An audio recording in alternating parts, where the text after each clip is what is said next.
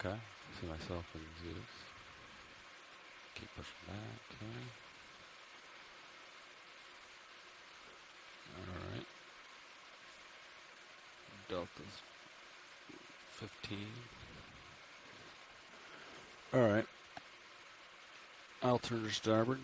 You turn to port. We'll meet at 45. Copy. Tether looks good. Turning to port. Copy. I'm also turning to starboard. Copy. Be advised. All right, I'll hold here. And pilots, I'm going to put your sonar in a bit since it's so flat. Actually, no, I'll just keep it here for now. You can keep turning to 45. Copy. Meet you there. Okay, I'm turning. Approaching 45. Go ahead now. And that's Sirius at 45. Now and almost there. I'd like to request that the center rotation is changed to A-frame at this time. Okay, I'm training it as we speak. You can bring your rotator up to Center 45. rotation is at the A-frame. Thank you very much. Rotating up.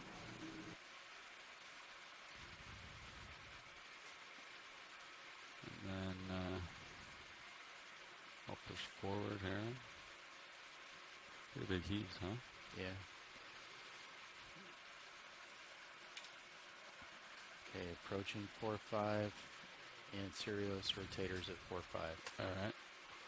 Try to stay roughly in the middle of your screen, and we'll go down together. Copy, standing by. Auto depth is out, pushing down. Copy, paying out. 15 meters a minute. Altitude 13. I think I might see bottom. Maybe, barely. Paying out at 15 meters a minute. Copy. Push it down a little harder here. Okay. Increasing to 20.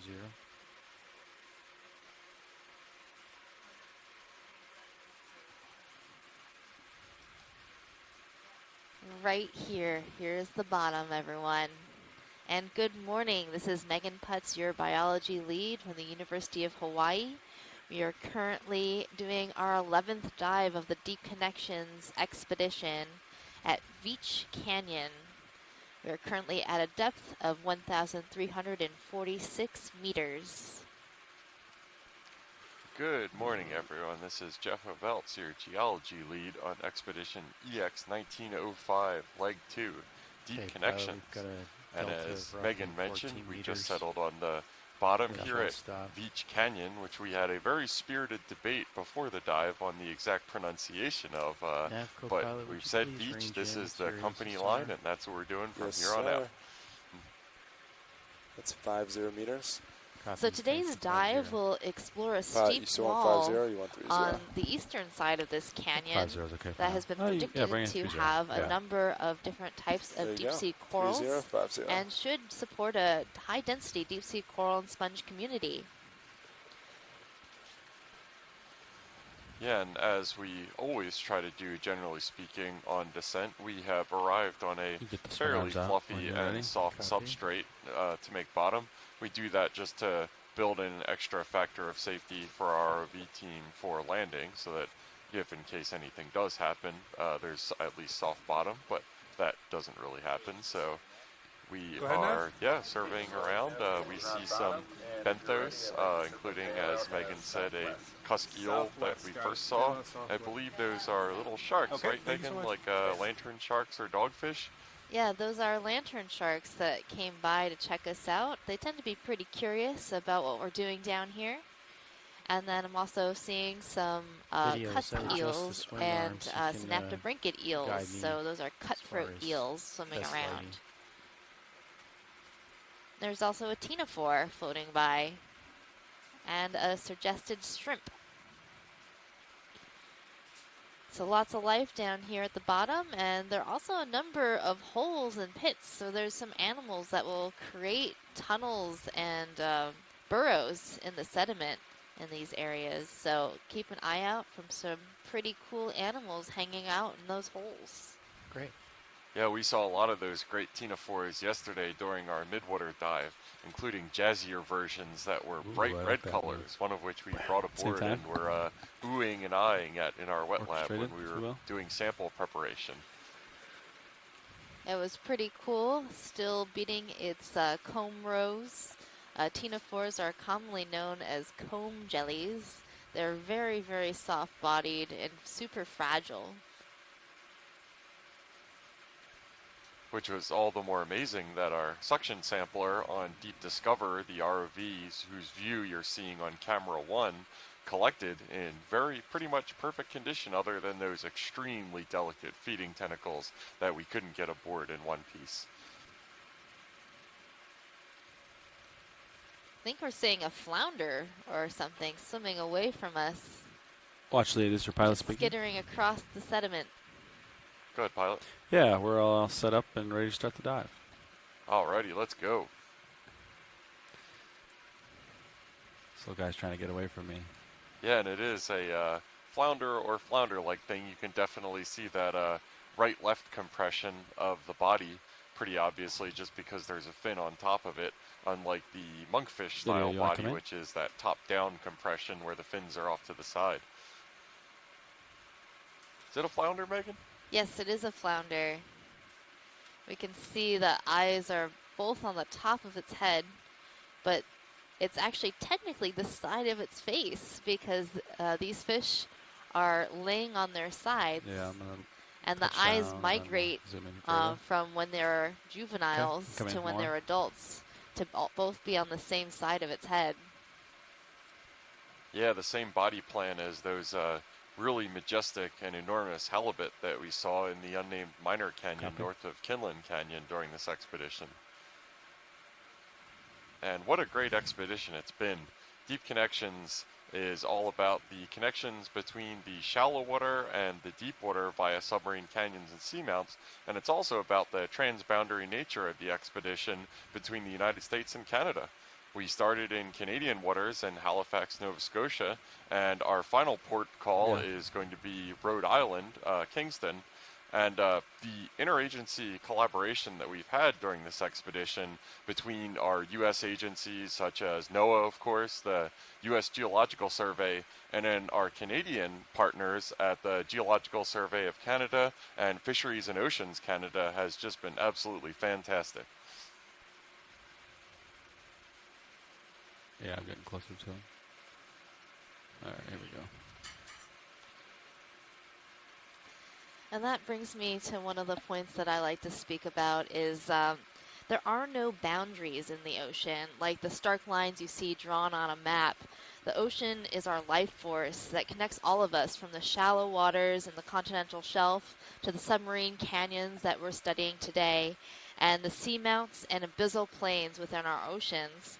And these deep sea areas are connected to all areas of the world, in the same way that the ocean connects us to our Hello, neighbors Simone. like Canada Thanks. and countries across the globe.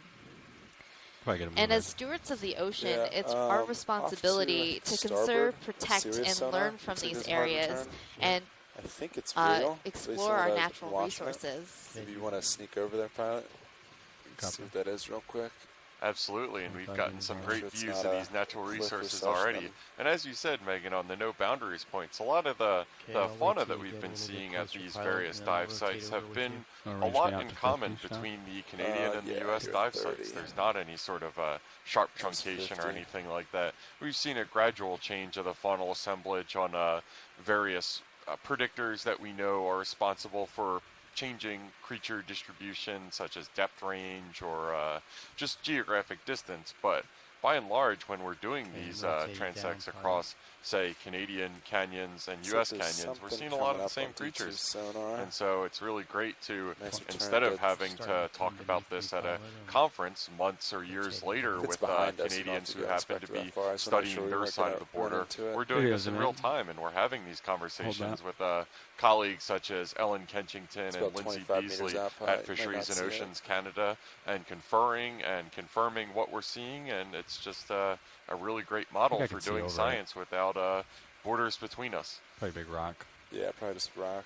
probably recenter. And our explorations going. Next even video. go throughout our social media Sean. accounts. There are Can you come people live around video? the world who are sharing the imagery Alright. that I'll we're come back, collecting Andy. today, Copy. and that Holding connects here. us to scientists around the world who are experts And in then areas. once you're stretched I've out, met so many new people just on this yeah, just start expedition 30 alone who meters are at 4.5. experts in Yeah. different there. groups of animals, Sounds and good. they've shared their Copy. knowledge with me, and it's been a great learning experience, great. Rotating not up, just for pilot. me, but I hope for all I'll of you start as to get well. that in, probably a few minutes, 5 or so before you feel it. Copy. Understood. Fish hanging out in the water column with us. I'll try to go for these 2 long ones video. Go ahead, survey. Yeah, so I mean, this seems to be nav. a pretty typical soft sediment Yep. benthic faunal assemblage that we've observed during these dives so far. A variety of eel-like creatures. We saw That's one of 30 our meters, awesome bearing pancake 045, speed urchins a minute decimal 2 ago, knots. some Video, let's, flounders, go for the and one if we that's took a holding look still at on the the left. actual sediment itself, I'm sure we would see I'll, a get number of little forams closer here. and potentially some crabs or some small Sneak spot up on 'em. lobsters, Boom. and this thing. This thing is a type of fish in the family Moridae, commonly known as the Splash. hakes I'll or splash 'em and then we'll codlings. And we Cod. often see them in these soft sediment areas, Okay, come in now. resting near the bottom. They're pretty conspicuous because they have this long fin ray on their dorsal fin that's sticking straight up.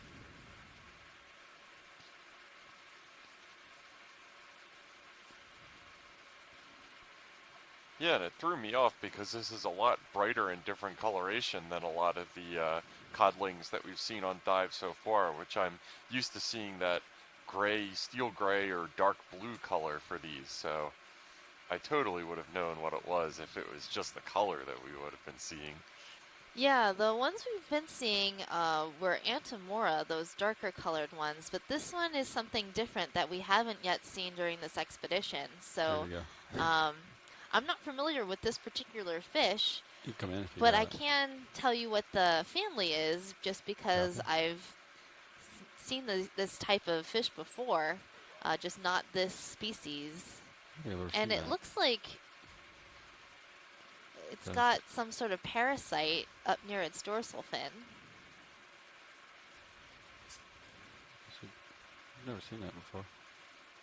I'm also really enjoying the little tubule it has pointing out the end of its nose. Yeah, it looks like it's got a few of those parasites on its fins as well as on top of it. And we've definitely seen a number of those on fish during our dive so far. Yeah, parasites on fish are pretty common, and a lot of fish have parasites within their bodies Try to as get more well. fish here.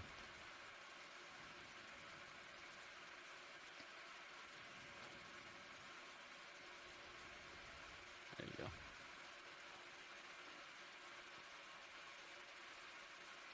It's a really beautiful color too. This sort of rosy color with a spiked nose. My common name for this fish will be rose-colored spiked nose hake. I like it, and I'm sure that's inevitably going to be what the true common name is too. Yeah, it looks like it has 2 little tubules coming out either nostril. It's pretty cute. Yeah, now that we're getting a zoom on the substrate, we can get a view of some of the stuff that we were expecting to see in this fine-grained sediment that we've seen. These include forams, those little tubes that you see. I thought I saw a couple small xenophyophores, which end up looking like little spaghetti mounds on the seabed. Not as many of them as in areas that we've been before. As well as a couple little what look like shrimp darting around. And if we happen to take a look within the seabed, in the substrate, we'd see a whole other world below of organisms living within the sediment instead of on top of it. Pilot's clear. You can keep going. Thanks. There's a xenophyophore. That's right. These xenophyophores can be some of the most abundant creatures that you see in these soft sediment environments. They're not actually animals, but protists. And that means it's a single cell that makes that giant mass that we're looking at. So these protists actually form these homes, basically. And what I find really interesting about them is they are the Yeah, you largest can snap it. single-celled organism that we know of, and they are multinucleate, which means they have Because multiple nucleuses within their cell. And that helps them, control this very large cell body I'll that bring it they down. have. Hold on. And I'm going to assume that the actual structure of the house that they build is pretty soft. Is that correct, Megan? Yeah, it's formed of the sediment around it, sort of held together with like a mucus. So 1 it second. would break apart quite easily, and they are Sorry. very hard to collect because they are so fragile. One of the best ways that I've seen one of these collected was with a push core. So they put the push core over All right. You can the cover- yeah. Xeno and just pushed it down enough so that they could extract that top layer of sediment, preserving the structure of this house. I figured it was pretty soft because there are no other obvious organisms taking advantage of the structure that it provides. Anywhere else, when we see any sort of hard object on the seafloor, whether that's a rock or some creature like a tube anemone or something creating relief, it just ends up getting used by a whole bunch of other organisms as substrate, even though it's not That bridge was necessarily the seafloor itself in the form of a rock or something like that. So I figured these were pretty delicate if they're not being used by other organisms. Yeah. And what's really impressive to me is these structures can get rather large. I've seen some that are 30 centimeters across almost. So they can become relatively large for just such a small single-celled organism. And yeah, parts for your awareness, that artifact is Yeah, on these fine Sirius sediment benthic sonar, environments hasn't really changed. are really I'm neat, pretty sure and Sirius there's is a moved lot a to good see bit, on so them. I don't But think that's real as anymore. we Right. are making our Okay, transit, that's we are like what looking we were seeing for before. steeper and taller things. We are gradually transiting to the northern wall of Beach Canyon, where we identified a really steep area of terrain that is probably sheer rock outcrops of the type where you will see some of Well, your pilots besides lovely that, sonar looks charismatic pretty encrusting clear ahead. organisms like Would you deep be sea prepared for corals and another 30 sponges meters? that captivate us so. Pilots ready? All right, coming up. I'll They grab do this urchin captivate while we wait. me. Our last dive on I'll get Retriever nice and close Seamount to was it. just absolutely Good enough? amazing with just sponges and corals encrusting every surface we looked at. Huge coral fans, Yeah, it's 30 massive meters, bearing 045, corals, speed and 1 knots. massive sponges. I just couldn't stop saying the word sponge. It was great. I was worried that you were going to say sponge enough times to reach the critical stage where you were going to go on a sponge rampage again, Megan. Well, I might if we see that many sponges again today. Okay, video, come in. Lonely urchin here. So if I had to guess, we're going to see those sheer rock outcrops at about a depth of 1,250 meters. And I'll bet somebody the first coffee when we get them to port.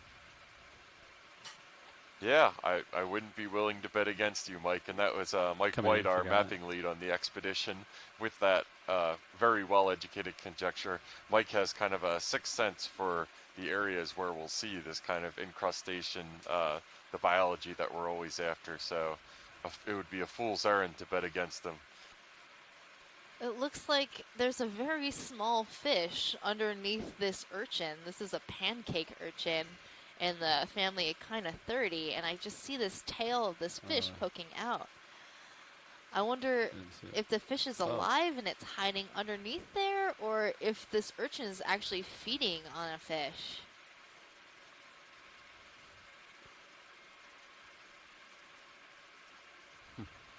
And this is the variety of pancake urchin that we've been seeing for the most part That on might- this that might expedition. But we did a couple dives ago. I think it was on bare seamount see one of these that was entirely white instead of just having white little hooves to gallop around on the seabed with. It looks like these little hooves are formed with the tissue over them, and then they lose that tissue. You can see the newer, shorter walking legs are all that sort of purple color that you're seeing across the entire urchin, but the longer hooves are bare and clear. Okay, I'm rotating down, pilot. Well, it looks like the fish is moving its tail, so I'm assuming it's still alive and using this urchin as shelter. Yeah. Give a full frame. And then Yeah, Scott France, our science advisor for the OER program, speculates that this might be a juvenile cusk eel that is known to associate with the urchins.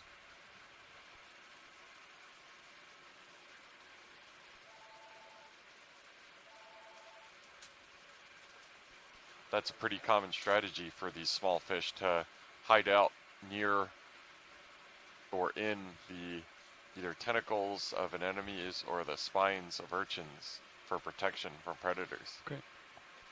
Thanks. Take off. And in an area like this, where there aren't any corals and sponges to hide in, having a place like an urchin that's full of spikes can be really advantageous to these small fish and other small animals that would make a tasty meal for some of these larger fish. Oh, check this out. The hake is trying to swim into that hole. Good time. I'm rotating down some more. I wonder if there's a tasty snack in there.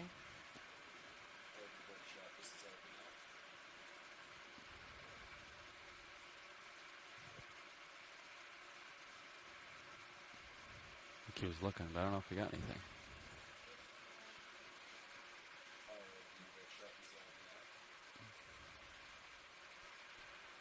Yeah, either that or it's using the relief of that burrow to kind of hide from what it might view as a predator in Deep Discoverer. Deep Discoverer is very large, the lower part of our two-body ROV system. Yeah. Well, it looks like there's somebody home in that hole. Looks like maybe a crab is in there. Okay, I'm rotating So down a little bit crustaceans more. like crabs are known to make burrows like this in the sediment. Starting to get above you, but you still have time. And but it's just for your awareness, looks like the return temperature on the heat exchanger for the winch is a little high right now. So Lars that's is probably gonna grab a red head crab engineer on call that's in and that check it burrow. out. Just be for your awareness. Pretty common in this area Copy of the that. ocean. We've seen a number of them on previous dives during this expedition. You seen his right arm? Yeah, I think making an appearance just to confirm your tentative identification. So, what might be going on here, Megan? I don't think that crab is too happy that the fish was like all up in his, business here. Go ahead, Nav. Hey, our RV winch just, It's like when you get let me know that solicitors our at your heat door exchanger, front. the Yeah, return door-to-door temperature salesman is, was just what I was higher than thinking. normal. Yeah. It looks like it's touting monthly low payments and the crab is having none of it. To find fish. Yeah. He just called me right now. I'm gonna if I can't find, I'm gonna make a pipe for him. Okay, great. Yeah. Thank you. Okay, He's on the offensive. still got time. That's Yeah, that was maximum a back. pretty interesting rotate interaction around there. I'll take off pretty soon. Okay. Yeah, ship stop. Well, when but you someone might tries wanna- to steal your home, Taking Right, off you you video. kind of have to Yeah, let them Good know go. what's up. All right. I gotta keep going here. We got ground to cover. So as we're moving on between camera views here, I just want to correct something we had announced this morning on our pre-dive call. So this is Mike White, your mapping lead. We did some mapping overnight trying to investigate known seep sites on the Atlantic margin here. This was work that goes back to the EX and a long time ago, about 5, 6, 7 years ago. The EX started collecting multi-beam water column data and Back with identifying you, Andy. seeps along the Copy Atlantic that. coast prior to really anybody Still lined recognizing up. that I'm they were moving back, indeed there. And so maximum. today we have a lot of research and a lot of known seep sites along the Atlantic margin here, particularly where you have the shelf break. What's that? Last night we ran over some known seed sites and reconfirmed them within our EM302 multi-beam water column data. And these seep sites are located in between Veatch Canyon, where we're diving today, and Hydrographer Canyon, which is just to the east of us. One of the reasons we run over these seep sites with our multi-beam when we're in the areas is these seep sites have been well documented in scientific literature to be relatively ephemeral. Essentially, they can shut on, they can shut off, they can shut off and then appear again some hundreds or tens of meters away. And so I know there's some folks on shore, including Tim Shank, who has a follow-on cruise after this, who will be interested in looking at these seep sites, and some colleagues up at USGS, including Carolyn Ruppel and Adam Skarkey as well, down at University of Mississippi. I got it. You can zoom in on the rock video, frame it up, see what we got on here. All right, and Hey, we Baz, have and as we learn more, our first rock of the I think dive, we should go off winch which for a little bit. we So can I'd get all say excited if you're about. at a comfortable position, we'll just pause This to one learn more. was Copy. almost certainly sourced All from right, the I canyon probably wanna walls hold in that one a of couple those more steeper meters, so- areas that Mike has copy found that. us, and probably fell off the wall and made its way to the axis of the canyon right now. All right, I'll stay This off looks the like beach. really old Yes. and consolidated material, heavily encrusted hold that. with Let's see if there's any sponges that look like subject on demo here they like. sponges, as well as an anemone. This looks like a preview of the dive to come. And uncrusting demo Andy, sponges. do you want to switch pretty soon? Sure. Okay. Here we go, folks. There's like So many current demo coming from my sponges. starboard to my Looks like we port. have a Okay. couple I always different end up kinds on this turning my one head rock. into the current. See that? I always do that. These demo Oh, sponges so are right the now it's Pocillus kinda sclerata, in your face? Yeah. and I we like call it. them I don't know. encrusting See the touch going, like, because straight back. they have a very, very thin some reason I body keep that setting up in my covers heading the to outside of a rock, and as we look closer at them, you can can see zoom the in. small holes Yeah, and yep. channels, and that's how the sponge brings water into its skeleton and Okay. filter feeds through pumping water through those holes and channels. And as we're getting a zoom on this rock here, it looks like we are probably back into the deep domain of sedimentary rocks, unless this is an interestingly colored carbonate rock.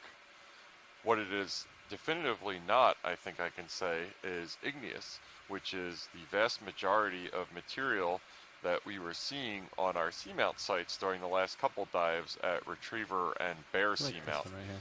And that makes all the sense in the world. These canyons are generally built out of sedimentary sequences of material, as opposed to the seamounts, which were generated by hotspots coming up through the Earth's mantle and breaching through the lithosphere, being formed in much the same way as the Hawaiian Islands are today. Sure, we can do a quick grab. Submarine canyons Hey, Baz, are got a quick generally update. incised or cut into the continental yeah, they're margin, working on the, and the heat material that exchangers. they're cutting into is Head engineer primarily was thick aware of the packages of increased temperature, sedimentary and they material, said which is it's confirmed it's deposited okay at the continental shelf still edge, operate the winch, primarily so we're during all set. sea level low Copy. stands, Proceed as normal. when glaciers are at their southernmost in the northern hemisphere extent. Climate is a lot cooler. The continental shelf is not Take off covered soon. with water. It's exposed to the air, and rivers on land are cutting across the continental shelf and depositing video. these really thick packages of sediment at the continental shelf edge instead of at the land's edge where it is right now today. All right. I'll line back up with you and push out here. Copy.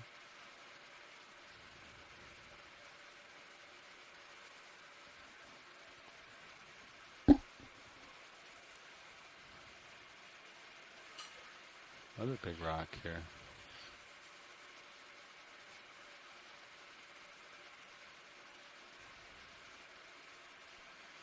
And I think we know we're getting relatively close to the canyon walls just by the increase in the number of these clasts that have fallen off the canyon walls. You can see the current really well in Sirius view right now. Watch, do you need a close look at this rock, or else I can Snap zoom if signed. Snap zoom. Okay. Thank you. I'll keep moving here. Yeah, you can snap it. I have a feeling we'll Hold see that. plenty of rocks today. Yeah.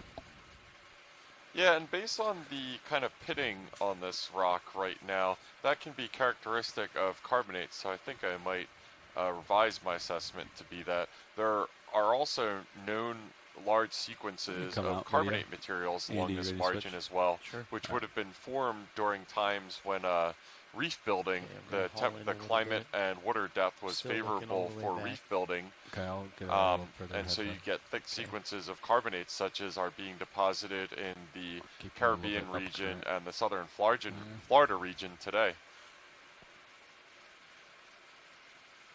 Okay, I'm rotating up now a little bit. Line you back up. Oh, there's something hiding under there. And a lot of those would have been deposited, the carbonates would have been deposited earlier when the Atlantic margin was still rifting, so when they were still Line back spreading up apart there. and the water depth was generally a lot shallower. So those are old sediments. I don't know my geology well enough to say exactly how old those periods were when reef building was Okay, occurring, rotating but up some more. old. Yeah, we're just about back in standard alignment. Alright. Looks like this one's been spinning around with the current. This stick here. Yeah, it sure So does. maybe it's a. Oh, I think it's a piece of line. Yeah, that's a Gold. piece of line, You can snap and zoom it. it's probably stuck in the Possible. ground in the sediment, and then it's just been spinning around, causing this circle. Marcy, are you interested in the biologicals on this, or should we keep moving? We can keep moving, pilot. Okay. Thank you. Yeah. So we're seeing your favorite, All right, those pilots, Venus and as you get flytrap ready to anemones all along switch, this looks like line. you're stretched out And this nicely. isn't You the want me first to, time start I've with seen another this move? type of Yeah. pattern formed Copy that. I'll do another on 30 the meters sediment at based 4.5 on degrees. the Copy. motion of the currents moving an object in a circle. There's a type of black coral that also does this, and it anchors itself in sediment, and in the curtains it just Go ahead, drifts around in a circle, and Ready. you'll see that same type of pattern etched into the sediment. Yeah, 30 meters, bearing 045, speed decimal. It's interesting, obviously, the line is from humans, so you can't rule out the fact that humans might have had something to do with the motion of that line as well. But it could also be just currents within the canyon itself. We did a dive a little bit early before we headed into port to weather out Hurricane Dorian in Oceanographer Canyon, where the bottom currents were really extreme, probably over 50 centimeters per second, and the ability to move that something like that line would have been very possible. Yeah, I don't think people had anything to do with the movement of that line. It probably got here because it was a lost piece of equipment and then just got buried in the sediment and has been moving ever since. No ground faults. That's good.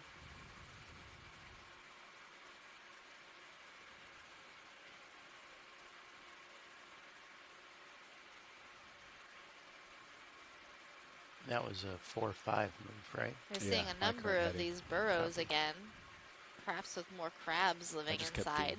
I kept looking starboard because Yeah. it's like natural to like look into the current. I guess for me at least.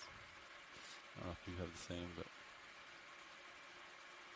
Yeah, and looking at our navigation screen, it looks like we're making our way Stretched out towards now, where wait a the little bit. contour lines, where the lines of equal depth are getting closer together on the map, and that means that we should be getting into steeper terrain soon. yeah, I think John's got us on the move again.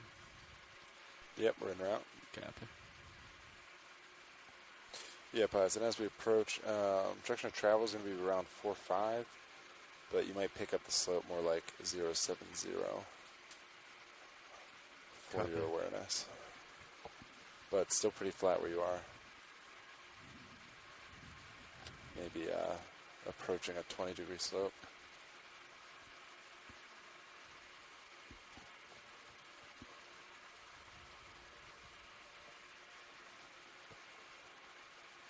Onward and upward.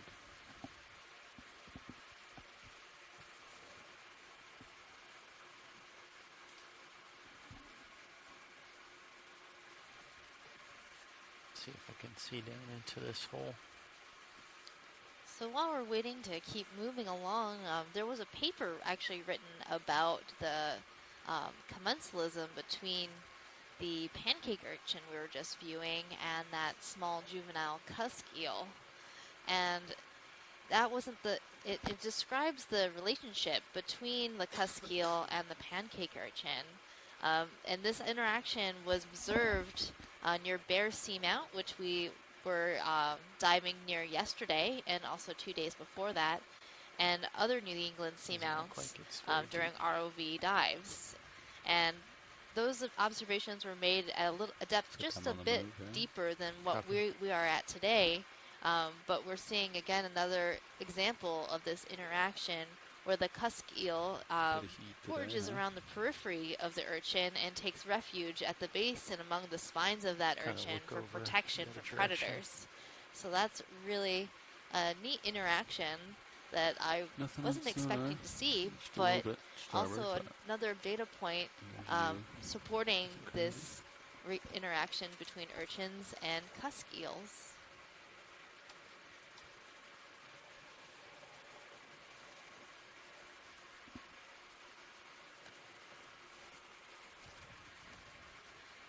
And that's what's so interesting about doing the explorations that we do with the Okeanos Explorer, because we never know what we're going to find, and sometimes we find things that other people have seen before, but that just supports what has been observed before. We learn a little bit more about what's a rare occurrence or what's common, because we know so little about our deep sea and what's happening down here. Every observation is important.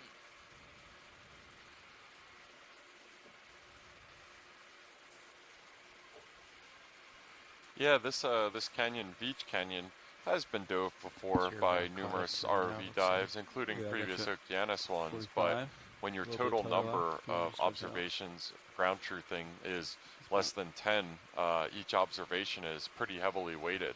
So this is a relatively well-surveyed area in terms of a lot of the areas have never been dove before ever, but that's a relative term, as I implied. Areas, but yeah, we'll still keep them going at a safe speed.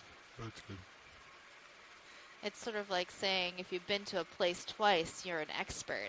And you know that is not true, you know. Every time you go somewhere, again, you see something new and exciting, and you get to, you know, experience things that you might not have experienced the first time around. It's sort of like rewatching the same movie, even though it's not the same movie.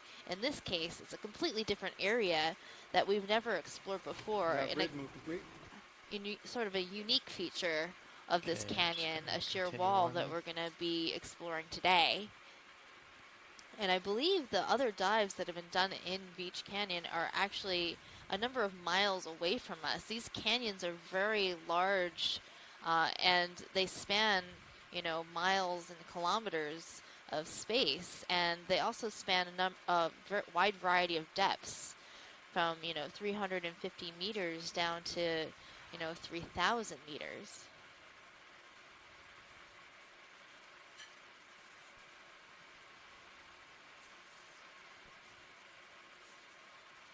Oh, there's a cutthroat eel coming into view with one of those extremely large copepod parasites on the side of it. We can go in partial video.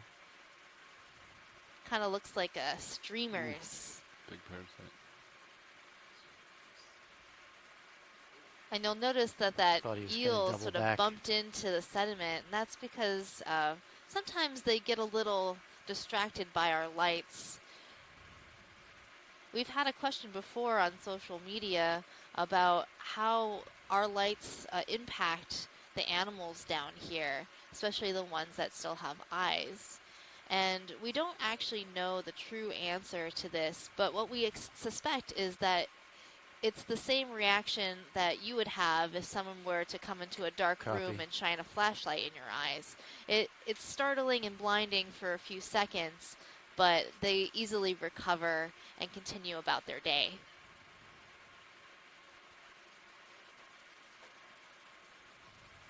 Copy.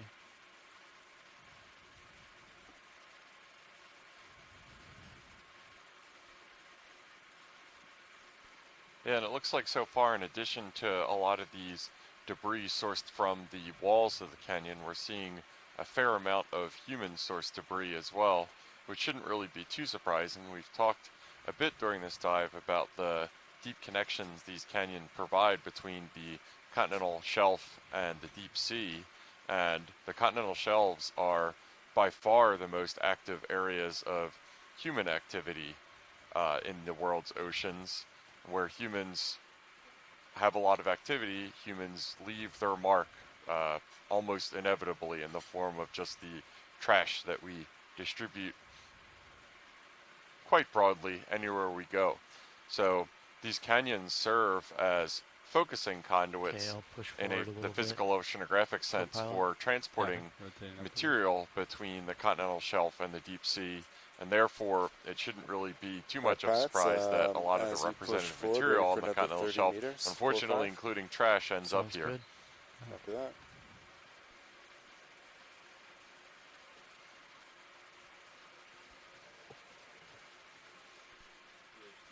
So now Go we're ahead now. seeing one of those darker colored Ready.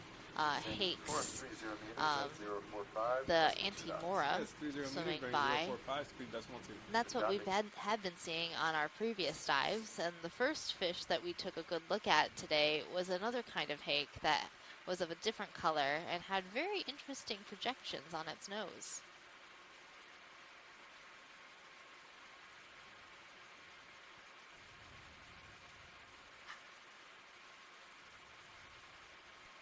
Yeah, and it looks like we've reached the foot of the canyon wall. We can start to see out in the distance the slope is increasing, as well as the amount of rubble and talus. Talus is just a term for the fan of material that ends up at the base of a steep wall as it comes off, and it kind of forms into kind of a pyramid or a half pyramid or cone shaped geometric shape.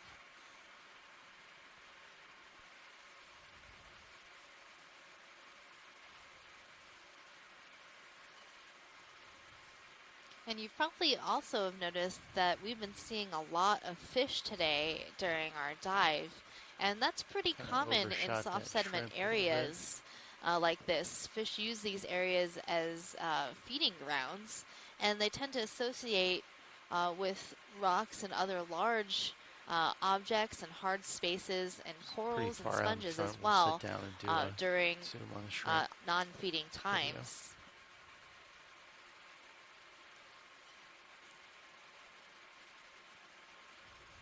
I've also been spotting a number of shrimps hanging out on the bottom. Is it just me or does monitor have like waves that go by? Some of these shrimps are likely long-legged shrimps, Nematocarcinus. Interesting. And then off to the right is a rat tail fish in the family Okay, Macuridae. you can go in partial video.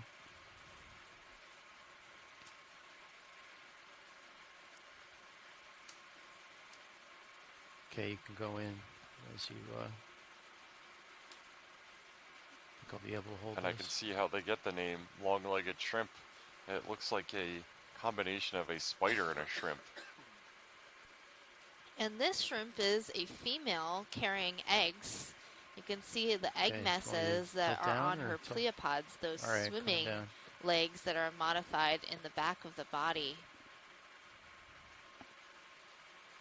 It looks like that might also be Okay, one I'm of gonna those pan sessile sea right. cucumbers that were pointed out to us a few dives ago. That really translucent looking one to the right of the shrimp. Okay, I can get a little bit closer. I don't believe those are sessile. They do walk around. They have those little legs. The common name for those little sea cucumbers that have legs like that is sea pig.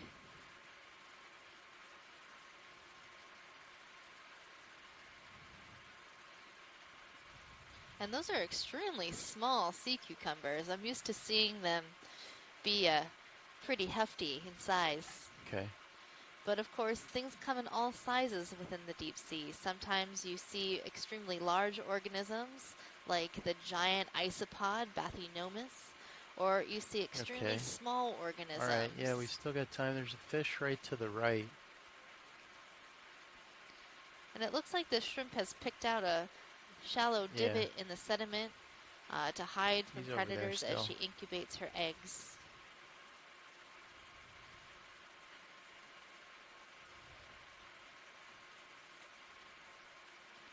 And this little rat tail fish has stuck I around think I'm on the move. for I got its you at close-up. 70.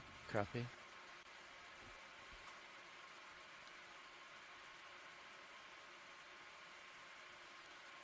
And rat Okay, I'm gonna tails tilt are down. one of the top predators here at this depth in the ocean.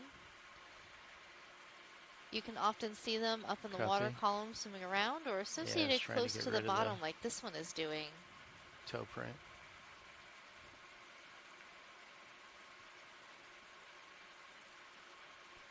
We saw a juvenile he's rat starting to tail come towards me. during our Alright. midwater dive yesterday, which had a lot more of a translucent color.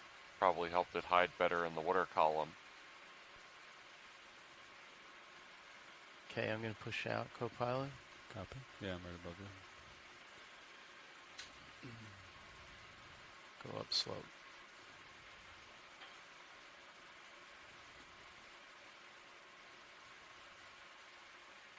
And I'm certain we'll see a lot more Copy rat video. tail fish. There's one off in the background.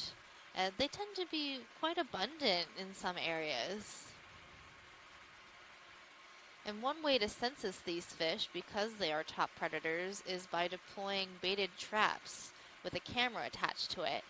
And once the trap makes it to the bottom, Okay, the I'm fish gonna will start to come towards the kinda scent move in of a the little bit food to that's get out back out in there, and front. you can capture these fish on video, recording the first time you see one and at the time that you see the most fish. And that can give us a sense of the response time, how many are in the area, and also how big these fish are and what species are in the area.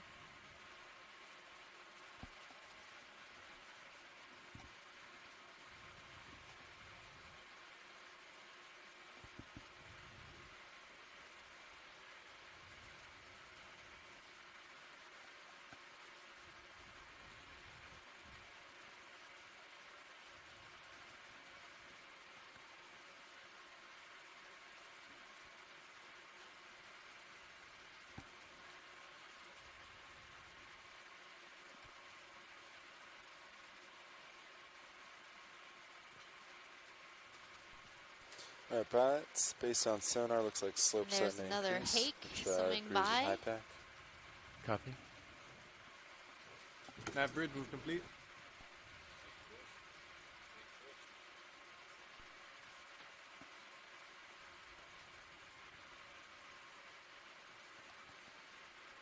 Another rat tail fish.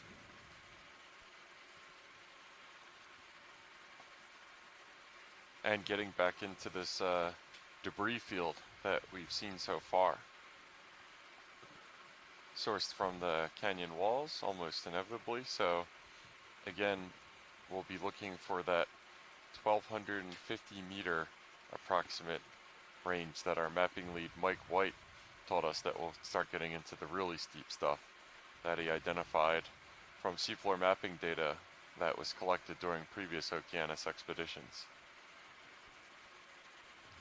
I really learned to trust the word of Mike White because he's always been correct about high density deep sea coral and sponge communities. Every time he's chosen a dive site, they've been there. I think he stakes a lot of professional pride on that, as well as he should. And it's pretty I'll good. call another So one in. what we're trying to Do you do think is, I'm still swinging? oh, it seems like we're always trying I to think you're find still these swinging, communities. Okay. And but you should be slowing we're trying down, to but actually I think we should figure out start going down how to to 20 meter predict moves, where these communities as might looks be. like should get So pretty a steep lot up of ahead. people have been working together to But create how do you feel about predictive 20 models meters and at habitat suitability maybe like models 5-0? showing Yeah, us turn where slow a little bit. you That expect coral and so get sponge more into this. communities to be. And That'd be a couple of the people working on that 20 meters at 050. are Matt coming Pody up. and Aaron Kornbluth, who have actually chosen this Right now? dive site today based on the predictive models that they've created. And right, what we're doing That's right 20 now meters bearing is, 050, you speed know, decimal trying 2 to knots. select for sites where we think we might find these communities. And whether we find them or not, we do have really important information that will inform our model and help revise our model to make it stronger and better at predicting where we might see these areas of high density corals and sponges. So right now we're not seeing corals and sponges, which is a really good observation because we don't, it provides information to the model and we can help refine these areas. But where we really expect to see them is on that sheer rock wall. And if we don't see them there, that's going to be a really interesting data point because we almost always see corals and sponges on rock walls. Of course, we don't know that there's a rock wall there for certain. We expect it to be there based on the slope and bathymetry information that we collected during our mapping expedition. Yeah, definitely getting steeper. And a lot of these models are based on different parameters within the bathymetry and within the water column. So we're looking at things like temperature and depth, slope, rugosity, and many other things that help influence the settlement of corals in certain areas. And we know a little bit about what makes a good habitat, route, so but we're trying to learn close more. that gap pretty soon.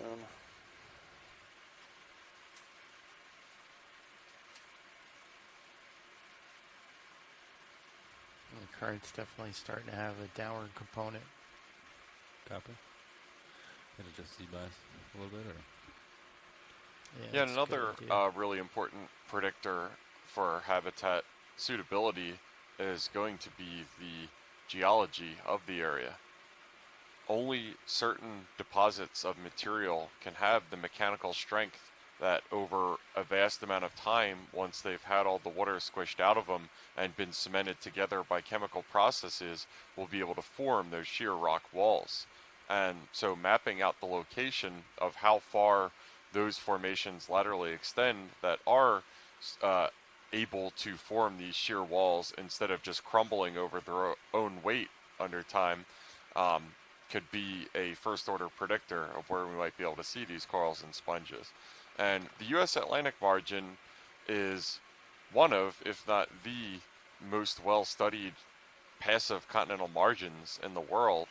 So there has been a vast amount of mapping work that has been done on it, particularly during the 1970s and the 1980s, when there was the possibility of it being open for oil and gas exploration.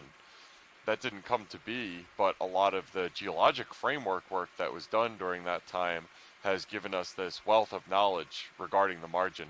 Unfortunately, even though the data are collected, going through the data, which includes seismic sub-bottom profiles and bathymetry to interpret and kind of trace out the boundaries of those various geologic formations, is a really arduous and time-consuming process. A lot of it has been done so far by a lot of folks at the U.S. Geological Survey, such as Jason Chater and Jenna Hill, but there's still just so much work left to done in terms of demarcating those areas.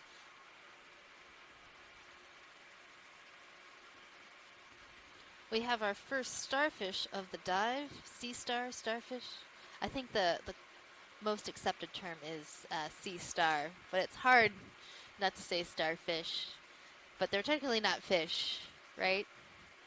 But that's what's in a common name. It's common names for things can it might be beneficial to have very Sirius face widely 070, depending on where you are and which is who you kind of talk a slope, to. but I'd like to continue moving at 050. If that works with pilots. Cut it a little bit. Copy. Yeah, so kind of face Sirius facing the slope, just in case. It's a pretty but still kind of cut nondescript star at this point, a white 5-pointed star. Into that, I'll turn to starboard. And as we get closer, we'll be able to see different features on this animal that will help us determine what it is.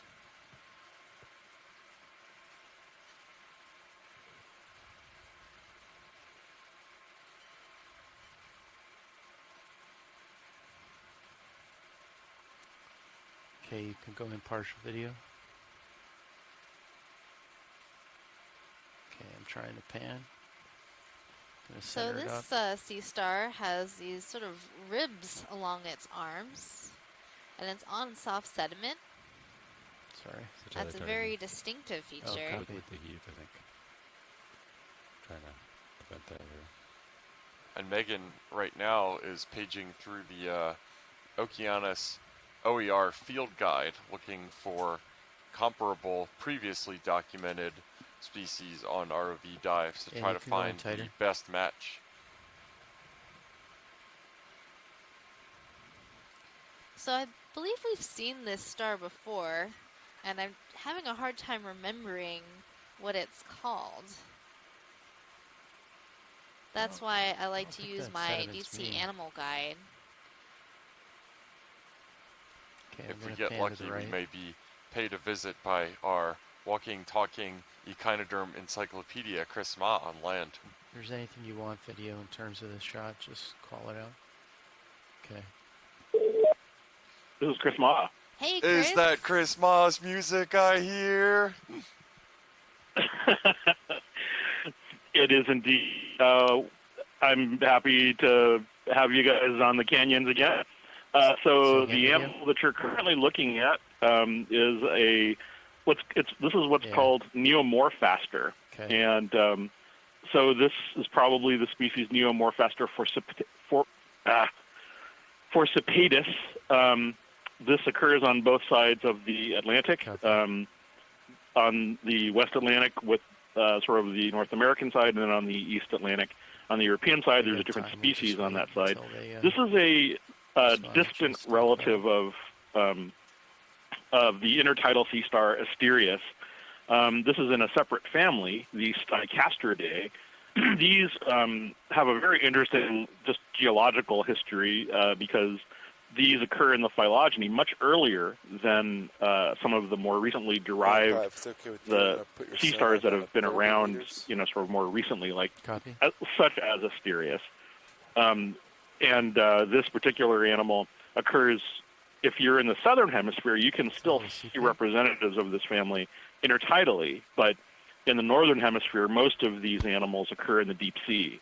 And there are actually fossils of animals that are very similar to this in the Cretaceous. So, even though a lot of people dislike the phrase living fossil, you see a lot of animals such as this, which sort of demonstrify that term in the sense that you have living animals which resemble things that are in the fossil record. We don't know very much about these sea stars, but they have little sort of pedicelaria, little claws on the surface, as opposed to claws, wrapped around the spines, which is what you see in sort of other asteroid sea stars. Sediment's the current. That's not me, is it? But, yeah, one of these days I hope to see. Sorry about that video. We encounter these a lot in museum collections, and yet we've never seen them feeding or sort of observe them doing anything more than sitting on the substrate. I mentioned before also that in terms of numbers, we get these in museum collections, when they're trawled by nets. There are, dozens, if not hundreds of them sometimes that come up at once. And I think that's largely because they're so abundant, but the trawls don't give you an idea of how sort of spaced they are, how they distribute themselves on the deep sea bottom. And so we might see a lot of these, but they'll be spaced like meters apart. And so there's a lot to be said about seeing these in situ and being able to observe what they're doing, which could conceivably be, in this case, feeding on the sediment, if that's indeed how they live. So a good start, always one of my favorite animals. They have a very attractive sort of almost sort of fossil appearance, but I obviously that they're alive. So anyway, thanks very much. Looking forward to the rest of the dive. Hey, one more question, Chris, while I've got you here. I know holothroidians aren't as in your wheelhouse as echinoderms, or maybe those are, one is within the Oh, other. sea stars. Both of them are echinoderms. Yeah, so those little like translucent like sea cucumber-y looking things that we've seen a couple times on the dive so far. Do you have any insight into what those are? There was one that was. Copy. Yeah, I saw it while we were looking at the Neomorphaster. I'd need to. I'm not as good with those smoking numbers as other people, as I am with other groups of echinoderms. I recognize the more familiar ones. That was one of those small, sort of swimmy ones, and especially when they're tinier, they're, to me anyway, they're difficult to recognize. I think we might have the first But one. yeah, I'll look at the next time you see one, I'll sort of look it up and see if I can get something that is a little closer in terms of like a family or whatnot. But yeah, I'm sorry, the cukes are, like I said, I recognize a few of them, but that particular one isn't something that I'm like really great with. No worries. You have some urchins. Yeah. Pilot, can we zoom that pink urchin? Absolutely. All right, I think we're So, coming into view co-pilot, on do you some think we should sit down urchins and and look corals up? and stuff. It's kind of a pretty steep angle. Maybe put the right toe down and then look at it from that side. But I don't know, the current might be a little awkward. Okay. Or like left toe right on it. Get real close up. Yeah, I was taking a look Are at we that still- sea are we still cucumber, moving? and No, so it should be all looks like set. one of those Okay. swimming sea All right, so we got a little cucumbers time. in the family Yeah. Elliptidae. It looked Yeah, like it I'd probably might go, have like, had some left of toe, those up walking close and personal. legs. The left toe? Yeah, on that. Like, All right. Hard. I don't know. And I really like watching would them you- do you their mean the swimming right toe, thing. right? They sort of Or the bend left toe? halfway Yeah, down their left toe. body Oh, okay. There, and then just sort yeah, of similar angle. do and you might even these be able to crunches get in the order right toe to on the slope, move too. in the All water. right. So should we? I think we can keep the lowers out for this. Yeah, it's okay. Yeah, I'll keep an eye on them. They should be good though. Can always style up a little bit.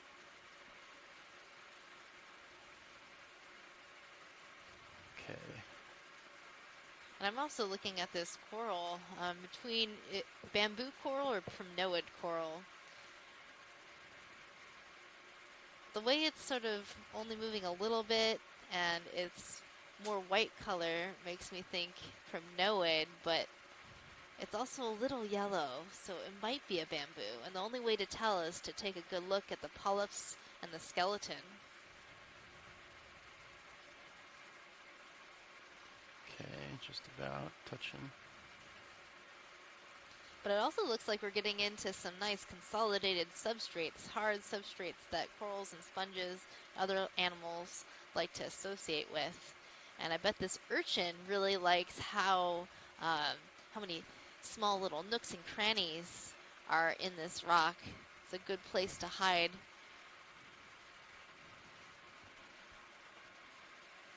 Okay, I think we could go in partial video. Okay, let me pan around.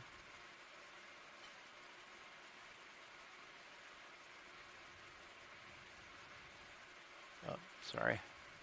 Lost toe. Just another moment here.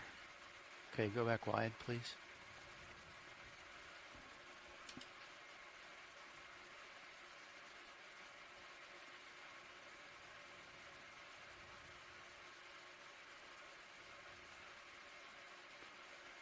Yeah, maybe just a right toe.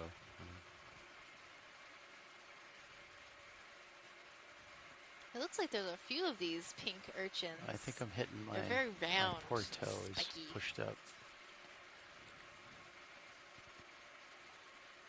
Yeah, I didn't get a real close up, but I'm pretty sure that's Echinus. All right. Yeah, I think we're settling back down to try to get a toe down so we can get a long zoom and hopefully get you all the ID that you should need.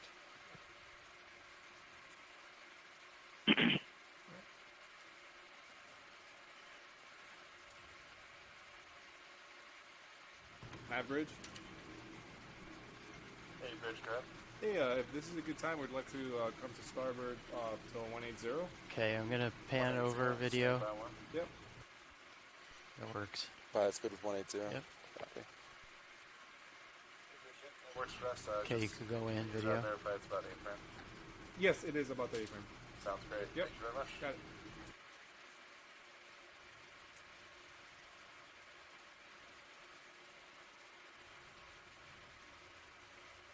Oh, There's also a number of demo sponges encrusting on this rock, as well as okay, a you can couple go in different full. kinds of corals as we've zoomed in. Right next to this urchin, there's a black coral. Okay, I'm gonna pan over a little bit better. Okay. Okay. Yeah, that looks like Ekinos to Okay. me. And are these urchins relatively common in this area?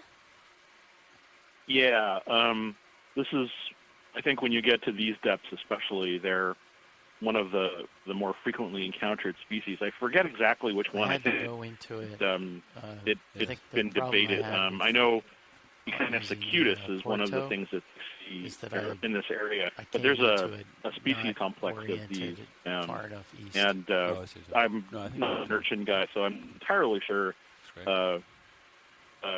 Yeah, I some thought it of comes the like differences rock is between all the pushing different out species, further and than you it can is see them flat. from video imagery. So I was, I when I was recognize going the in shape from of my starboard toe the touch. spines I and was, the bumping on my boson Porto. or the test Yeah. and the relative color, the sort of white, sort of with pink highlights. The other thing that is interesting about these is that Okay. Yeah, I you think can- on prior you can Okeanos come back. dives to this area, we've seen Ekinos feeding on different types of octocorals. They climb up onto them and start gnawing on them with their Yeah, little well, jaws. actually, this is pilot. And Would you I don't like, think that's zoom on actually the coral, or do you want us to been go back on written the up yet, Ekinos? but we'll get to it eventually. Sure. But yeah, but I mean, this could be a you could Okay, video. if we sped this As up you're with ready. time lapse, this could easily coral. be a Jaws scenario with the urchin waiting to pounce on that unsuspecting Guess we coral could in do the background. base and then zoom up, or And surely just as thrilling of a predator-prey chase as Jaws. all right, coming down. We're at Well, one- there's 180. certainly teeth involved. Jawless, I suppose. I mean, sea urchins. All right. Well, yeah, Hold sea urchins here, have an and then I'll Aristotle's lantern. slowly That could be come up. considered a jaw. I didn't want to go that fast. So right now Okay. we're looking at a type of coral known as a primnoid coral. So it's it's an octocoral It's about as in slow as I the can get family it. Primnoidae. And this Guess is we'll a bit just try and different get than a the other primnoid olive view. corals we saw in previous dives in the canyon. Or is there a branch somewhere? So Scott France I in think the a little chat bit higher room up. says that this coral looks like Calyptrophora antilla. And Calyptrophora is a type of primnoid coral that is known for its lyrate branching.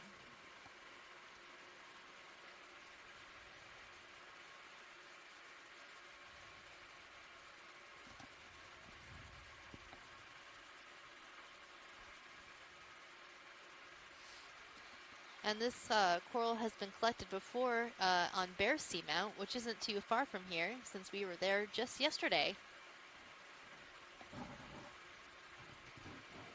Yeah, and you could see the current moving Copy. past this coral.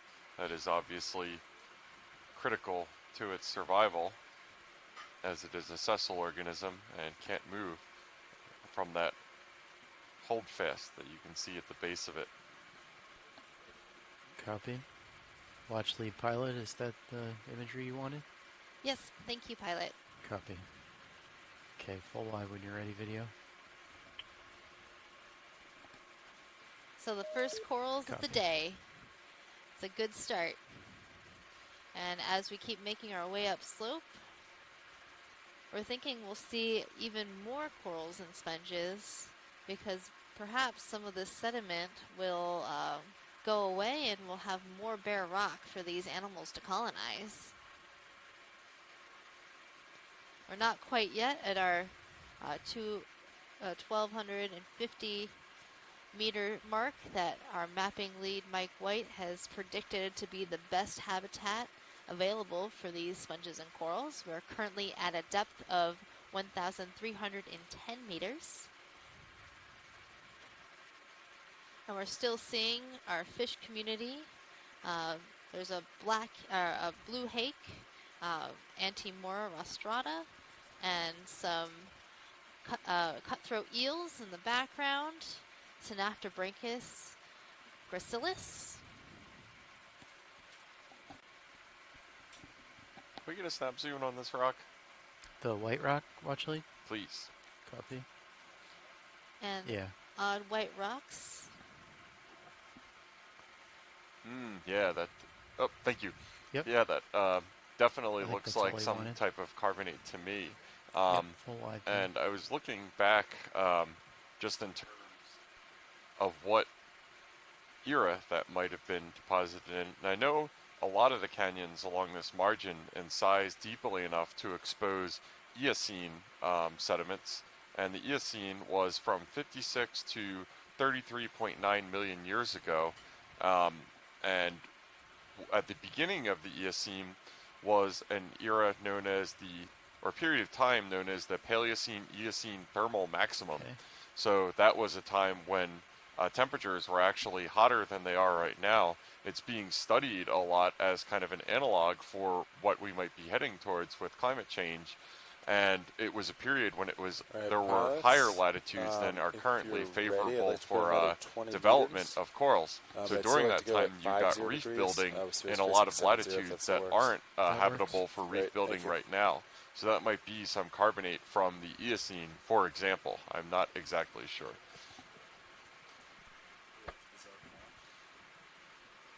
Right now? Hey, ready for shipment? Ready. Let's see, same as before, 20 meters at 0503 decimal 2 knots. Okay, that's 20 meters, bearing 050, speed decimal 2 knots. Good job.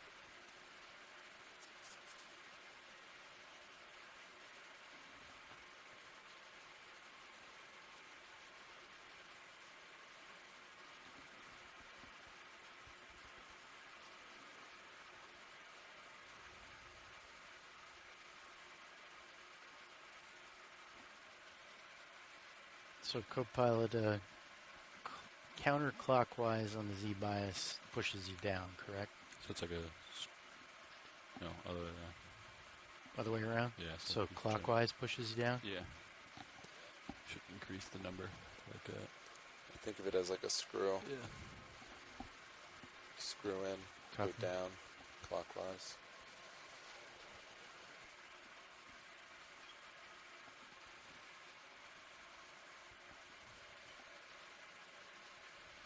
So this right now would be an example of strata or layers of rocks that have been deposited but didn't have the mechanical strength to hold the really steep slopes that we're looking for. So mapping out the distribution of these different geological facies or environments could be another Okay, way kinda to kind of out in infer front of you, what kind of Copilot, communities so- we would ooh, expect to there's a see crab. beyond just looking at the current morphology or the shape of the walls that we observe from seafloor mapping.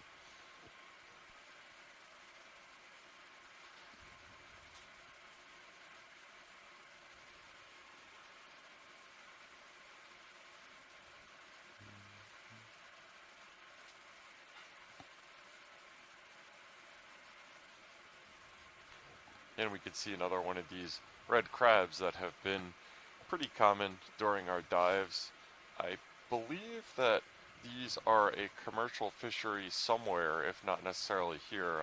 I seem to recall somebody telling us that during one of our earlier dives.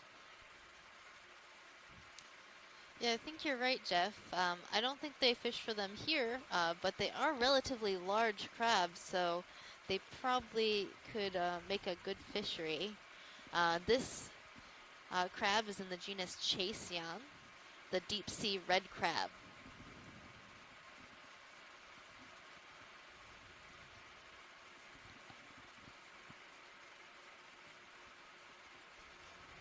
They've been pretty good to us during this expedition so far, having provided a good number of things to talk about. Earlier this dive, we saw one chasing a a hake out of its hole.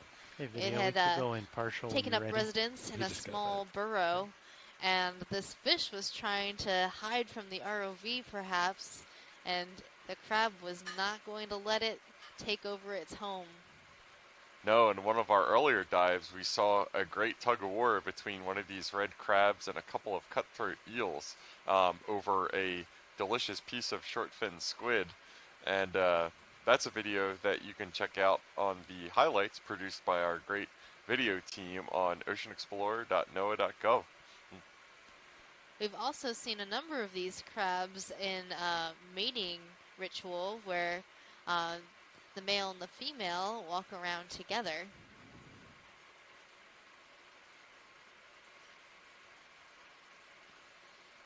Yeah, thanks, video. And there's a small tube anemone right underneath this crab in its tube. Yeah, I think I'll try and... Bridge move complete. Yeah, if you Yeah, I come don't remember out, what dive that was. It was one of I'll the sit earlier down. I'm ones. pretty Maybe one of far the out in ones still in front. Canadian waters, but we saw a huge number of crabs in that mating position, and it definitely seemed like two's a company and Deep Discover is a crowd on that dive.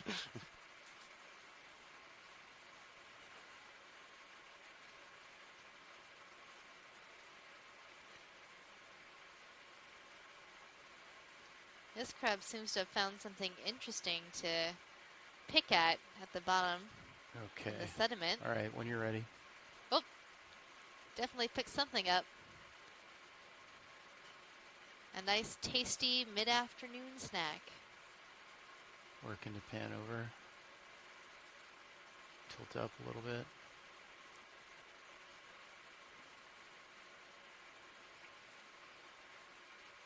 Maybe we can get a nice look at what it's eating. Looks like these are tubes, maybe from a polychaete or a type of bristleworm. Copy. Yeah, I'm working. All right. And this crab has a number of different associated organisms with it. I'm seeing some barnacles and some Okay, let me amphipods try and tilt just down a hanging little out bit all and over this keep the crab. pan. The amphipods are probably Yeah, that's what just I'm working on. looking to use this crab as shelter. As soon as And I there's a pan to the right number- a little bit, there's a bunch it'd of, start to get pushed around by the current a little bit. material all over the crab, so they might be using that for food as well, and cleaning up any leftovers the crab might have when it's feeding.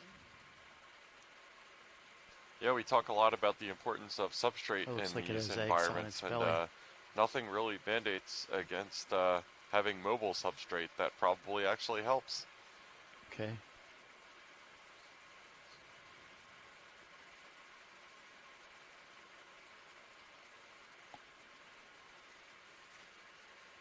Especially if you have mobile substrate that provides free meals. Okay, yeah, I think I should Sort of probably like our get ship. moving. Looks like I'm starting to move. That's the dream.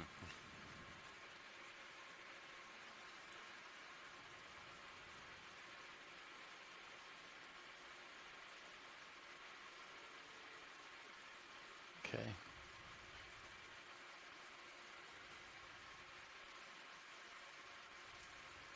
All right, co-pilot, I'll drift with the current back into the center. Copy.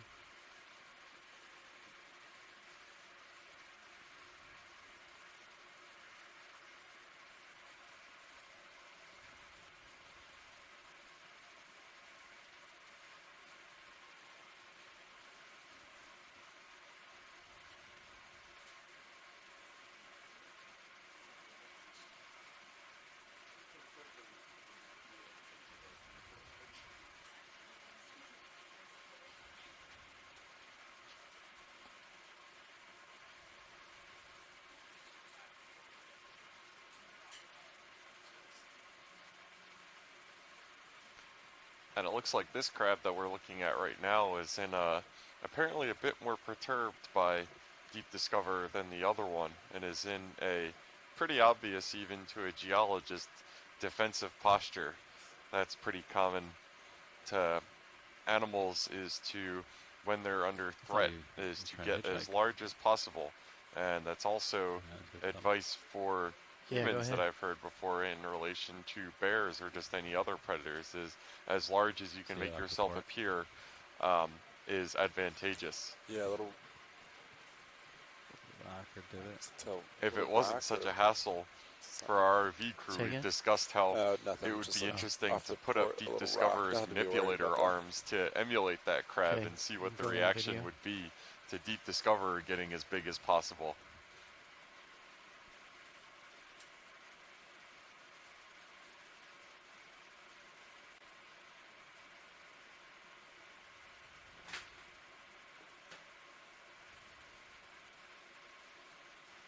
Okay. Do you want? Should I tilt up or down? Okay. Yeah, could you look up to see what it's looking at? It looks like it's looking straight above it. Okay. 1 sec. I'm losing it. Okay, I can.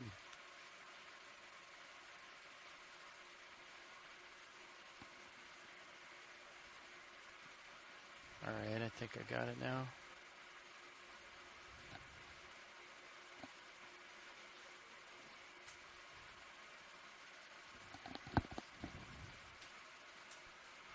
Maybe I Yeah, so don't it might have actually be seeing Sirius, which is the upper body of our two-body ROV system. Sirius provides secondary Okay, when you're cameras, which clear you can see video. on feed number 2, and also takes up a lot of the ship's All right. motion, so that Deep Discoverer can get these really steady and very zoomed-in shots. Okay, I definitely gotta make up some ground. So Sirius so to it it, should be which is stopped there. Gotcha. So typically no, 69. about Okay. 10 meters or so above Deep should be nice and Discoverer, settled. might there look is like something something interesting. ready to That swoop ahead in down Sirius and attack the Yeah, crab. I was White looking at rock that too. right there. All right. I don't know what it is. I'll So head we're for gonna that guy.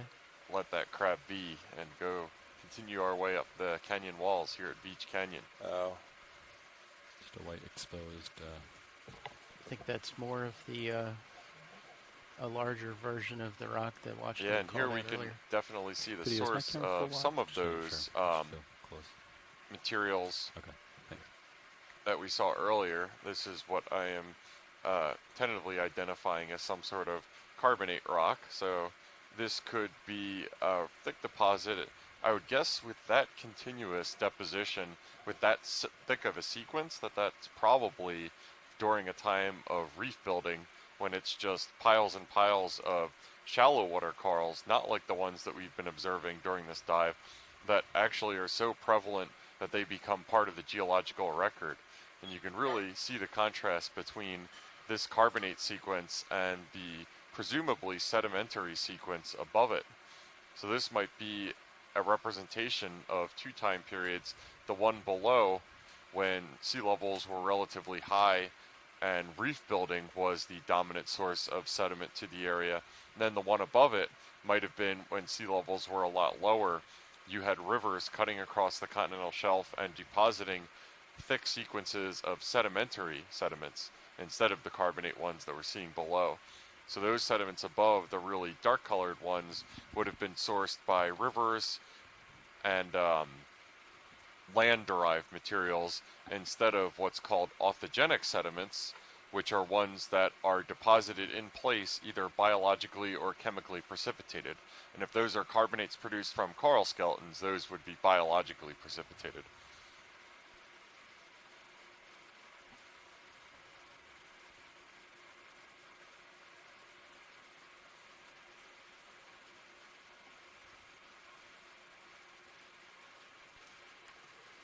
all right, pilots. I'd like to keep the moves going. If you feel Okay. comfortable, I'd like to put in another 20 meters. Works for Same pilot. as Yeah. before, 050. Yeah, that looks good. Okay.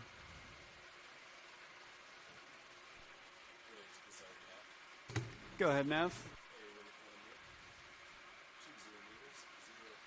Carbonate sediments, limestones, are basic in their chemistry and are reactive with acidic materials. So a lot of times when you hear about sinkholes in areas, that's the result of carbonate materials or limestones being gradually eroded away by weakly acidic materials such as acid rain and eventually dissolving and forming voids. and that can occur during the subsurface a lot, so that previously the carbonate sediment supported the weight of the material above it, and once it gets eroded away to a certain degree, it just collapses from below, and that's what sinkhole is known as.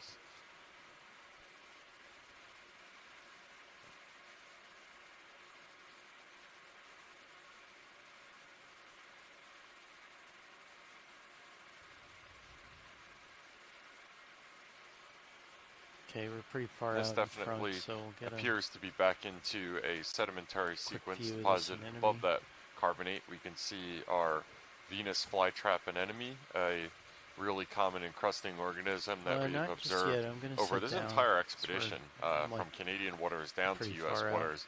It has been a fairly constant sight, just that really distinctive knobbly body shape, and then the fleshy pink protrusions and the tentacles around the mouth. Nothing else really looks like them. They're very distinctive. And we can also see a number of small sponges encrusting on this rock. I believe those are demo sponges, the ones that don't really expend too far out from the rock. And those are a lot different body plan from some of the glass sponges that we were observing during the previous benthic dive on Retriever Seamount, which protrude out from the rock wall. Okay, I'm gonna pan over.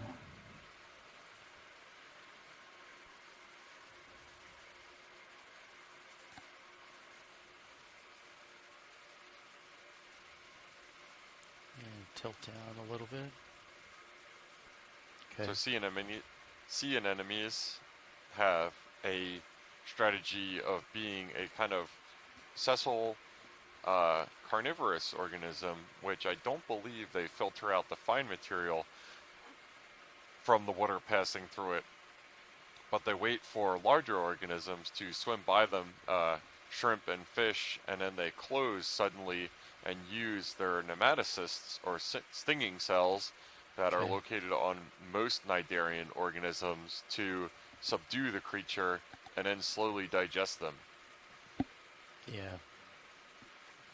These are something like them, were the inspiration behind the Sarlacc from the Star Wars movie Return of the Jedi, and which should probably be pretty obvious just based on the similarity between that and the yawning pit of doom that almost got Luke Skywalker and definitely did get Boba Fett. All right. Yeah, when you're ready.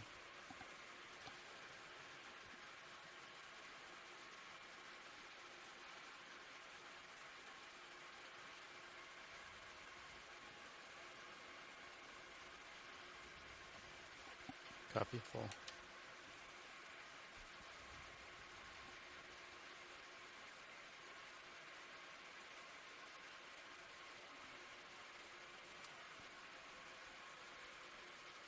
All right, screw clockwise to push down. Yeah.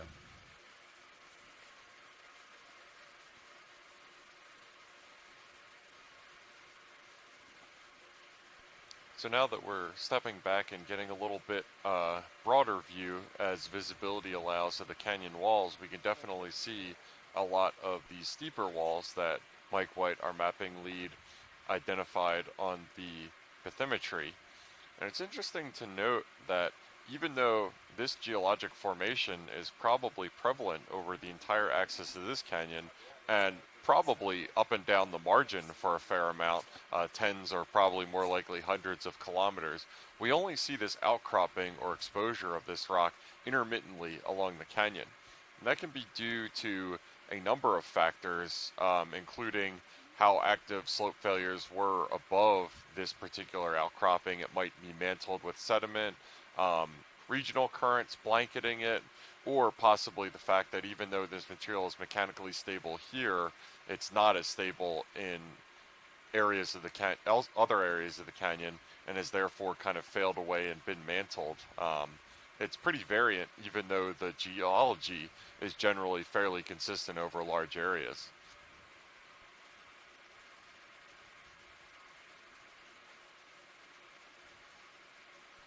Yeah, so this is really large slabs and tablets of material that we're looking at here. Can we get lasers, please, pilot? Lasers on. These are scale lasers you're seeing right now. Those are 10 centimeters apart and give context to the size of features that we're looking at. So these are easily meter in size boulders on an end, and you could see, looking at the lithology or kind of the rock composition, this appears to be some sort of sandstone or relatively coarse-grained material. And it looks like at the thickness at which these were deposited, this is probably a fairly high energy deposit. So this could be something like the channel deposits of an ancient delta from when rivers were depositing near this area during sea level low stands, or these could be sequences of turbidites or the depositional product of turbidity currents.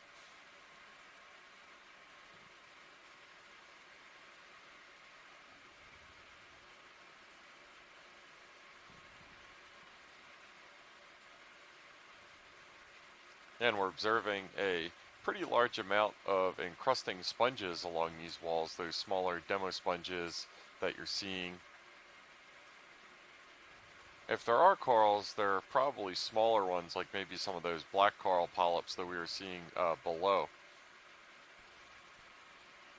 Pilot, can we get a zoom of the interface between above and below that like kind of uniform sediment and then the grainier stuff above? So up, down, or left or right? Slightly down, pretty Slightly much down? where the lasers are right now. If you could get a zoom Okay. of that area, that would be great. Copy that. How do you think we are on that move? Let's see. So yeah, move ended 4 minutes ago. Okay. So you Okay. should be pretty stable. So right around there. Yeah, that Partially? would work. That would work great. Okay. Go in video. Partial. There we go. So I'm having our pilot zoom in right now because I'm really interested in this interface right here.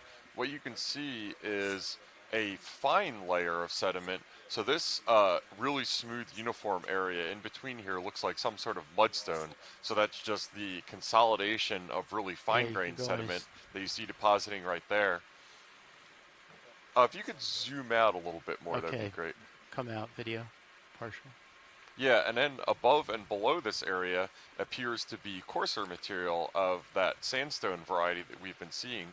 So whenever you see abrupt changes of texture like this in sedimentary material, Yeah, it gives you some information. Yeah, I see We know that. that this I'm gonna back mudstone, out this really when I fine-grained leave this. material, was deposited in really quiet conditions. Otherwise, it would have been swept away from this area, while the Yeah, sandstone it looks like above and Sirius is below seeing that well is over likely it. I guess just a deposited little in local higher stuff in energy front of you, too. conditions.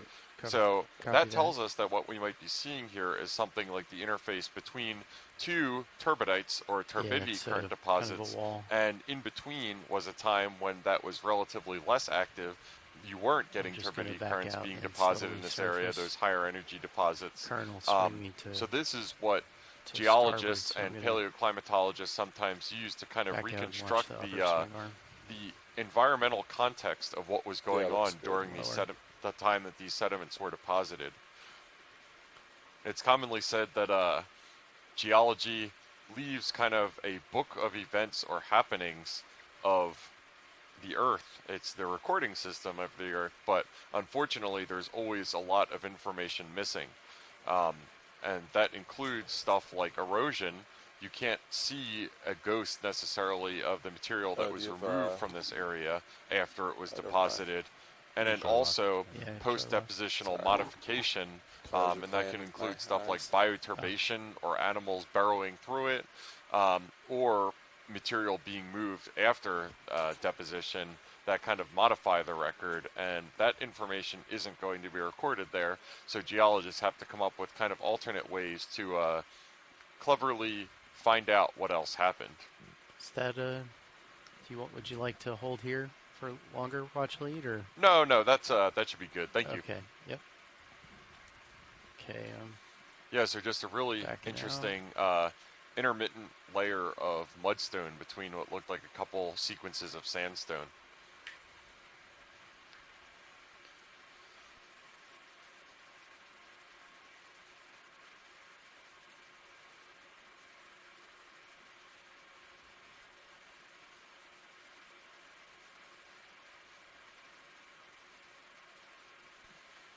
this area where we're seeing mudstone, sandstone, and carbonates in really close proximity is interesting. But one important thing to keep in mind is that the amount of time represented in just this maybe 5-meter thick sequence of sediments between the mudstone, sandstone, and the carbonate is an enormous amount of time. Once all of those sediments get consolidated or have the water squished out of them, once I get above this co-pilot, I'm going to it start represents lining back up. probably on the order of tens or hundreds of thousands or possibly even millions of years of sedimentation once everything gets kind of squashed down. Pilot, there was a coral to the lower left. Sorry, do you mind panning that way to see if we can look at that? Is the move underway now? No, ship's stopped. Okay. I would rather keep going. Okay. Because you're off to my side. Yeah, watch lead. The ship is passing by. I can get a real quick snap zoom, but not very much more than that. Okay, there's no worries. There'll probably be more of them. All right.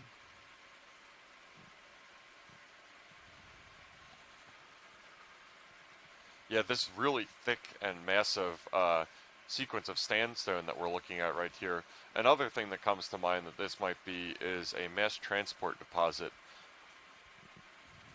And that would be an example of the geologic evidence of a submarine landslide or debris flow in the past. And one of the hallmarks or one of the identifying factors for mass transport deposits is just a really uniform characteristic of the sediment. And it's uniform because when stuff is moving downslope, it gets all mixed up and ends up deposited as this perfectly mixed kind of array of materials. When anything that is deposited out of just a normal current flow will be hydrodynamically or through the action of water sorted into various grain sizes. And you can look at that happening if you just take a handful of, say, gravel, sand, and mud and then drop it into a really deep tank. You'll see that the gravel settles out first, and then the sand follows on top of that a little bit later, and then very slowly the mud deposits on top of each other. And that's what happens if it's just deposition from a normal current. When in a mass transport deposit, the material doesn't have time to placidly settle out like that, so kind of all settles as one big mixed together unit. So that's diagnostic if we can identify that based off of context.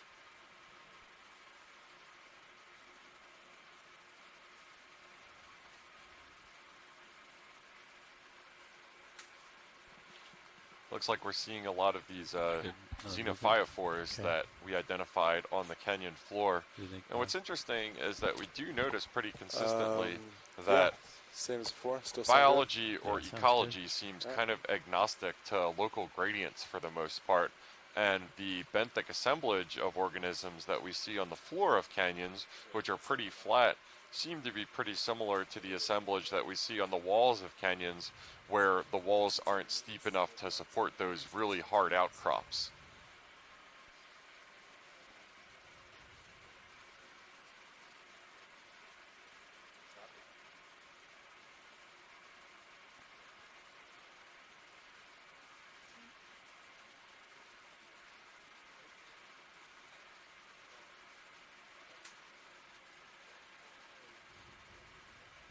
We're also seeing a couple of those burrows that we observed before, maybe some of those red crabs living in them. And you'll notice a lot of times when we see those burrows, there's two holes in close proximity to each other, and usually those are connected so organisms can get better airflow as well as space for both feeding and elimination within the same burrow.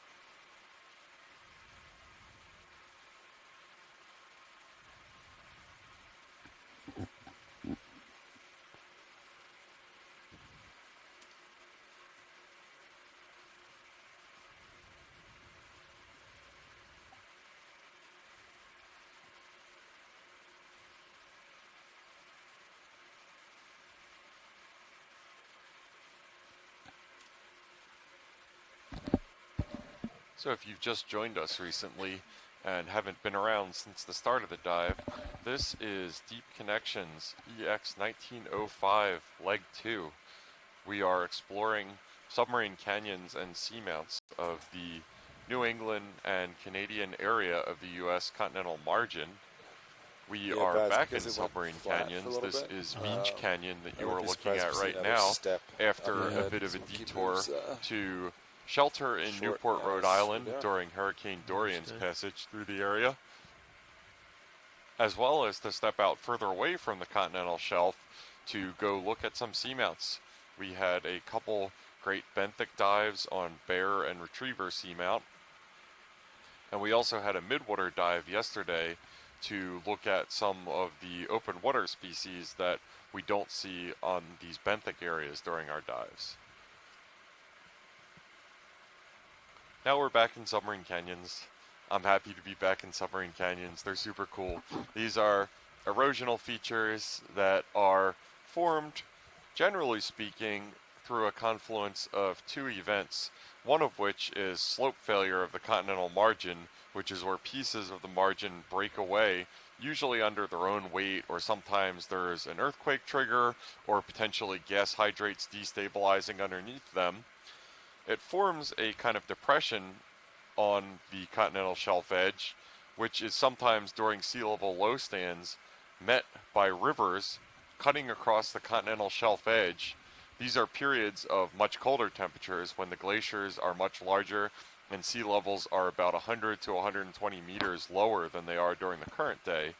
During those times, rivers that are familiar to us cut across the continental shelf edge. Sometimes they meet those really large slope failures at the shelf edge and channel water and sediment into them and incise the axis of these canyons deeper. Oh, so I'm way out And front those now. are where a lot of the really deep and large submarine Yeah, so we should canyons, catch up, including the soon Gully then. Marine Okay. Protected Area that we dove on for our first dive, Hudson Canyon off of New York, Washington, and Baltimore Canyon. Those shelf breaching, or sometimes as they're called shelf indenting or shelf source Triangular canyons, contour. are thought to be formed from a confluence of submarine landslides on the shelf edge and rivers cutting across the shelf, continental shelf during sea level low stands.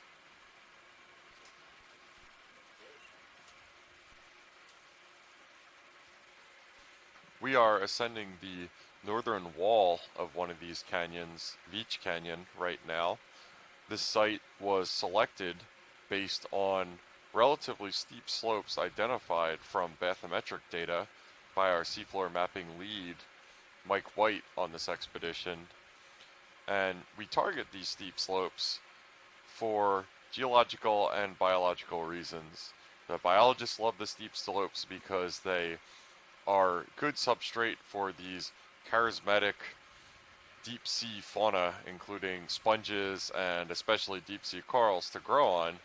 Geologists like them because sheer outcrops give us a lot of information regarding stratigraphy, or the deposition of successive sequence of rocks and sediments on top of each other, without having to take subsurface samples, sediment cores, Okay, I'm going to start going or back piston to the current cores, or map drilling upload. boreholes or anything like that. Instead of having to dig down vertically into the sediments to get this information, like we would have to do on the areas that we're traversing over right now, we could just look at a rock wall and get some information about the geological history of an area.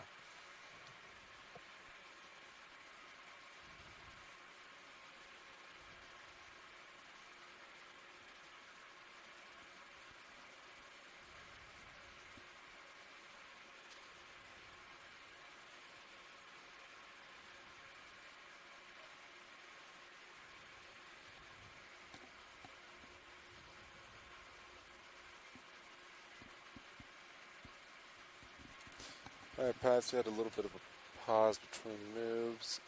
Sonar looks pretty clear, and from what D2 can see, looks pretty clear at 2. Ready for another 20 meters. Sounds good. Copy that. I'll do the same.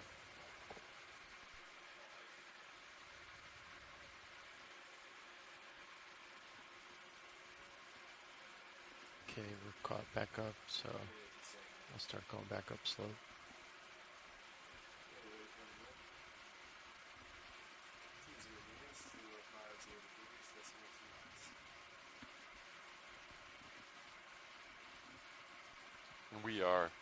transiting across and then up this wall of Veatch Canyon, as I said before, the method by which our two-body He's system... coming right at me. It looks like one of those, I think a sea cucumber or something like that is directly in front of the main Zeus camera of Deep Discover right now. That was kind of interesting. My first thought regarding that was that I'm not gonna it chase was actually squid ink. We saw a whole lot of that in areas with short fin squid, which are species that are pretty common to this whole general area, as well as a commercially important species. The ink that they shoot out is actually like a yellowish brown color. So I thought that's what we were seeing at first, especially since we saw a good number of those short fin squid during our descent. But it turned out to be something that was actually a organism instead of just gunk from something else.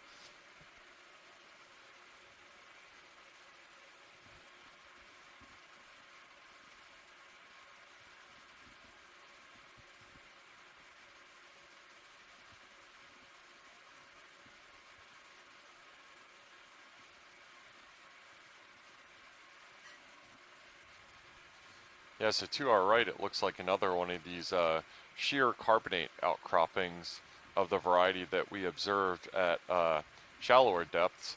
And it looks like a good amount of the steep terrain that we are observing in this canyon is composed of these carbonate materials. So a lot of times you'll see that in the geologic record is kind of this interbedding or this alternation of the same materials where you'll get something like sandstone, carbonate, and that information is important geological context for paleoclimatologists and other people trying to reconstruct the Earth's climate during previous times, because a lot of times the interval between those sequences of deposition are periodic, meaning they repeat at a characteristic frequency. And a lot of times those frequencies are based around movements of our planet around the sun and the distance between them in cycles that are known as the Milankovitch cycle.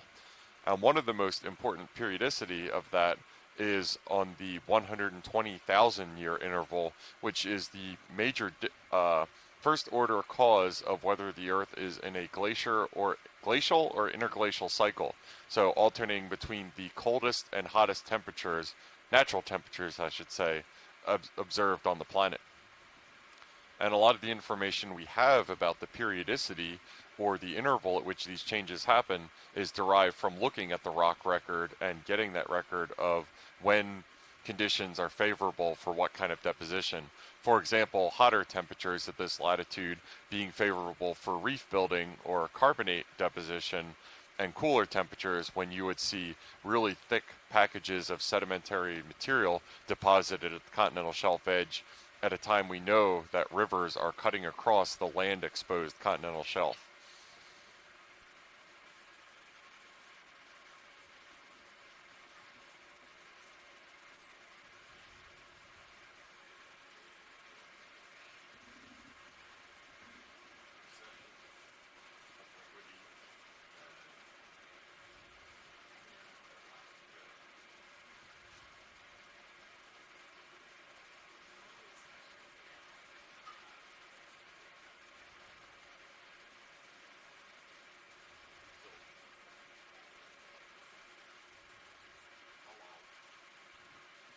Coming into view right now is a halosaur.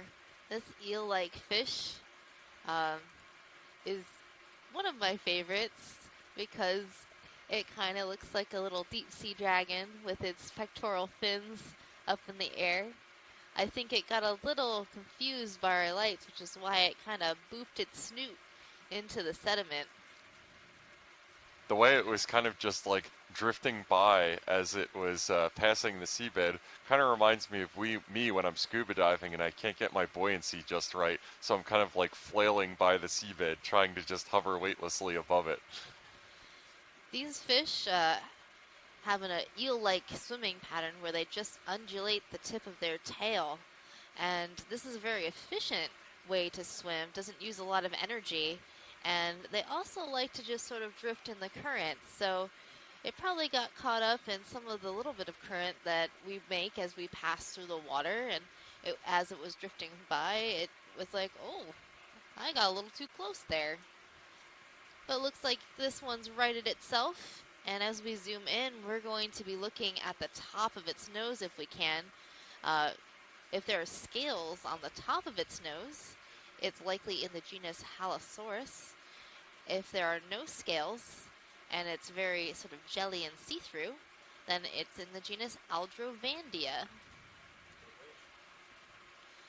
But oftentimes these fish aren't very cooperative when trying to see just the top of their nose. I think it just really wants to get a good look at us as we're getting a good look at it. And that movement of just undulating the back of its body, which is mostly fin, does look like a very efficient way of moving. Efficient? 100%. You might say it's sophisticated.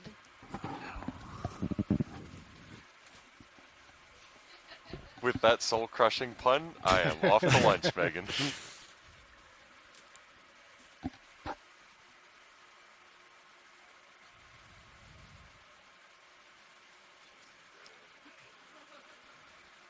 Okay, we got a little bit of time to catch up.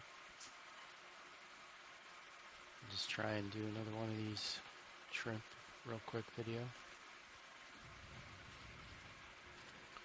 Oh, we're seeing another Nematocarcinus shrimp Starting to move. that's carrying Copy. eggs on her pleopods. Those are those swimming fins that And the yeah, shrimp that move has ended underneath like its 3 tail. minutes ago, so we probably have a little bit of swing. Copy. And should be all set then. Still nothing on sonar that's So showing these shrimp any are known as real long-legged steep shrimp slopes that we're expecting. for the obvious reason that they have Okay, if you extremely go long out partial video, and I can spindly sit legs. down. There's also another like little tiny crab in a hole within this larger hole. Okay, you can go back in video.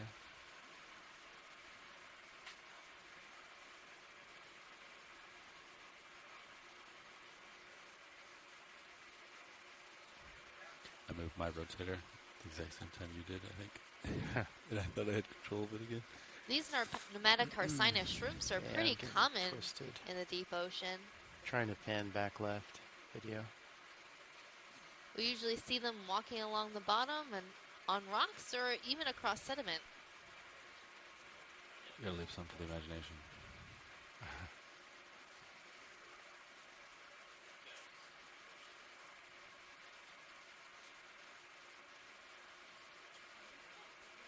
Okay.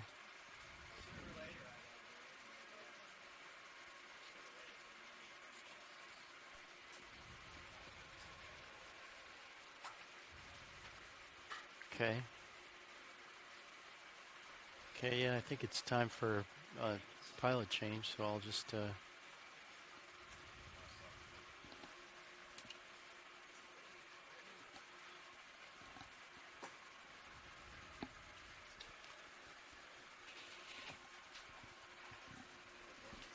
Sorry, I missed it. Again.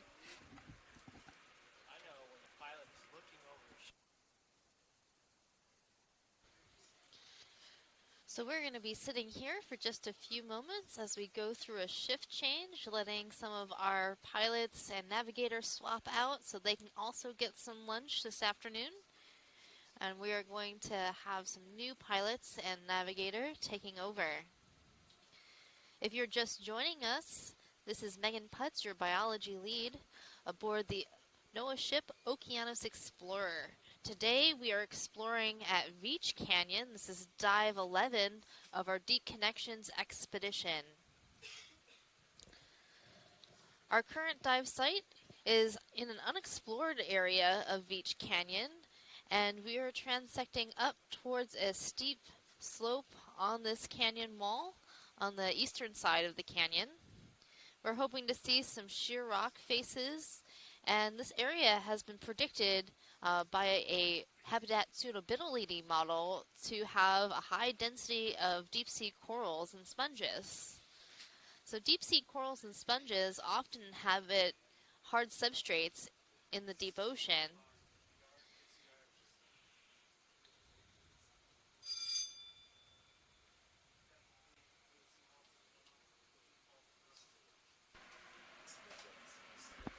Pilot. Co-pilot, down. Here we are again. Here we are. Just getting sorted. Okay. I don't know if your camera is zoomed. Hey, Emily, can you verify Sirius is zoomed out all the way? And today's dive is within a submarine canyon, You're not getting which is just like altitude. a canyon as you'd see on land, but Soft bottom. underwater. Yeah, And these and Paz, canyons for your are formed in a awareness, slightly ship's different been way stopped and Sirius should be than pretty canyons stable. on Ship's been land. stopped for And our about 8 geologist minutes Jeff, now. who just stepped off copy for that. lunch, And Dave, I'm told could we're explain a little expecting bit more about the geology, little and step he coming will up. when he gets Yeah, back. there might be But I wanted to say okay. 10 that meters tall or something. submarine canyons like this one are really important ecosystems, and they serve as habitat for a So wide tilt my variety camera of up to animals. And a lot of 35. scientists call them hotspots of biodiversity in the deep ocean. So these areas concentrate a wide variety of animals because they provide a wide variety of habitats that these animals prefer, like soft sediment areas that we're viewing now, sheer wall faces that are often inhabited and colonized by deep-sea corals and sponges, along with pretty numerous flat out ahead of Sirius invertebrates still. that are widely adapted to Okay. these different environments. Just getting the lay of the land here. Getting settled in, guys. All right. Pilots, y'all aware bailout southwest? Yeah. Okay. Bailout is southwest, and we do have a waypoint that basically is on a bearing of 050. Okay. So pretty much up the slope, Pointed that way. and Should we get like pretty a much settled in if y'all are ready for a move. Yeah. 060? Should we go ahead and do 50. 50? Yeah. Okay. If we're trying to get to something other than what we're in now. You want I think- 060 or 050? I think 060 looks pretty good. Passing through our view is a nice Swimming sea creature. I did say they're cucumber, expecting one a of step those here really 'cause we're on small, the- tiny Yep, see that? swimming Yeah. sea Do you want to cucumbers start that with 30 we've been maybe? seeing throughout You wanna today's go ahead and do dive. the full 50.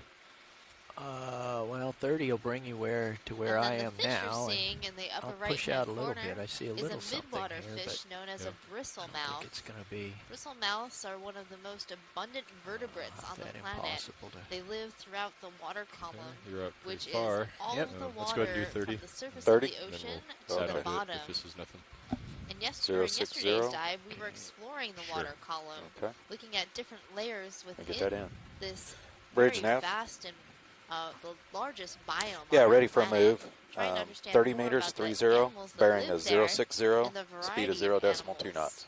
that live there. We also had the chance to sample a few of these organisms using our suction sampler, Roger that. Thank you. which gently can Okay. bring these animals to the surface without Well, it does look damaging like we them, got a little bit of because a something there, number huh? of these animals are gelatinous and extremely fragile.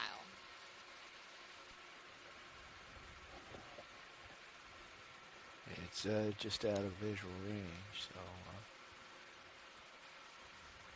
Yeah, let's get a zoom on this thing center screen while I wait for Sirius to catch up.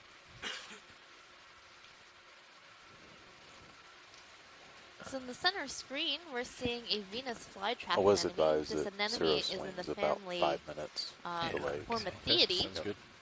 and it's very distinctive with its bright orange tentacles and bumpy, rough-looking skin. We've been seeing this anemone all Hi, Em. over, Video and zoom, it's please. very common Oh, on okie dokie. rocks and also growing on any human man-made materials that we see in the deep sea.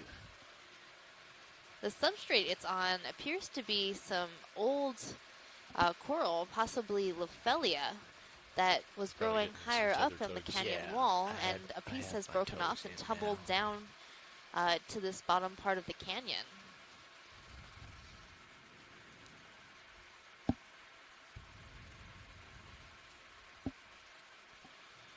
Yeah, we can come wide again.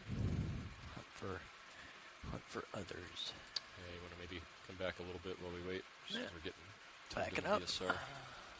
And so these explorations that we're doing today are made possible by our ROV pilots, navigators, and videographers. And they're all from the Global Foundation for Ocean Exploration.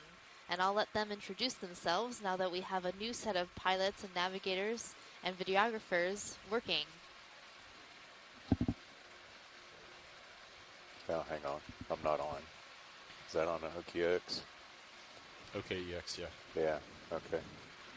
You want to go ahead? Okay. This is Mark Durbin sitting in the left seat, navigator. And your pilot for this watch is Dave Wright, sitting in the second seat from the left. And to my right is Dan Rogers, sitting co-pilot. In the corner on video, I'm Emily Nero. And in the back on video clipping is Caitlin Bailey. Thank you, everyone. I have this great honor to work with all these amazing people. They're so good at their jobs, and doing what we're doing today wouldn't be possible without them.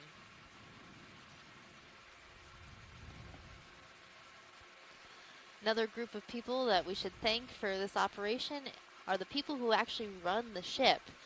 We have NOAA Corps officers who do a lot of the driving of our ship, and then we have all of our mariners who work on maintaining the ship itself, so all of our engineers and deck crew. And without them, the ship wouldn't run, so we definitely need them. They're a very important part of our operation. And of course, we have to also thank our galley crew who put together some of the most tasty meals.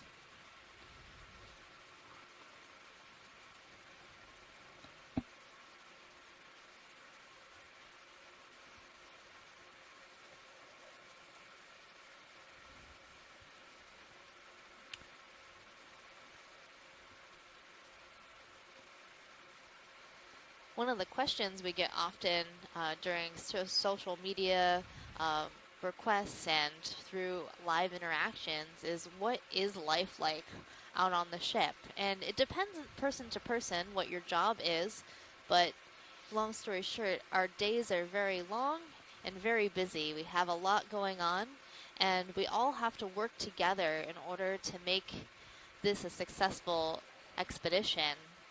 My job starts early in the morning, waking up, checking emails, and preparing for the day's dive.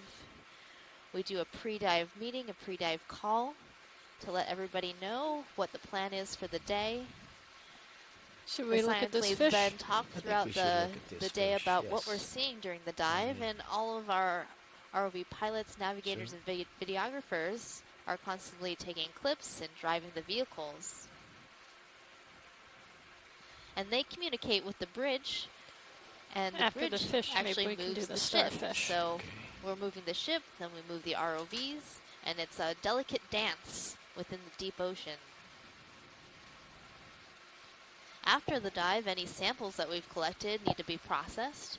So our ROV crew helps us recover those samples and bring them into the wet lab, where we can catalog them, photograph them, and prepare them for archiving at the Smithsonian. This is a really cute little rat-tail fish hanging out near the bottom. Samples at this point. Its really large eye and delicate Bridge features nav, go ahead. make me think it belongs to the Okay, genus received. Thank you. Nizumia. Rat-tail fish are also known as that. grenadiers. Sirius is starting to feel it. Yeah.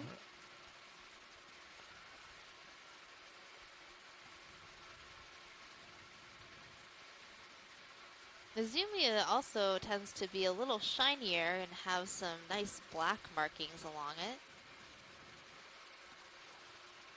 So we're starting to pick up something there on sonar. And it looks like the current is relatively strong right here. This fish is working pretty difficult to stay in one place. Another characteristic of rat-tail fishes is that they have a little barbel on their chin. Okay. Kind of looks like a Directly little to the goatee. starfish? It was on the wall. Oh, there it is, yes. Okay. So we've been seeing a number of these rat-tail fishes throughout today's dive.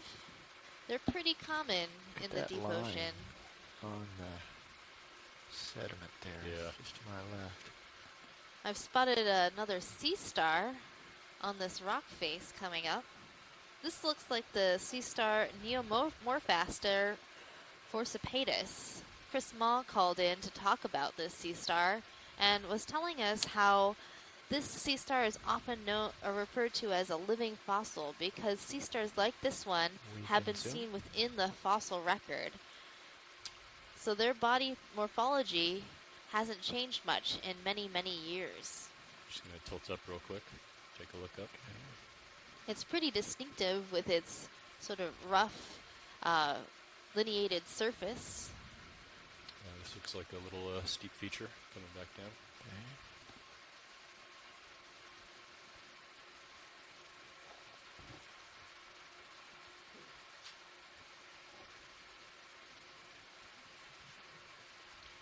Oh, yeah. And they tend to be pretty common in this area. Trawls within this area have found this sea star in quite large abundances, and they've been cataloged within museum archives. Up again here, Dave. Yeah, I'm going up too. But what's really great about what we do, looking at these animals in situ by using an ROV, a remotely operated vehicle, is we get to see these animals sometimes for the first time alive. We also spotted an Anthomastus soft coral, also known as a mushroom coral, on that You guys rock. okay with a heading change, 5 degrees? This is sort of an interesting feature. We have come upon Bridge a straight nav, yeah, so line you're coming around to 200, is crisscrossing that what I'm getting? this side of the canyon Okay, wall. received, yeah, this we're might good be for it. something that has occurred due to humans in this area. When you see straight lines like this, it often suggests that Actually, it Mark, might we have need to been back up caused by people. Do we? Yeah. Perhaps a trawl in this Okay. area You that sure has about gotten that? hung up on this Make it wall up in the some more. past. There we go. I'll just keep coming up You here. should be Big crab coming on the to a wall stop to the here left. on Yeah. Ceros, but Yeah, let's back up. Ooh, there's a 10 meters. king we want to crab. go 150? Okay. Yep. Okay. Bearing 150, we'll get it in. And it looked like Bridge that might nav. have been a cusk Or eel what? passing by. Stand by, stand by. The reciprocal of where we're facing. It's like a The 250. 250. I'm sorry. Yeah, correction. Yeah. Okay. We've certainly got into gotta some keep hard climbing up. substrate Okay, bridge sheer nav. cliff walls. But Yeah, we're you not ready for a seeing move? those corals and sponges Okay, we thought 10 we meters, would here. 10 at a bearing of If you 250 take a look at your at a Sirius speed of view, 0 you can decimal 2 see what knots. the bottom looks like in this area on a greater geological scale. It looks like there's straight lines or Roger that. radiations running across this rock face. And it's a very white in Get up a color. little, Dave, and then we can come down and look down around the base again if you'd like. I just wanted to get eyes There are on this. also numbers of fish in this area.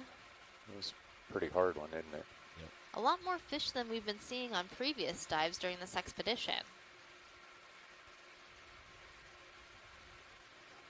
Oh, there's a coral pilot, bottom, just out Alright. of view.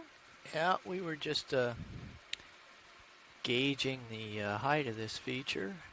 Okay. It's tall, It is very tall. and we wanted to make sure we didn't bump into it. And I see a shrimp. I haven't seen It's the on the coral. right of the screen. Oh, on the right. Oh, there it is. Yep. All right. That sort of Got it. long Yep, yep. tendrils. So there are corals here on this wall, which is what we would expect, but not nearly in the density that I thought we might see them.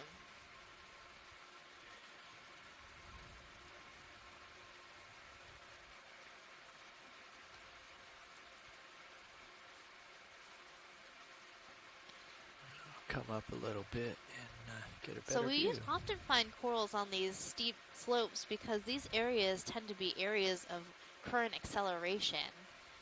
And with high currents, you get more food passing by an animal per unit time. So that means there's more food Well, you coming can by zoom video? that conveyor belt where these animals can feed.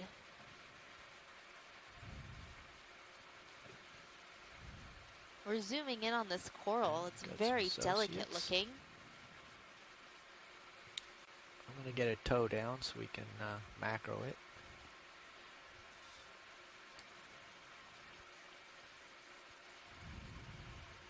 as we've So gotten co-pilot closer, we between can see the, all sorts heading of things we change. couldn't We can see zoom further. when we were And further the backup, away. it looks like we're going to be actually back about 15 meters.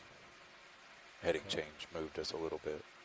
On this coral, the we are heading change seeing a shouldn't number of affect- associated organisms. Shouldn't affect Bridge Some nav brittle received. stars and amphipods have taken Yeah, up residence in the branches. Did move a little bit though.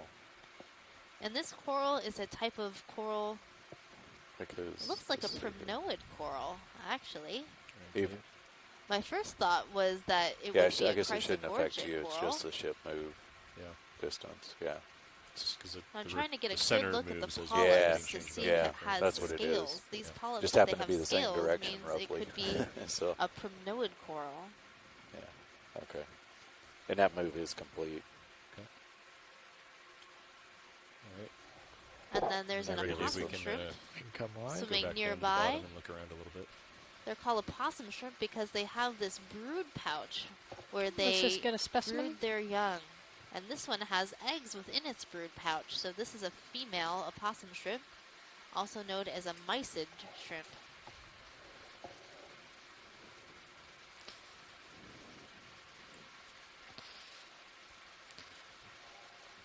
Watch lead, did you want more close-ups of that? I think we're going to have to get going here. Yes, in please, video. A little bit, just before we get too stretched out. So on shore, Scott Francis, this primnoid coral is likely Thoralia. And Thoralia kind of looks a little like a Christmas tree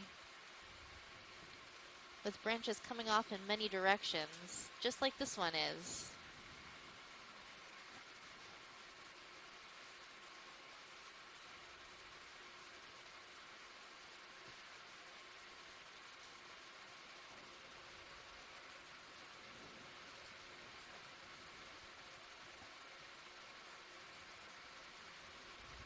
Can we come wide? I didn't get a confirmation on what interest was here. Pilot, can we take a look at that round thing that was just off to the right? Yeah. Let's come back in video. I was trying to figure out what this round object was, if it was a sponge or if it was an urchin. Come in some more. Yeah, Dave, I'm pulling on the tether here. Yeah, I see that. In all these nooks and crannies within the rock, there seems to be all sorts of different things going on. I think that's a demisponge. And then back up a bit. just below out of screen, our videographer spotted something gelatinous on a sea star, so perhaps that sea star was feeding. Can we pan down? Down? Yes. Yeah, do you see that Ooh, jelly yeah. Come on back in. thing? Yeah, that thing. Trying to figure out what's going on here. It looks like a brittle star with something on top of it.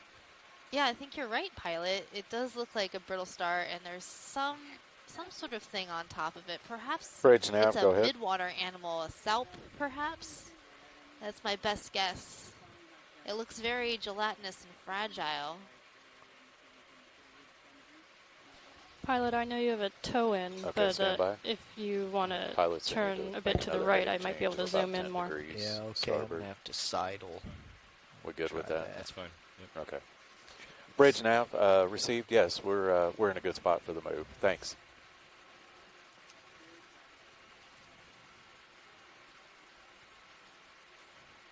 Welcome back, Jeff. We found Okay, you some we can go some geology. Thank you, Pilot. So we're zooming in on this strange gelatinous mass that I think might be a salp or some type of midwater jelly. I'm wondering if this brittle star might be eating it, or maybe it's a type of tunicate. I'm not sure. Who's It eating seems who to be here? attached to the rock, so then it's not a midwater animal, but something that actually lives down here, yeah, perhaps you a get the whole group. tunicate. We're gonna have to leave because somebody's pulling on my leash. Okay, pilot, thank Come you for the wide. good view. hopefully if some we of could our go back down to scientists the on bottom of this shore feature and explore can the base a little take bit. a look at that and let us know what it is.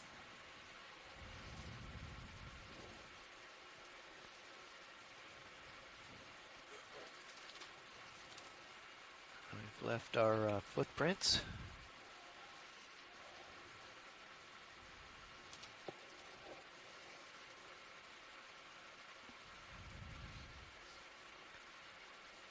And we've... This is a really, really tall wall that we're looking at here, Jeff.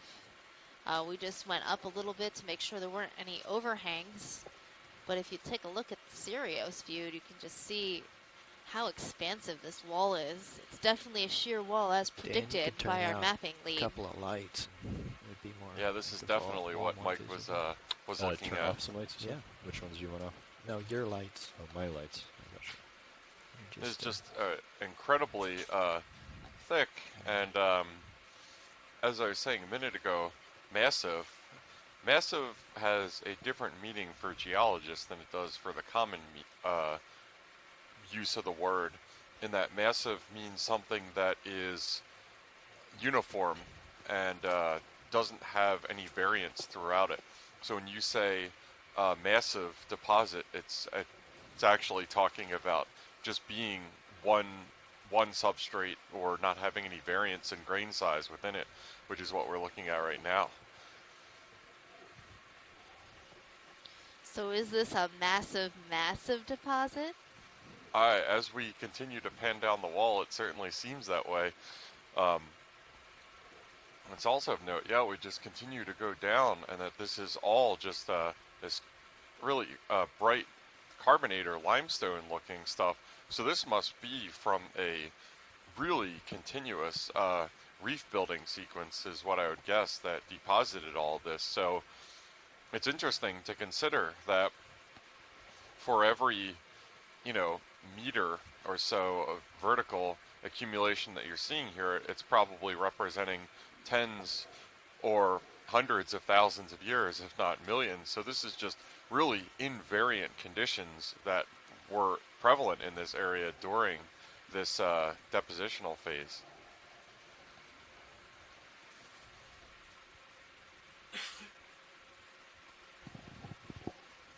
Right. This is much more comfortable. We're set up pretty nicely now. I've never heard you get quite so excited. Just want to make sure we're safe. Nicely done.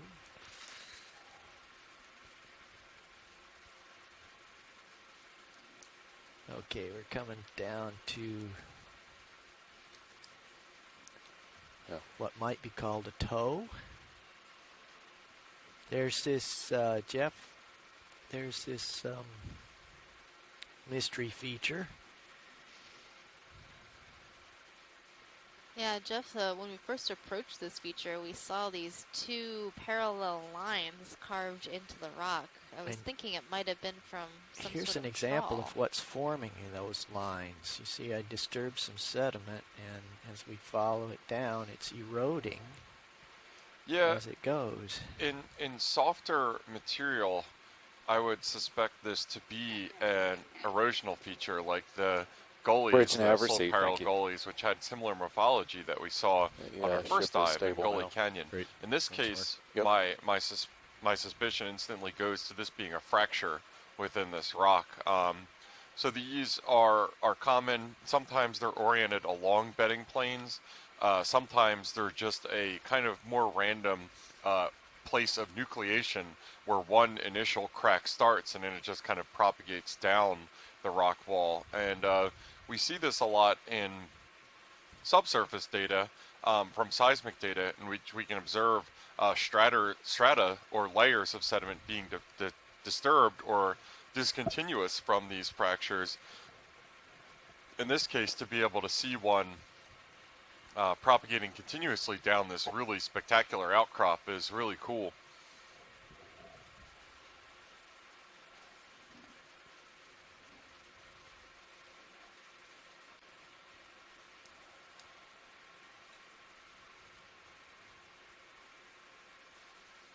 This is enormous and continuous. I mean, I haven't been keeping an eye on our depth, but it looks like we've gone down at least, I would probably say, about 10 meters and not had any sort of straddle variance. And that just, I can't overestimate how unusual that is to see in the geologic record with that level of just continuity. Not, I shouldn't, it's not spectacularly rare or anything like that, but usually, as you might imagine, over the time period that it takes to build up this kind of deposit, you'll have some sort of environmental variance. I mean, we were mentioning these huge temperature changes that usually occur on the 120,000 year time scale. 120,000 years isn't really a long time geologically for when we're talking about rock building like we're seeing right now. So to just see this wall that, as we just kind of repelled or descended down it with Deep Discoverer, and just see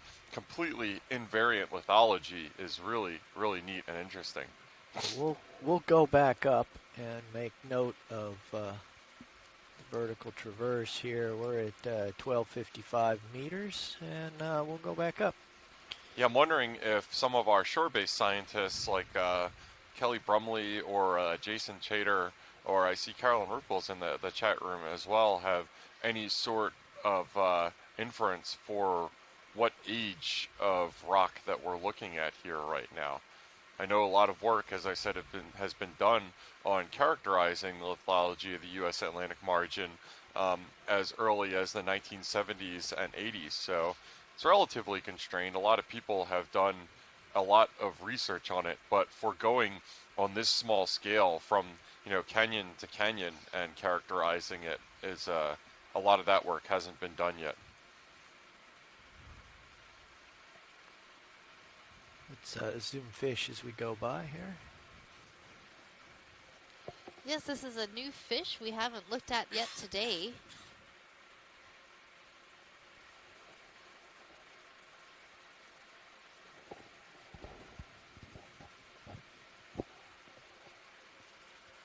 So I'm trying to look at the dorsal fin of that fish. It looked like it might be a cusk eel, but it was a little too fast. I needed a little extra time on him. That's okay, we'll see another one. Come by again. I'm really keeping my eyes peeled for some really cool corals. Seems like most of the corals we've seen today are really light colored, so they'll blend in easily against this white background. And check out this crab. Friend. Up. Just looking at geology and almost missed him. Yeah. It's one of Jeff's favorite crabs, these king crabs. See if we can. Yeah, I wonder if this is a juvenile one or an older one. This one, to me, is an older one. It's much larger and has a deeper color. So likely a Neolithodes king crab.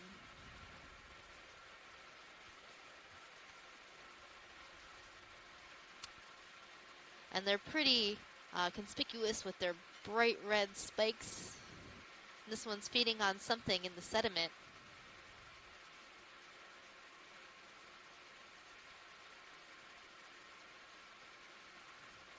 Now some of these crabs have spikes that are even longer and more spindly, and this one has shorter spikes. So by looking at these different features, we can start to figure out what species this crab might belong to.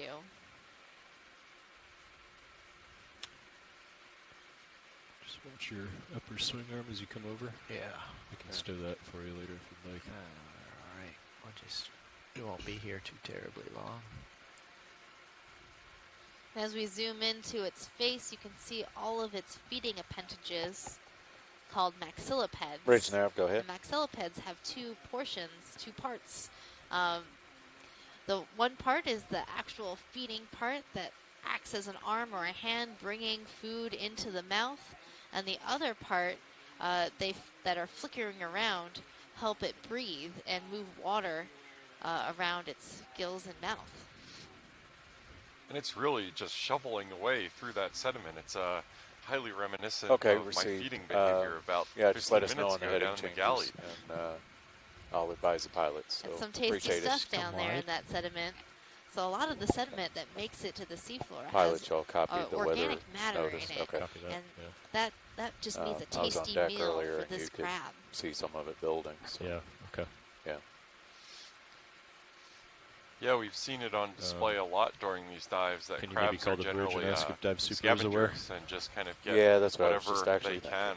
I was going to call workshop, but in terms of Okay. what's on the Either seabed. one. yeah, let me call workshop. See if he's This down is there. what I'm talking about. Look at all these cup Workshop corals right on this ledge. Yeah, is dive We've soup down noticed there? that ledges are a great place for these corals to colonize. Okay, yeah. Could you They advise him? cause current We may have a acceleration, little like bit of I was weather saying moving earlier. in. And so we Just you may always want to seem to check on that. see corals and sponges Some concentrated purple in coral these areas. and a yellow sponge. Okay, thanks, guys. Yeah, let's zoom in a little bit here as I float. The cup corals that we're seeing look like they're Desmophyllum. And cup corals are hard corals, similar to the corals that you see in shallow water coral reefs. The difference being that these corals are singular polyps that live on their own, so they don't form colonies. It's just one polyp. Float going here. And you do see cup corals in shallow water coral reefs. They're not exclusive to the deep sea. But these ones do not build reefs. They are just part of the community.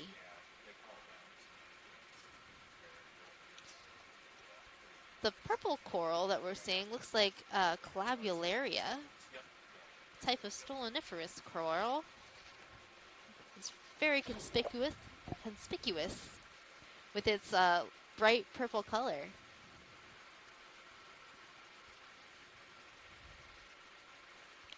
Let's come wide again, please.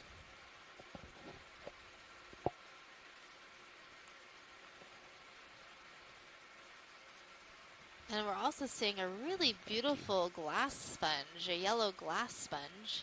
I think it might be similar to something we collected, but I'm not quite sure. Okay.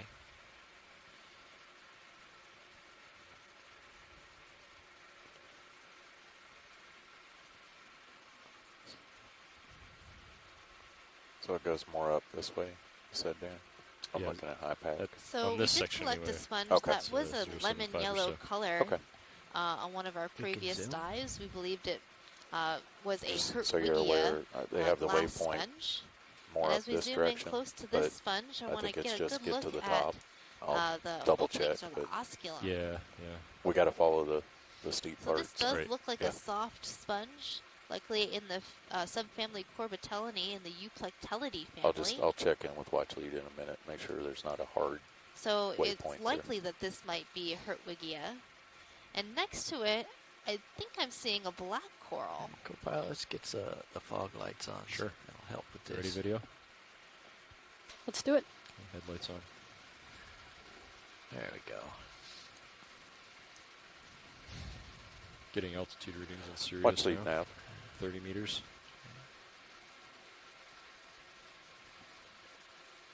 Go ahead, Nav. Yeah, I just wanted to check on the waypoint just to kind of get your feeling on it. Is it a hard waypoint, or are we just focused on trying to move up the steep parts? We want to, look as much at the steep parts as possible. Can we have just so another if we second? I follow haven't the quite steep gotten parts, it yet. get up to the point. Yeah, I tell you you're what. good with that. Come wide and let me Okay, perfect. Thank you. toe on it. and then Yeah, we'll I'm get sorry. up. I'm just fighting the. I'm jiggering around here a little bit.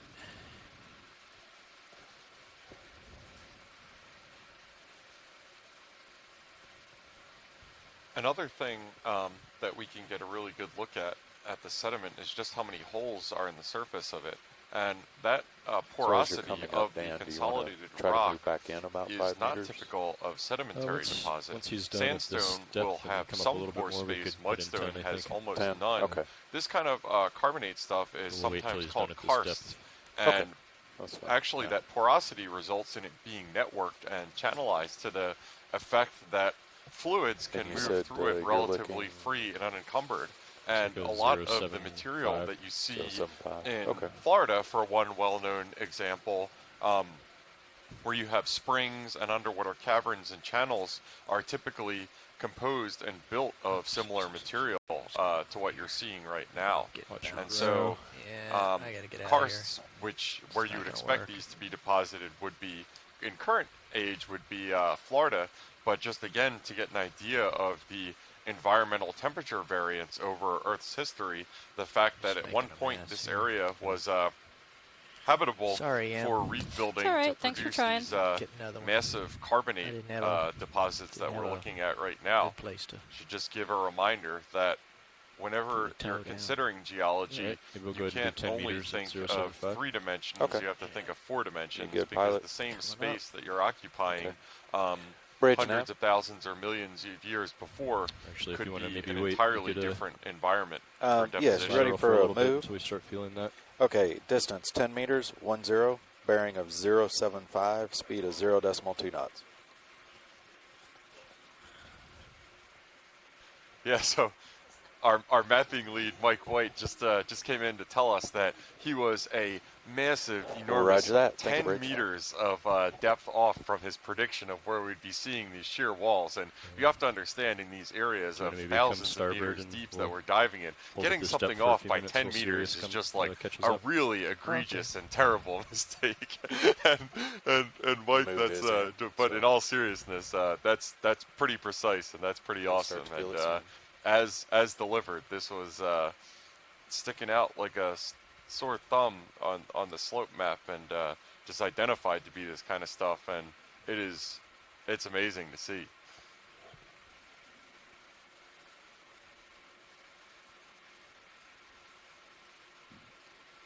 And I'm sort of wondering, like, how flat this area is. That might be why we're not seeing as many corals. They seem to colonize in areas that have a lot more rugosity, and this area looks extremely flat. What would make these sort of lineations parallel heading upward and such a flat surface? Yeah, that's a good question, Megan. And I think what it has to do with is the original deposition material that this sediment is composed of. Some of the other really steep canyon walls that we were looking at to the north when we saw those really steep outcrops, that was in sandstone, and it was pretty poorly sorted material from what I could see. So in that case, you're getting a lot of grain-to-grain variation of the size, and it just naturally results in some grains of sediment sticking out more than others. When in this area where you've got these really thick deposits of, I'm not sure again whether it was shallow marine hard corals or whether this was smaller organisms like coccolithophores or something that make up these carbonates that we're looking at right now, they're a lot more uniform in size. So when the walls are, either being eroded back or anything like that, you're left with what looks like a smooth face, because the variance in grain-to-grain size is on the probably, microscopic or at least very small scale, instead of the difference between a grain of sand and a pebble next to each other.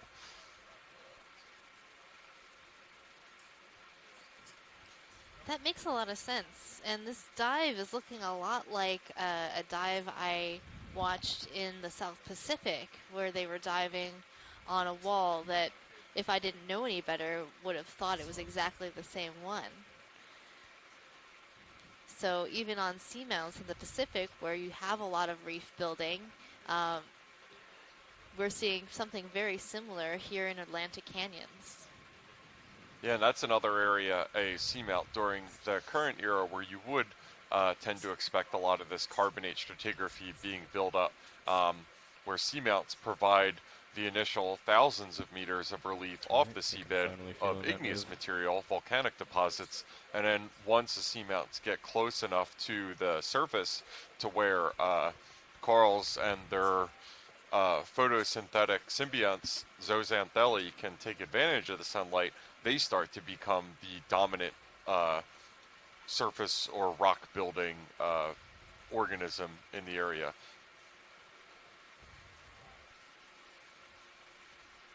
So just got the update on the weather, guys. And this kind of close scale gives you an idea of just the fineness of the grains that we're looking at. Pilot, can we get a zoom of just this wall? Yeah, I'm going to try to get in so we can macro the sediment. I just, if I have enough tether to stabilize and put myself in contact here. Bridge nav received. Thank you. Moves complete. Copy that. Yeah, I'm in the middle of the move now, so should get a little more tether. Perfect. So I was just chatting with Scott, and he said that there hasn't been too many collections from beach canyons. So what we find here today and what we sample here today will be very important to understanding the diversity here. And one of the things that we want to look out for are sea pens, or rock pens. Rock pens are specialized sea pens that have an inflated peduncle that allows them to attach to rocks. And none have been collected, so far as we know, from this area. Yeah, so this is a really incredible zoom that we're looking at right now. So you can see the general material that composes this is really fine sand, or probably smaller than sand grained. And these could be tests or the bodies of carbonate building organisms, or it could be skeletons of corals that were growing in shallow water. I don't know enough about carbonate stratigraphy to know the difference, so we're looking. We also see a couple of other slightly larger class embedded within that, and a lot of times carbonate stratigraphy can be prone to slope failure as well, so you can kind of get that mixing up effect and some other materials integrated into it. But this fantastic zoom from Okeanos kind of gives you both an appearance of the pitting of the surface, which again, a lot of this pitting is probably due to chemical weathering. The fact that this basic material, this relatively high pH that limestone or carbonate has, can be eroded by even weakly acidic solutions, and also just how really small the individual grains that compose this kind of material are. Also appears to be penetrated by burrows.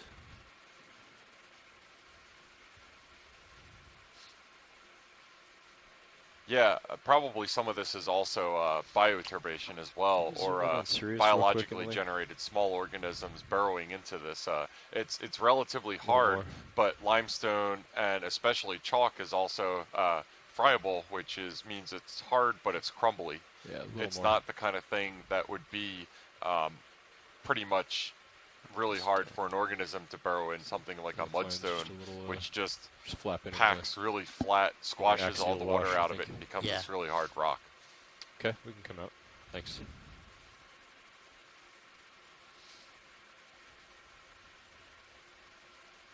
Looks like your brows might be touching now. Yeah, I'm wedged in there pretty tight. Just at this zoom level, really gotta jam it in there. All right, there's a piece of something from somewhere else.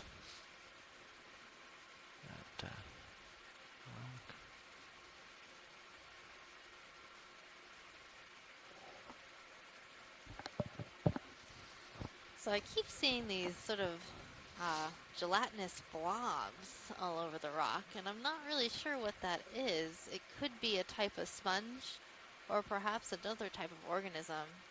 And then we're also seeing some foraminifera. Those are those sort of plant-looking things.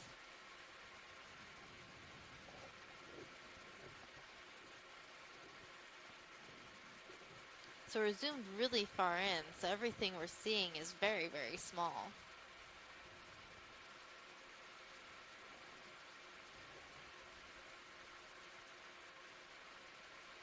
There's a small tube worm. You can see its feeding appendages sticking out like little feathers from the end of the tube.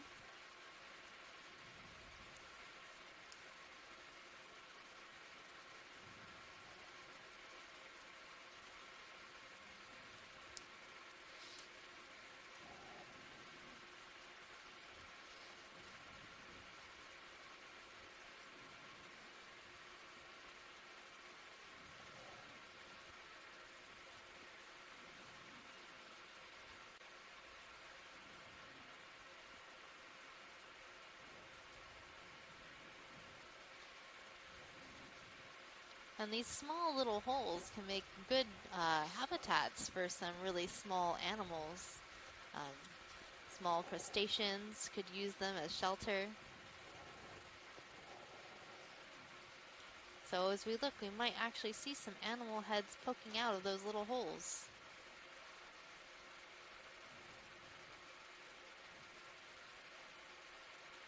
There's an anemone and with some of these pebbles. These are all very small organisms.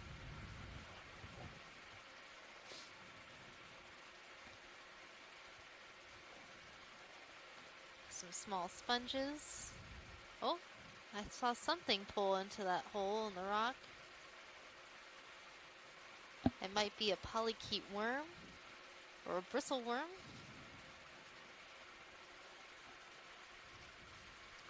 Yeah, and I'm being relatively quiet. I am looking back in some old U.S. Geological Survey papers that were looking at some deep sea drilling project boreholes, which are usually our deepest penetrating records where we have the actual rock formations described, to try to figure out what environment we might be looking at with these massive carbonate beds. And seeing some calcareous beds described in these. It's a little hard to look at these boreholes from relatively far away from where we are right now and make on-the-fly interpretations. I probably won't try to get that precise just to avoid sticking my foot in my mouth. I'm just doing this for the sake of curiosity and just, again, how striking it is seeing these pull out slowly, really please, thick video. calcareous beds. Put the lasers on so we get an idea of scale here.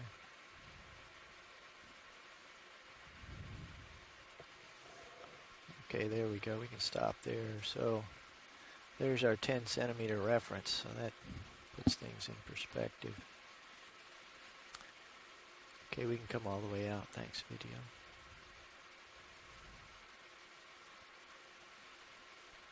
And it is That's really full wide. interesting, Megan, like you were saying, is that even though our habitat suitability models had identified this general steep area as a high probability area for coral and sponge incrustation, that we're not seeing pretty dark outside. a lot of the larger specimens, and that might be a product of rugosity instead of just slope alone. And that could probably provide some complications to our habitat suitability model, because this scale of rugosity is really hard to capture via shipboard seafloor mapping.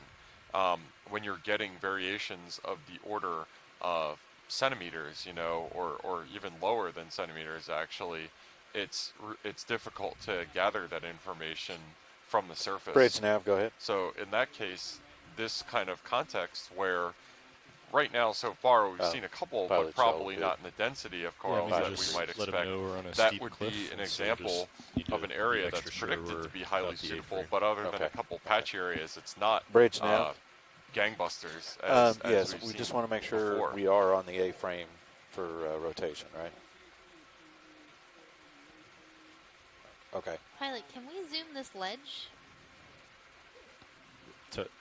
Just to the Tell them bottom screen? that's not an option for us right Okay. now. Yes, bailout is southwest, and we cannot change to center. Yeah, if that comes about, please let us know. So we're Thanks, seeing sir. a number of fish again. There's a looks like a snapped-branched eel, a cutthroat eel, and a rat-tail fish. Another one of these rat-tail fish staying close to the bottom.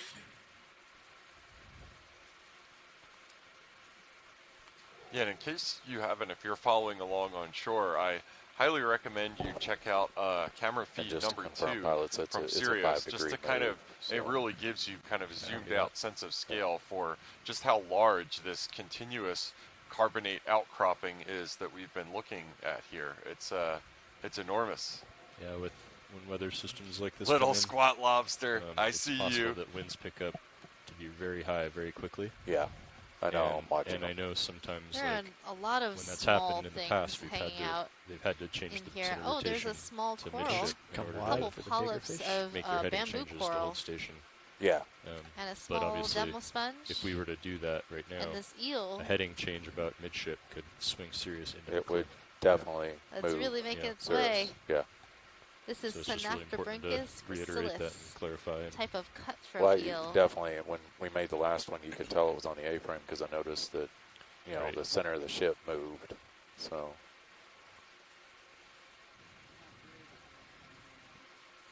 And you'll Bridge notice nav that received. it Thank you, sir. bumped in and has, started flailing ship a is little stable bit, again. and that's because it's really confused as to what's going come on right wide, now with go our wide. lights and our thrusters.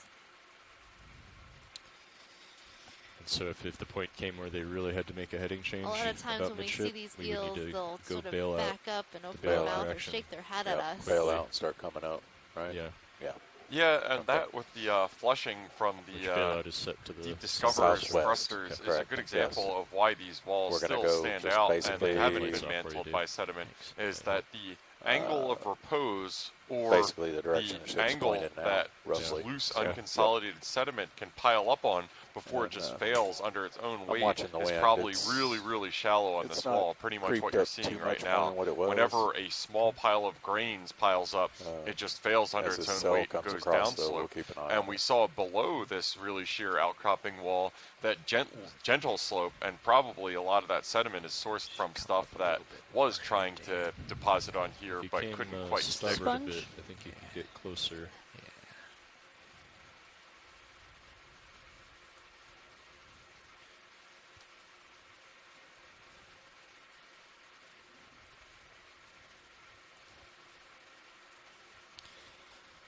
Watch leads. This is co-pilot. So we've made our way up this wall a bit, and just want to let you know we are at a 50-meter altitude on Sirius, and we're still getting returns from the bottom. Yeah, So this wall is we're up 50 meters, almost vertical, a little bit of a slope. Yeah, we were at 12. I think it was 12:55. Co-pilot, just to confirm, Yeah, is I that did note it. 50 You were at meters that we've 12:55 been at the in bottom this down really there. steep You're correct. area, or is it 50 They've come meters up from quite the a bit. bottom of the canyon? It's 50 meters from the bottom of this cliff face. Wow, thank you. Yeah, so our co-pilot, who is piloting Sirius, which is on feed number 2, just informed us from sonar returns from Sirius that we're getting hard returns, and we've been getting those Bridge off nav, of this go ahead. really steep wall for 50 continuous meters. Okay, pilot's another And 5 degrees. Sounds good. I don't want to Bridge nav received. throw out Go ahead. any Thanks. sort of numbers for how much geologic time that zoom that squid. would represent in this area. It's higher sedimentation rates than the deep sea, but 50 meters not is a gonna be lot able of to do time a in geologic time. It move doesn't for matter a where little you are. bit while they That's make that that's change. a huge amount. Might need to come back down a little bit in order to get And to the here wall. we're joined by one of your favorite friends, the short Kinda fin pulling on the tether squid. again. Alrighty.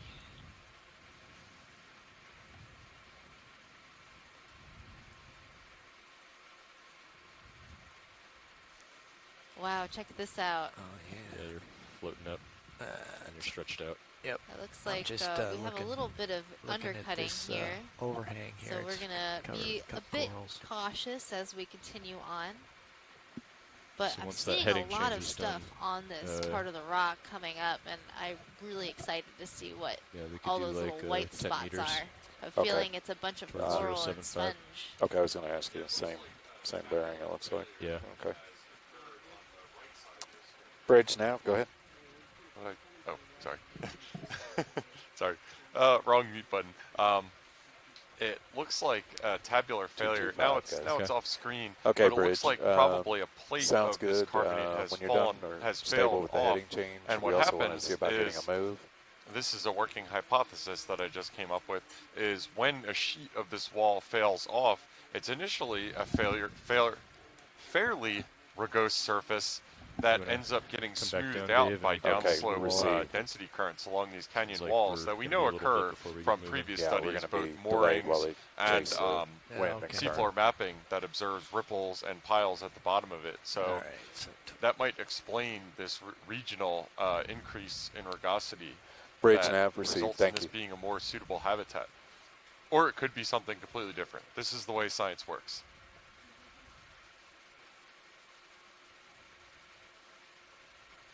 Well, in any case, it's really cool, and the biology seems to love it, so I love it. what is that under there? Yeah, I think those white things might be sponges. Do you think we can get a zoom of that? We're gonna try.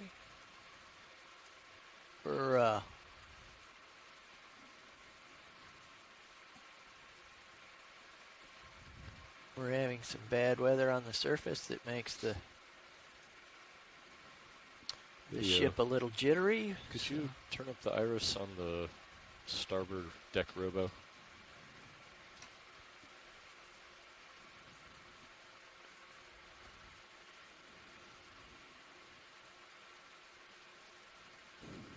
I can come down a little bit, but don't have much tether at all there. Yeah. Thanks, Emily.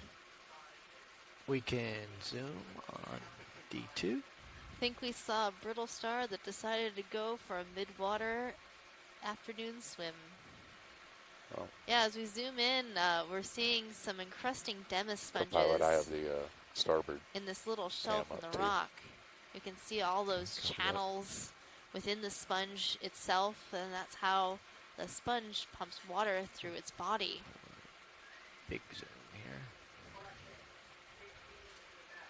So it's actually really hard to study these sponges because they encrust onto It's these a safety rocks. meeting. Unless you can actually Yes. take a whole rock Safety with meeting. you, it's Yes. hard to collect something like this and examine it. But some of the video that we get can be really helpful into understanding what the different forms that these sponges can take and what different colors we can see them when they're alive. Because So, like, after we've is that preserved rain animals outside? like this in Yes, the lab, it any is color raining. that they Coming might have had in sideways, too. life Yeah, is we're leached out. starting to get some gusts. The real-time wind speed up here has been as high as 25. Yeah, we're pulling on the tether again, Dave. All right, sorry. And Yeah, every you're time we jerking zoom back. into this rock, I see more and more sponge material. So it's not that it isn't here, it's just hard to see because it seems to be exactly the same color as the rock that it's living on. Bridge nav, go ahead.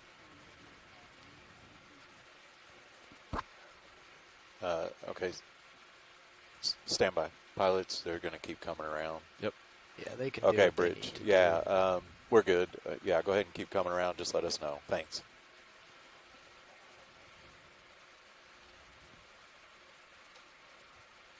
So as we make our way up, I really want to take a look at that ledge that we will saw get earlier. back to the ledge when the storm passes on the surface. But until that time, we have a really beautiful view of the greater geology, the greater forms of the rock that it's taking in this area. And you just All right, get coming up. kind Let's of go a up, Dave. view All right.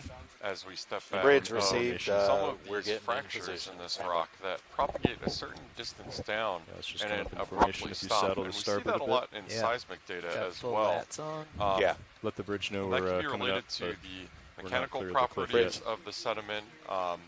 It could be related to Okay, you guys copy. Center basically rotation's how these changed. fractures Okay, can start. They could either yes, be be a aware we are subsurface against a cliff. nucleation, or they could So, be at the surface. they're getting in Especially in this position carbonate right now. material, I So, think it wouldn't be we need to uncommon bail out to for the southwest. initial That'll pull cracks us to away from form, the and cliff. then basically water I think channeling your through it, Z-bias is still deepening on, it. so you're not able to A lot flex of up potential your vertical origins thrust. for There we go. fractures that we're So observing. it looks like in the these top rocks. of this feature is maybe like Yeah, we got. where does it get flat? Yeah, Mark? and we're We got drifting a little 40 bit. Looking 40 at knot the winds. topside camera right now, and what's it the looks top like of we're the in a feature? squall or Mark, some Mark. bad weather right now. The So top of the top feature. we might be Yeah. a little Get above that. less than the usual precision Top that of we're the working feature with just because of bad weather is conditions. about I'm gonna back up a bit, Dave. Oh, wow. 10, 50, 40, 30, 20, about 1,000. Okay. Hey, drop a waypoint And where we were, yeah, we're just in drifting case. away. Unfortunately, weather conditions have resulted in us having to call the dive right now and bring Deep Discover and Sirius back to the surface.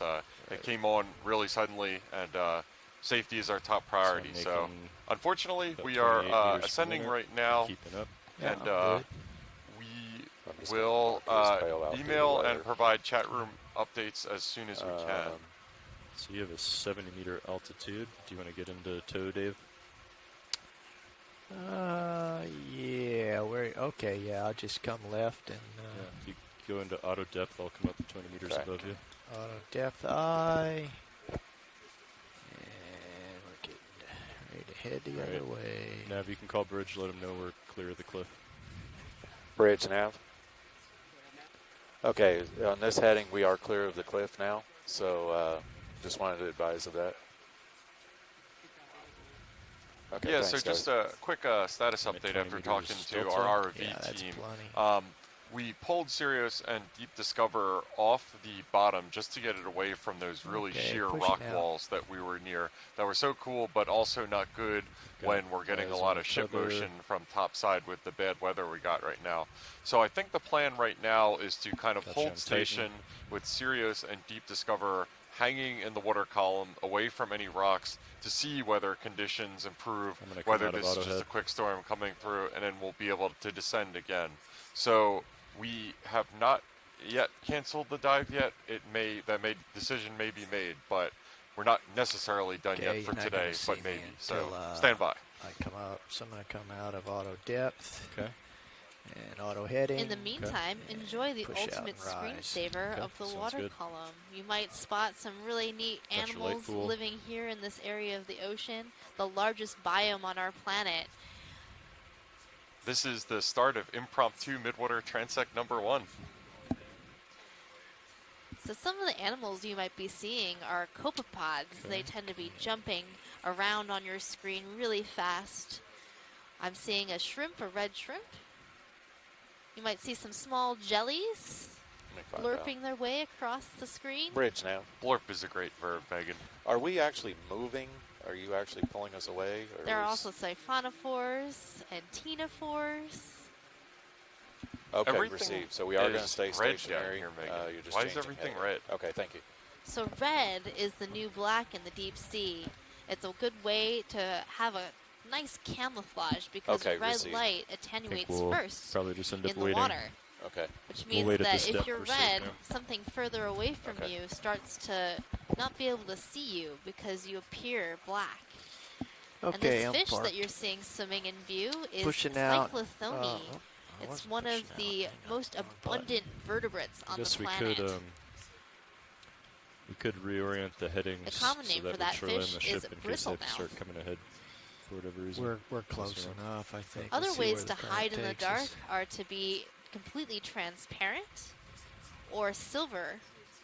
If you have shiny silver sides, you can hide by reflecting light back at anything that might want to eat you.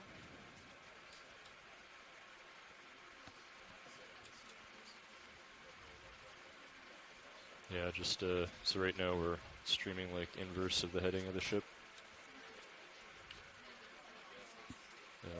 So if they did have to start coming ahead, we would be pulling Sirius into D2 how they're aligned right now. Oh, I see what you're saying. Yeah. I didn't notice that. I concur. I will maneuver. Okay. Lateraling right. Okay.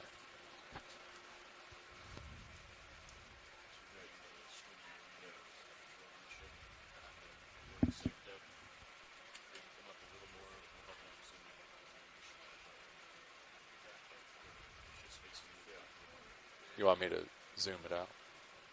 Yeah, yes, please. Okay.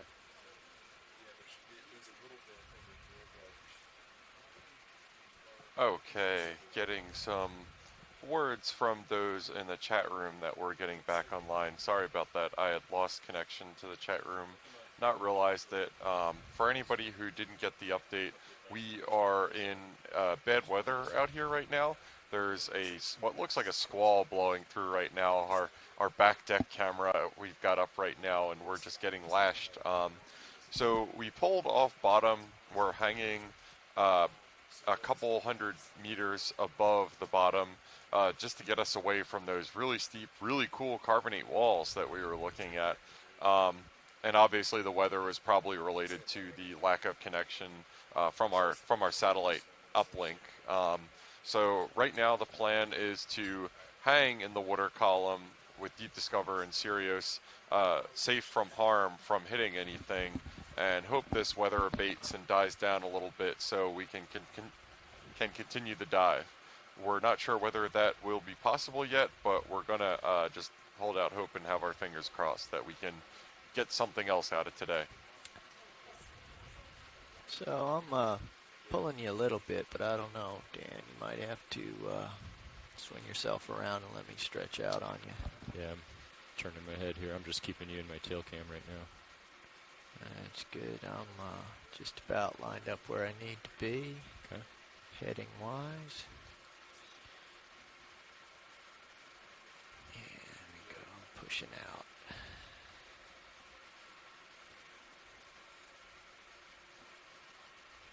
So as we were saying, I don't believe we were online. This is Weather fairly is, similar at to least the wind what we were is doing dropping down yesterday now. in a much more planned and constructed manner, where right now we are kind of hanging in the water column and watching Deep Discover's camera as All right, some I think if interesting you, midwater just kinda fauna line drift up, by. Sirius doesn't. We've seen a Doesn't number wanna of go, does it? A little copepods bit of and current or jellies Yeah, so I don't far. know if I can. Well, let me just push I out wonder and see if if I can. Mike Ford, our onshore midwater expert, one of our midwater experts, we'll have to tell him that we got a that should be ad hoc safe, though. midwater dive in today. So I put together for myself a hand-drawn cheat sheet of animals that we might see in the water column. So I'm going to use that to help you tell a little bit more about what we might Alright, be we're just seeing gonna as straighten out, we that should be wait good. for an update from our ROV So you're team. not ahead, but we're kind of opposite. Yeah, if I straighten out, I won't be able to pull you around. You'll see where we end up here. We'll just Yeah. take auto head off. I'm Yeah. pushing out. We'll see where we end up. Sounds good. So that little swimming thing that you're Might seeing be is a floating up right now a surgested bit. shrimp. Yeah. Seeing some cyclothonia or bristlemouth fish. You might be seeing some krill as well as copepods. Ooh, what's that? Oh, that looks like Paralia, a type of jellyfish. That was a cool looking one. That looks good. They're pretty distinctive in that they have that dusky red color. So they're a what most people would know as a jellyfish.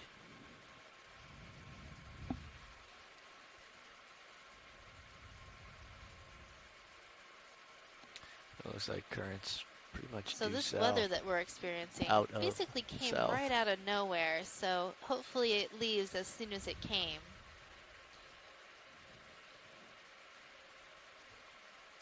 There's a really interesting green blob. Didn't get a good look at it.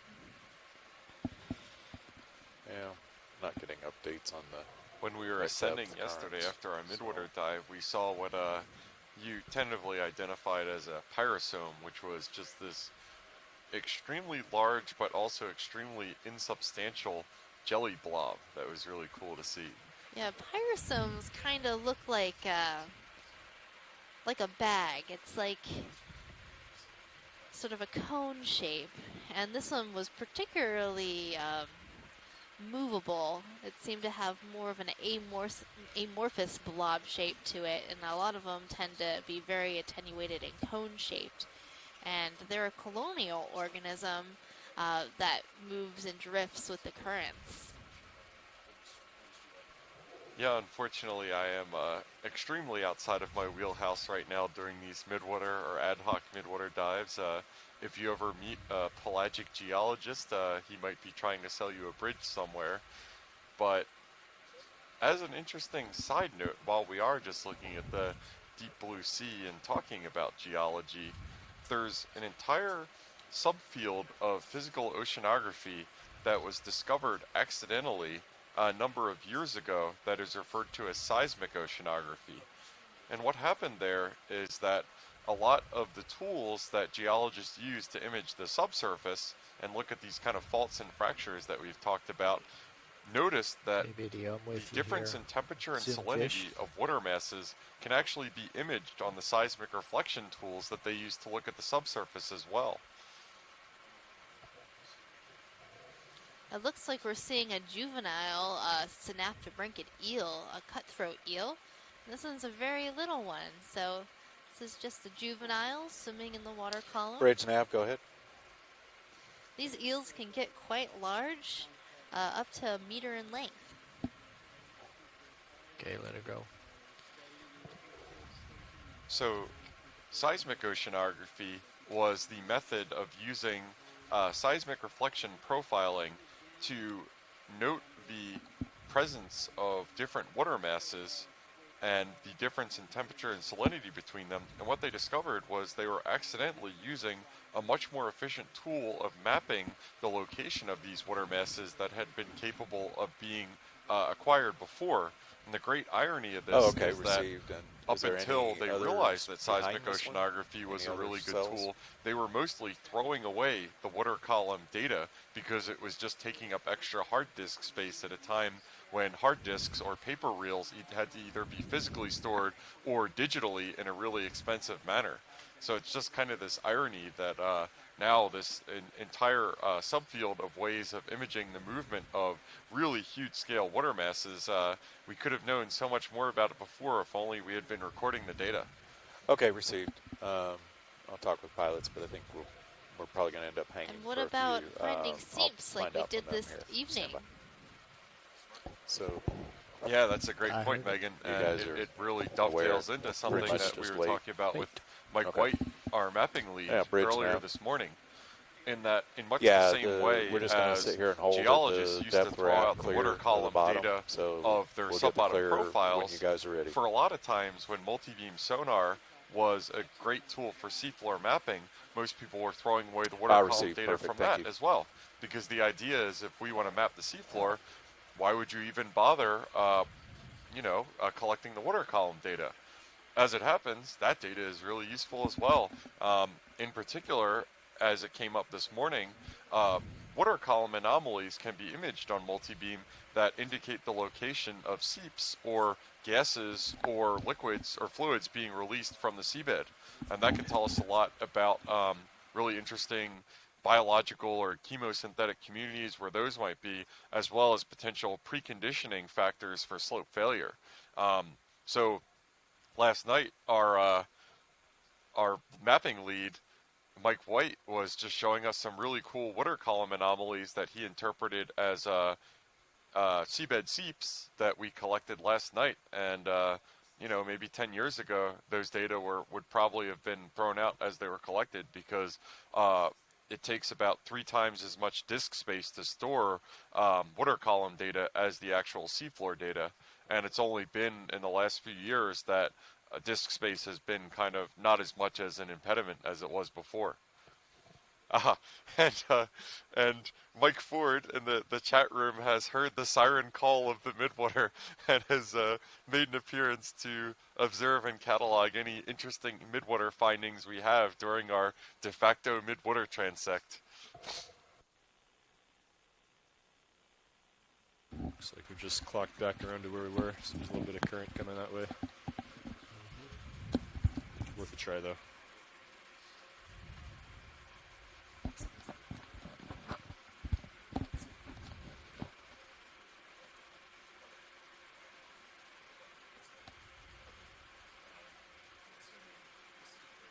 One of the fun facts I learned about some of the jellies that live here in the midwater, the halicreatid jelly or hydromedusa, have this really interesting adaptation where they have these sort of spikes and bumps on their bell, and that keeps them from being eaten by other jellies that live in the water column.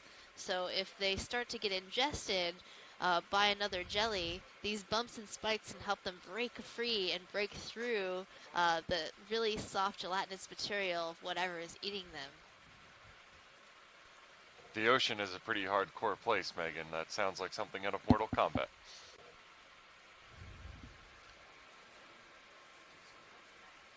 So I think we're just going to hold here until it clears out.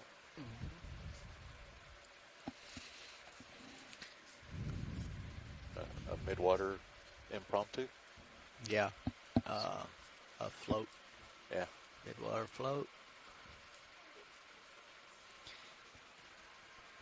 Video, you're free to zoom and We just focus got at update will. from our It will not team, disturb me in the slightest. who informed us that we are Good to going know. to Thank you, kind pilot. of I can hang slack here track for things, you know, another 30 10 or degrees 15 left minutes. or right. It looks like if this something really good storm shows up. might pass, but we All want to right, make let's sure give it a go. that we're not going to descend and then get into another one or anything. So we will have another update for you in 10 or 15 minutes. Yeah, this is really important because recovering the vehicles in really difficult weather can be very challenging and extremely dangerous. So we want to make sure that if we do need to Midwater time recover, yesterday we can got do cut it short, as safely so as possible. Bonus. had to get it in. There you go.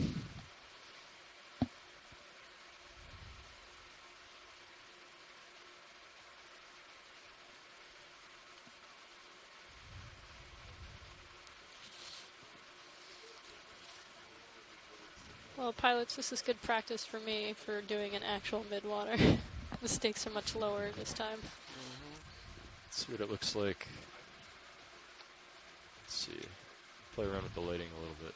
Yeah, what's our usual configuration for midwater? Not that. Well, that's if it's really close.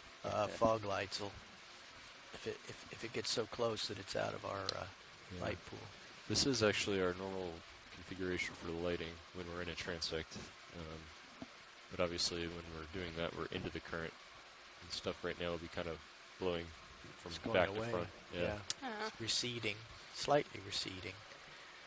Let's try this though. Let's see. So we're at about it's going to get a little dark. 1160 Yeah, meters it's finally water got some depth right now. currents. This is below the depth at which any light can penetrate, right, Megan? Like That's right, Jeff. So depth there there is where no you light guys are, getting down to this depth, but a lot of the organisms I do can still tell you have little- eyes because it's they coming can be east. pretty useful in these dark areas. 285. A lot of Should I turn those lights animals back on? have bioluminescence, Sure. which create A light little east. in this area of deep darkness. No, from No, sorry. 285. So if we Yeah. had the right Or, cameras, I'm sorry. we no. could turn off all the lights and possibly be That's able to negative, see so the west. bioluminescence. Yeah, I you're had right. the And if you reciprocal. are It's in an coming ocean from, area near the 110. coast or out on a ship, you can also see bioluminescence on the surface. On a really dark night, as you walk through water or as your boat makes its way through water, and your eyes are nice and dark, adjusted to the dark, you can actually see these little flickers of green-blue light in the water, and those are caused by dinoflagellates that produce bioluminescent light. Bridge nav, go ahead. So we actually got to see that. Really, it was a really awesome experience. Okay, on received. one of the clearest nights that we've had out here during this expedition. There were a number of dolphins that Coming were back to riding our port a little bow bit. wake. And as they were swimming through the water, you could see them because all of the bioluminescence that was lighting up their trails. So that was a really magical time. And because the skies were so clear, you could even see the Milky Way. So those are some of the bonuses of getting to be See if out this at helps. sea. Dolphins will never miss a good PR opportunity, Megan. They are the ultimate showboaters.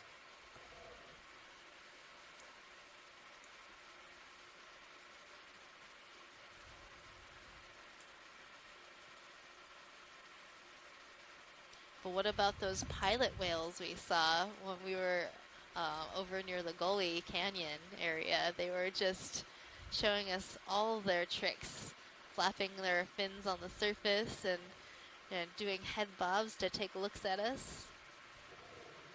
Yeah, I guess that was kind of cool. They were pretty cute. And they were more curious about us than we were about them. Bridge nav, go ahead. Okay, received. Thank you.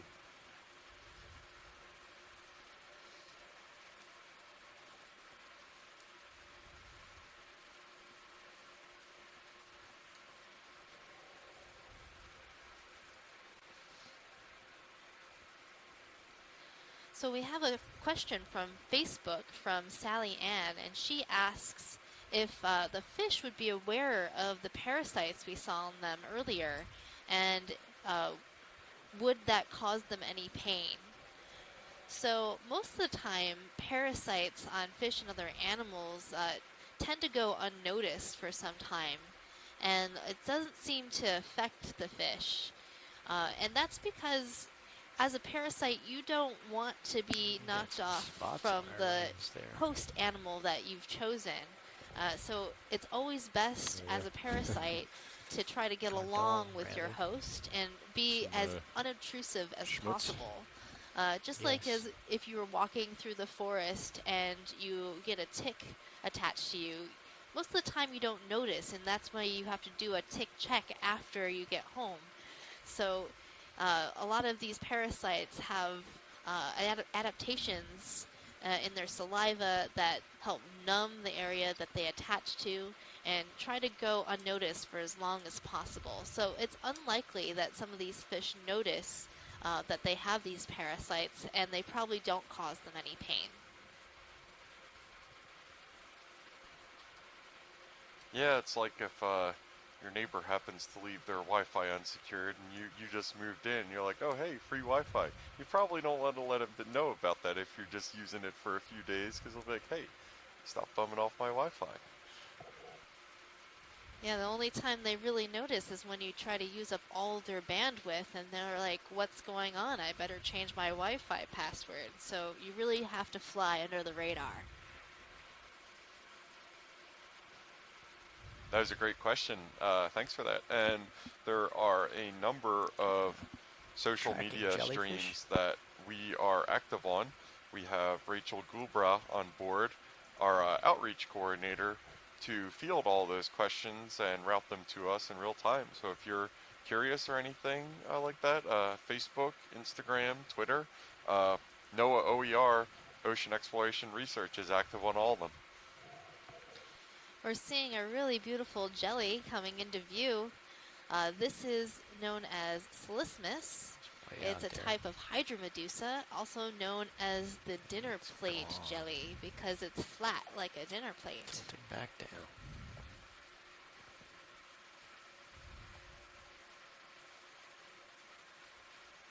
Camera level. Yeah, this is kind of a funny little opportunity here that we're getting as we're doing again this impromptu midwater transect, and as we came up into the midwater and word got around that we just happened to be hanging out for a while, we saw kind of a scientific shift change of those who are active from the benthic community, That's super, go ahead. scientific community that is, to the midwater community, and it's just kind of an interesting insight into how these things work, and that unfortunately, unlike what you may see on TV, there's no such thing as the omnidisciplinary scientist who's just an expert in all fields at the same time. And once we get deep down into our expertise and kind of know enough to contribute original knowledge to a field, we're pretty far removed from even stuff that's relatively close to our disciplines, like the abyssal area to the midwater area. Or, for example, you know, when I was looking at this carbonate stuff earlier, I'm generally speaking a sedimentary geologist and don't really focus on geology that is older than the Pleistocene, or, you know, about 2.58 million years before present.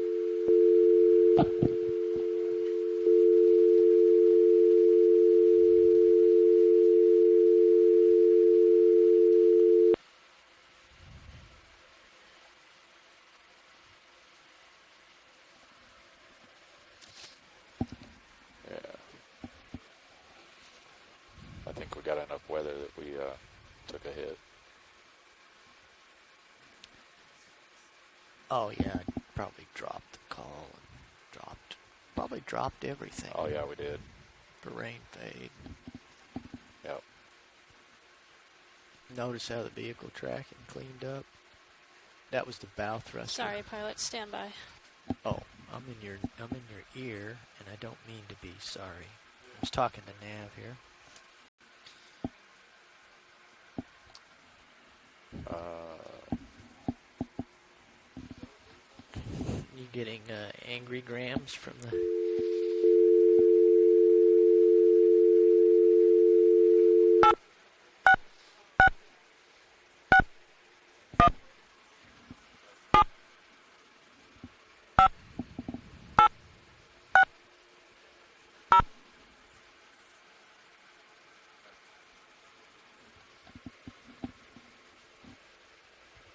Welcome to the conferencing center. At Wanna any swap time out during to this go back message, now? please enter your passcode Sure. followed by pound sign.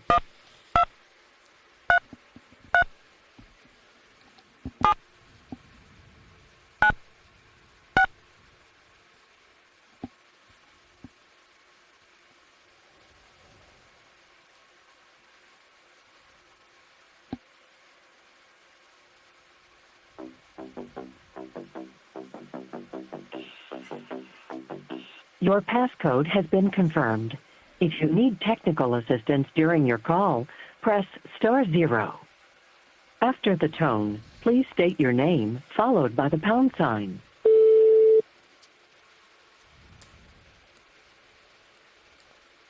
Thank you.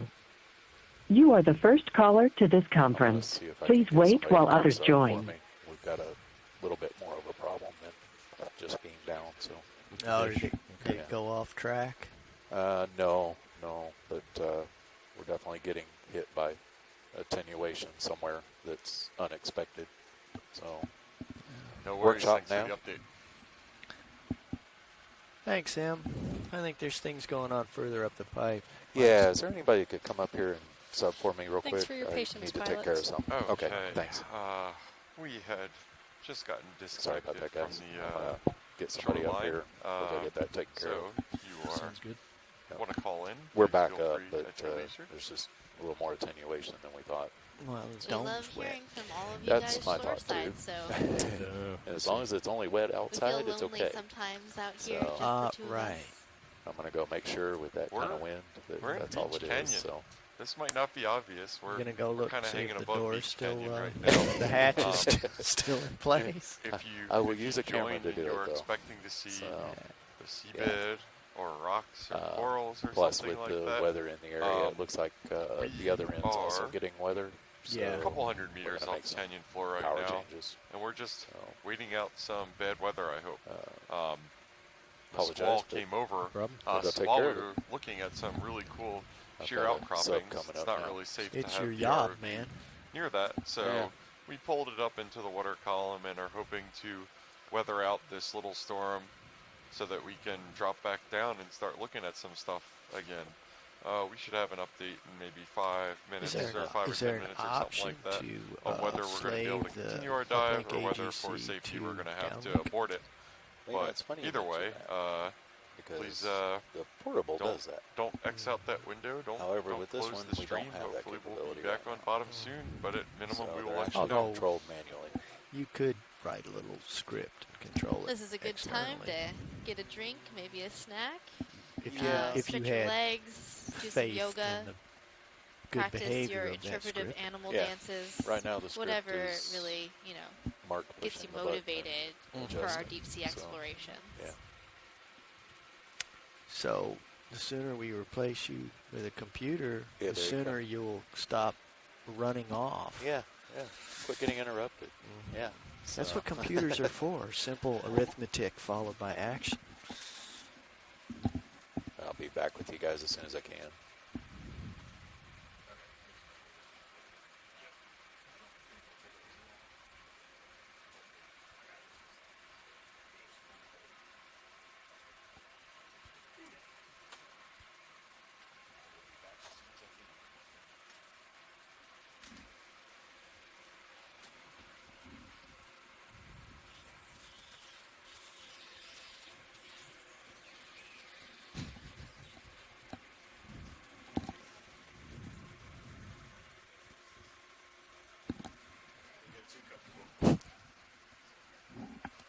Up.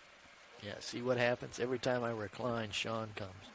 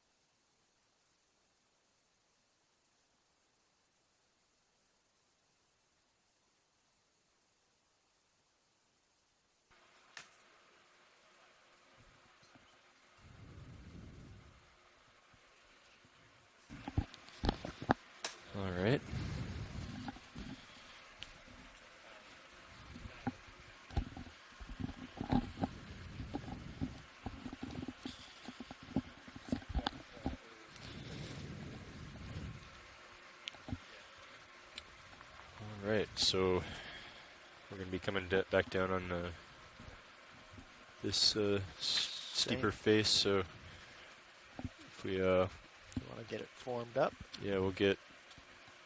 I'm trying to remember what depth we left off at. So like 12:15. Stand by one. 12-ish. Yeah, it was 12:55 at the bottom. I think you guys were You guys were like up here, right? Yeah. So yeah, like 12:15. That's about right. Okay, so maybe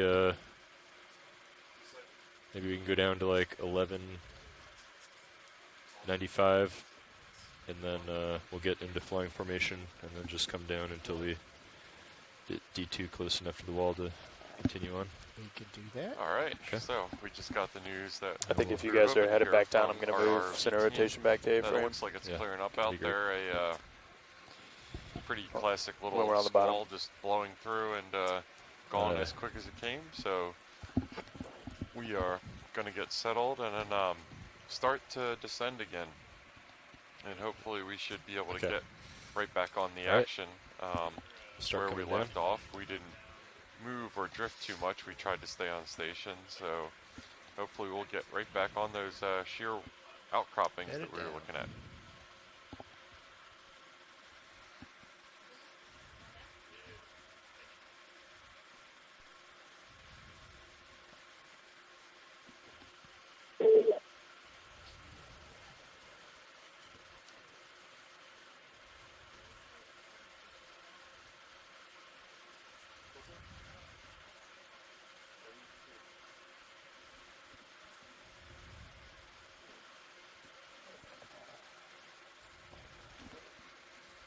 Do you mind ranging my sonar out to 50?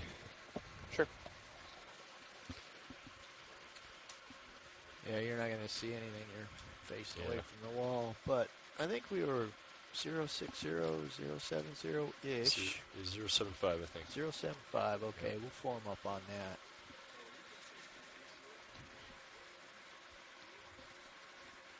At 11:85. All right, you're at 50.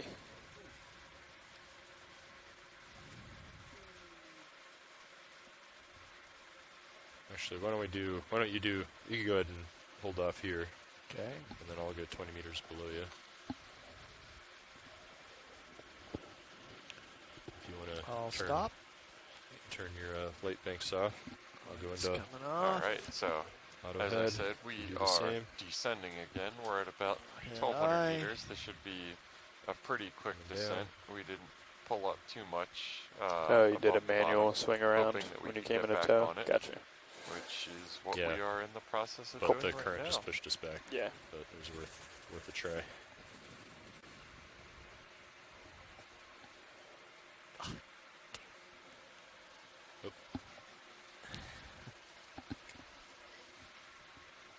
There's some There we sort of floaty thing that could be really interesting. Come on.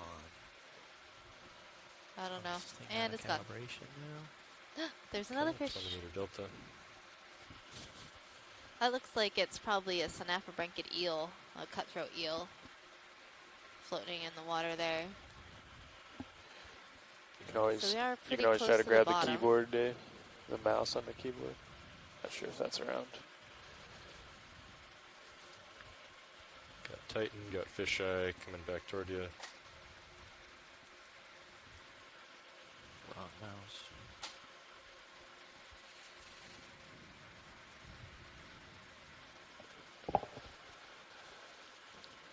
So as we head back down to the bottom, I want to welcome you to dive 11 of our Deep Connections expedition Just look at the pilot at screen. Veatch Canyon. I don't know So where we the were mouse just is. on bottom, but had to pull off due to some weather. But now we are ready to dive. I think we can call this 11 Part 2.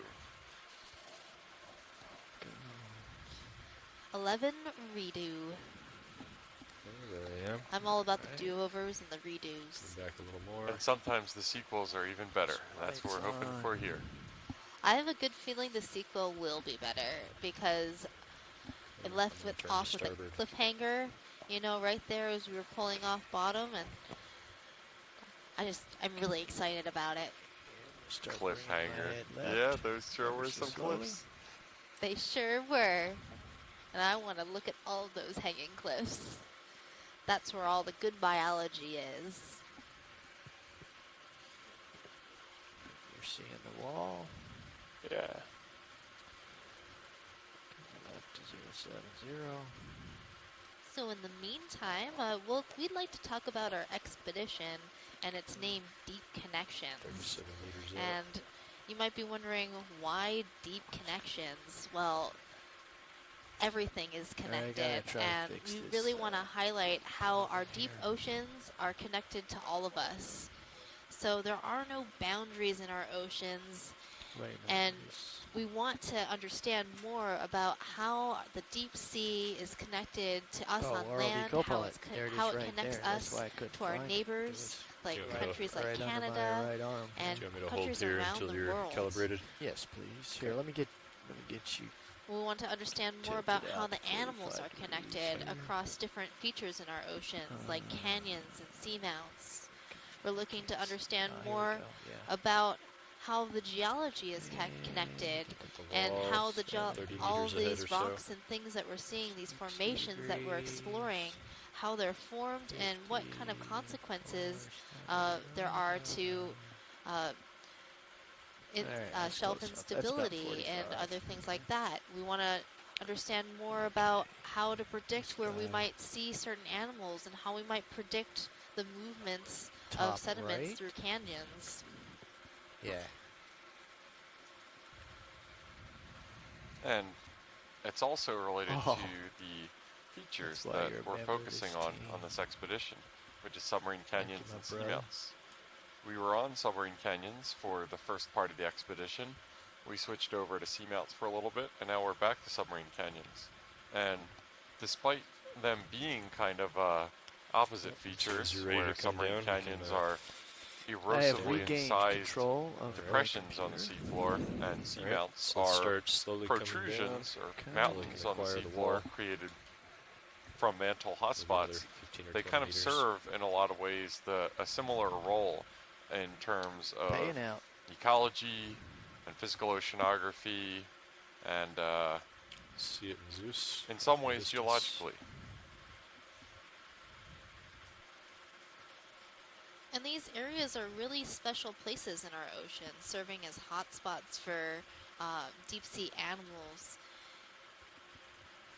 And a lot of these places have been identified as being special, and a lot of places have been protected from commercial activity. So one of the first places we explored during this expedition was in the Gully Marine Protected Area in Canadian waters.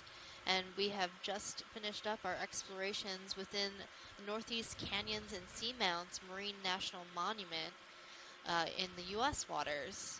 And that is the only marine national monument within the Atlantic Ocean. So excited. We're also going to be exploring the Frank R. Lautenberg deep coral protection area. Should be able to reach out to it. So and it's really important to us to protect these areas because we are stewards of the ocean, and it's our responsibility to learn more about our deep sea resources through protecting special places like this one. Ship knows that we got and some we're rotation. Back. We are back on bottom, and we are. Now that we're back on bottom, we'll keep an eye on it. Okay. This is the view I've been longing to see for the last. Okay, I'll saddle the starboard. Yeah, it's been an intense 20 minutes for me. Very emotional. Good. Okay. We're back. We're back. If you're not, we're back on bottom. I can't wait to see some corals and sponges. And all the fishes.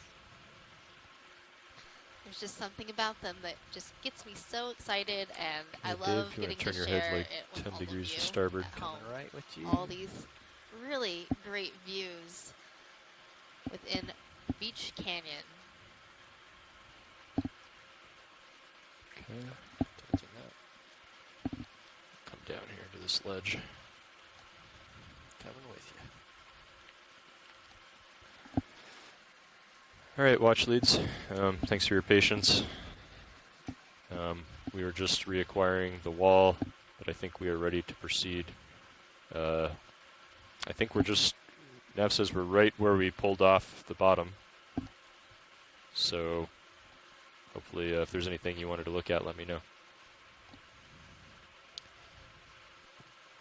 Thank you, pilot. I think I saw something that was just up on the wall. Ooh, there's a coral. Can we look at that? Yes.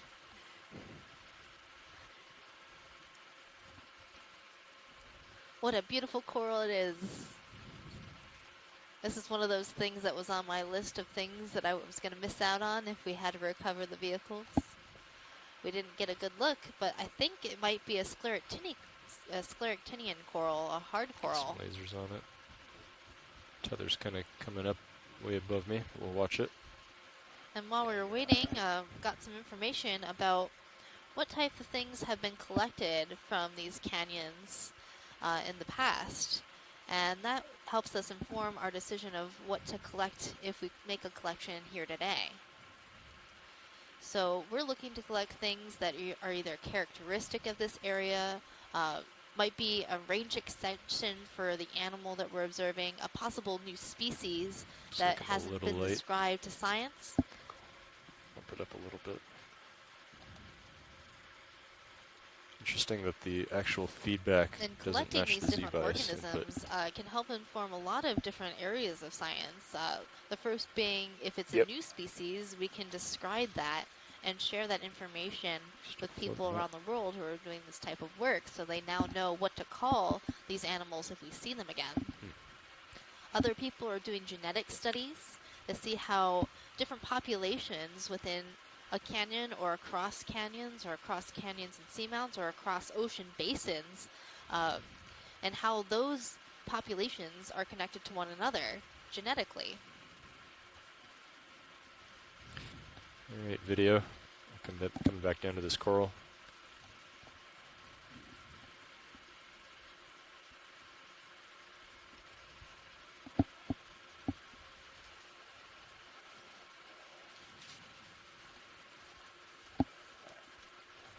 See if I can set a toe down without touching the brow too much. Free floating in the water column right now. We're going to try to stabilize Deep Discover against this wall just by putting a toe down on the wall just so we can get a nice camera zoom. But as you can see, if you are looking at feed number 2, which is from Sirius's camera view, we're staring at a sheer cliff wall. If this was a subaerial feature, or if this was not underwater, you could fall straight down this wall, which is pretty cool to see in the marine environment, but don't do that.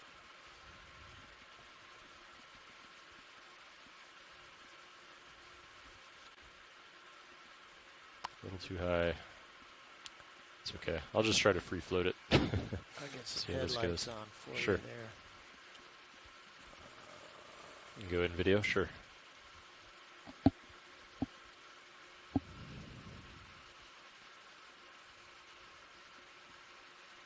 So this is a hard coral, and the zigzag branching pattern makes me think that this is Lophilia, a type of scleractinian coral.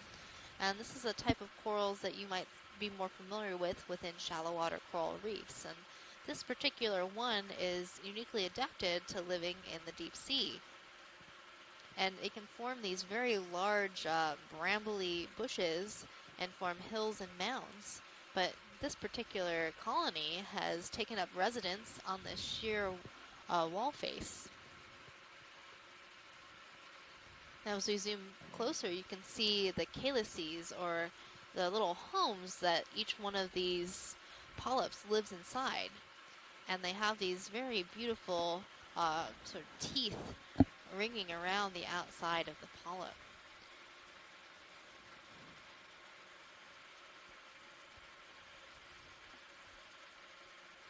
That's beautiful.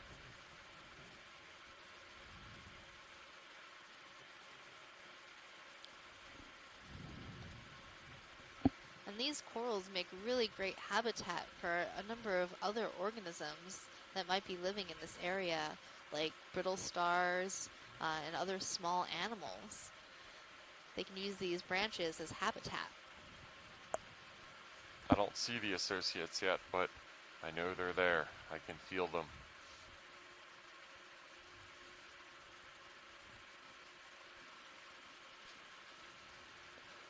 Dan, I think you're seeing a lot of upwelling.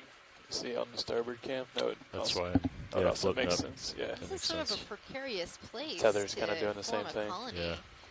It's You can probably really a see it really on the nice starboard. place too, because as the currents pass Yeah, that by makes this sense. overhang, you can see that a lot of food can get to the polyps of this coral. All right, well, actually, anything else here you'd like to take a look at, or are we clear to move on? We're clear to move on, pilot. Okay, let's come out, video. Thank you, pilot. Well done. Thank you. Coming off. Yeah, you mentioned precarious, and right above this coral, we saw a small kinda like a lawn. debris pile from There's mass not too much wasting debris in the occurring water, on this maybe, wall, and that was almost inevitably not? a earlier stage of the small chunks of carbonate rocks that we saw in the access to this canyon when we first landed. Overhang is around here somewhere. Pilot, can we zoom on this thing that's sort of wiggling in the current? Wiggling in the current. Yeah, And it's which like part right, of the screen? Lower left. Lower it's left. right next Oh, I to gotcha. that purple. Yeah, I see it there. It's like now it's center screen. It's an anemone. I'm just seeing there are these gonna branches do a sort quick of zoom. moving back Oh, and I see. forth.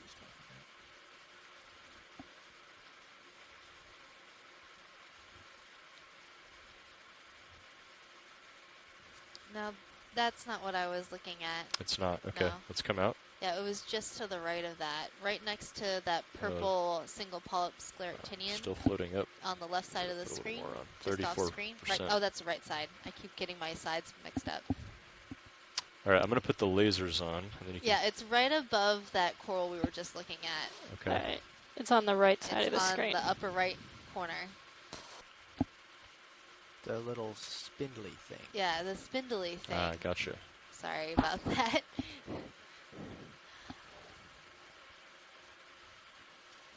Yeah, you can do a partial.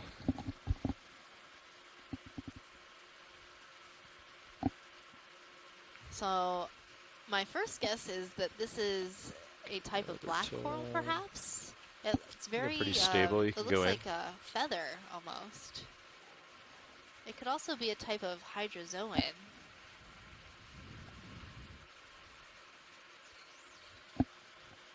Yeah, I think this might be a hydrozoan, not a coral, but a coral-like animal.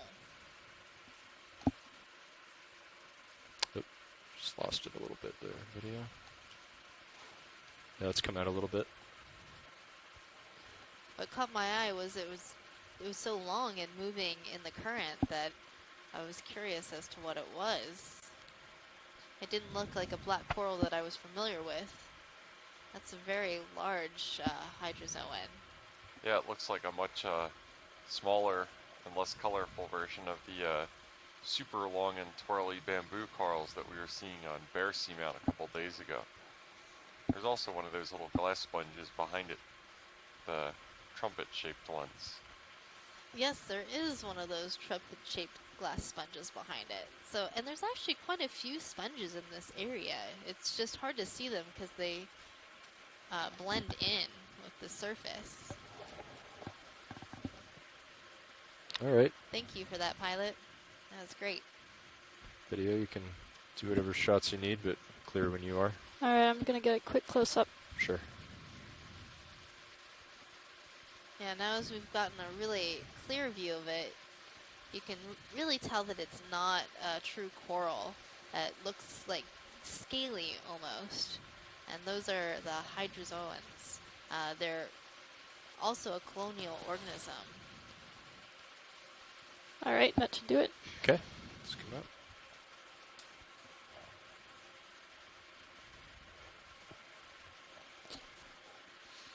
It's just amazing at how small some of these animals are living on this cliff face. So the other day when we were seeing these really, really large colonies of corals and sponges, they were very conspicuous, but Is that the full ones wide that video? are here seem to be blending That's in full wide. Okay, really thanks. well. Pilot, do you still want 50 or? There was something can do moving 30. on the left side of the screen. Dave's got it.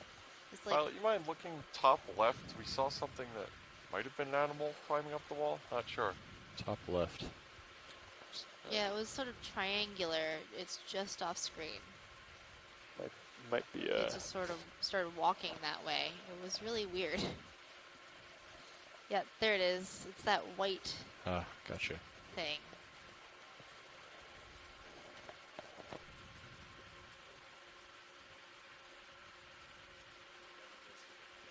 No, whatever it is, it's on the move. Is it like something arthropod looking, right? I have no idea. And blending in It's really blending well. in too well. It's sort of hurting my brain. It's like attached maybe to it's a something stalk. on a stalk. It's bobbing in the current. It kind of looks like it's a barnacle. But that doesn't make video. any sense. Because it was Settle climbing. down.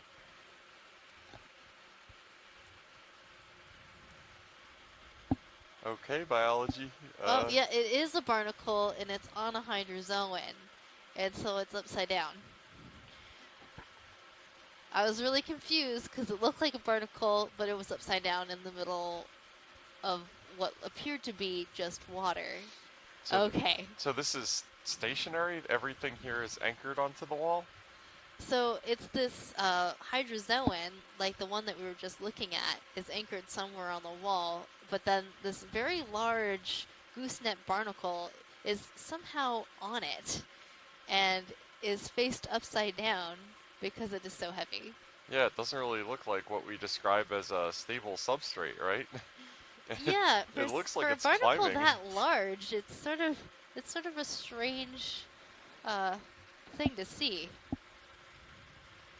You don't normally would see this type of barnacle on a rock and not on a hydrozoan. And you can see it's extending its legs out, and barnacles are Zoom in actually tighter. crustaceans like crabs. And what you're seeing right now are its legs that it uses as a feeding appendage. So they'll beat those legs, and that helps them breathe and also capture food particles.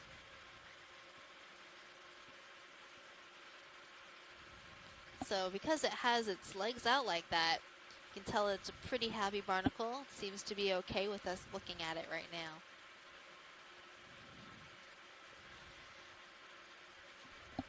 Definitely fooled us into thinking it was something mobile instead of something sessile. Yeah. That was very tricky of it. I was really confused. We really got burned by that one encrusting crab that fooled us so much. So it's just evening the score. At first, when we were zooming in, I thought it might be a crab carrying a barnacle or something like that.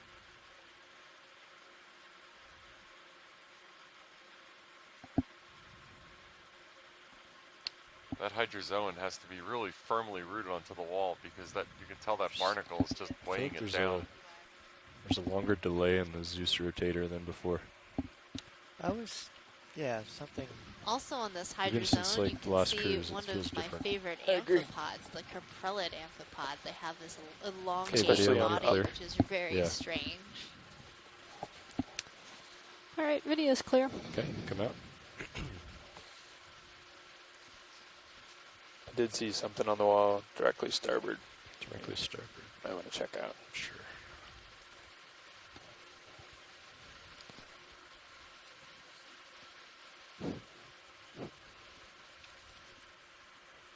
Well, No, that's and this my carbonate eyes. sequence is just keep on going.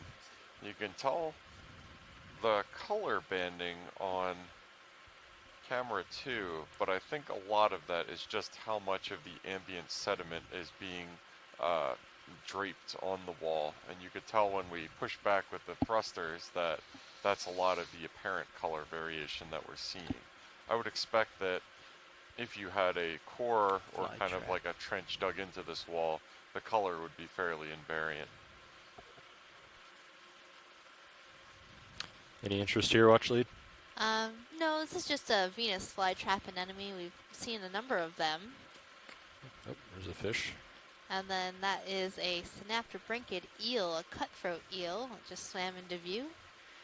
We've been seeing those throughout the dive, come back in the down to this water crack column just for a and little bit. very near the bottom. There are also a number. Just trying They to are remember also where that one overhang of the was. top predators within this area of the ocean. So it's usually those cutthroat eels and the rat tails that come by to scavenge for food.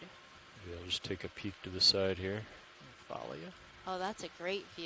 You can see how sheer this cliff face is.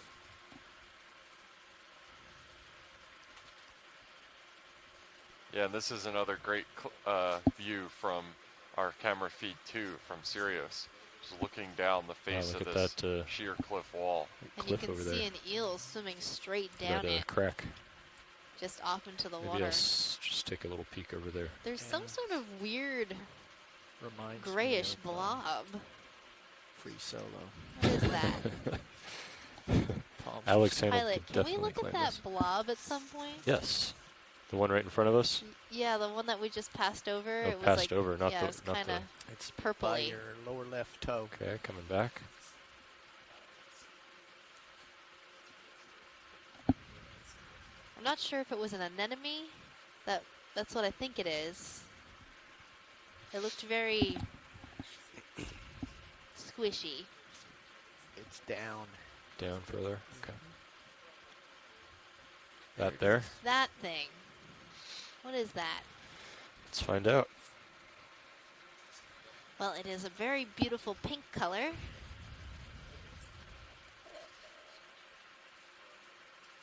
It kind of looks anemone-like, but there's some, Looks like grandma without her yeah, teeth. that like kind of looks like a frowning mouth.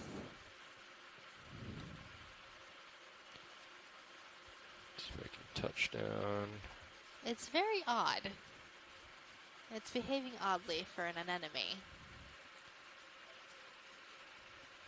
And the tentacles of this animal are very thin, too. All right, go in video. Mike Ford, one of our midwater experts, is speculating that it might be a dead Poralia jelly. Workshop, this is Nath. No, but it definitely looks like it's firmly attached onto the wall. Yeah, it definitely looks firmly attached onto the wall there. Really squishy though. It doesn't have that kind of transition between the relatively pebbly or hard body of something like the Venus flytrap anemone and then this thing, which just looks for all the world like a balloon. Well, it is an anemone. That's definitely what it is. Maybe it's digesting. Yeah, it's doing something.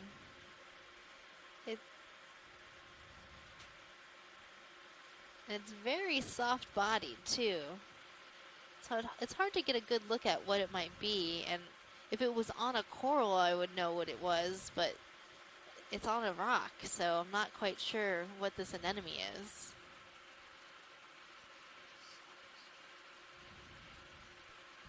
Can we get lasers, pilot? Sure. Thank you. Yeah, and there's our scale lasers right here. So this looks to be just about 10 centimeters wide on the dot. That's a pretty decent out a little size bit, Emily. anemone. Sorry, I'm just sliding around a lot. Yeah, that should be great footage for our shore-based scientists. Maybe an enemy expert knows what it is. Okay. Well, that was definitely an interesting creature. What a big weirdo.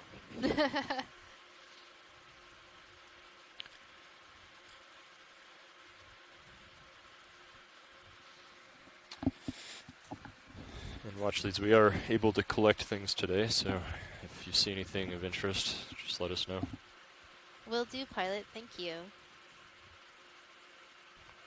Yeah, and this looks like another one of those fractures in the rock wall that we're looking at right now.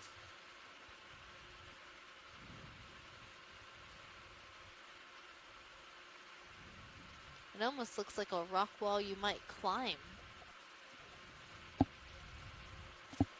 Yeah, it certainly has the the vertical relief. And it's really interesting. I mean, we talk about these submarine canyons, obviously, as canyons. You can think about them as broadly analogous to the ones on land, but just generally speaking, the whole scale of Coral, them is a lot upper more center. gentle. Sure, we can take a look at that. More gently sloping walls, a much wider canyon channel axis, but they usually don't look like this. This Absolutely. is just really exceptionally steep.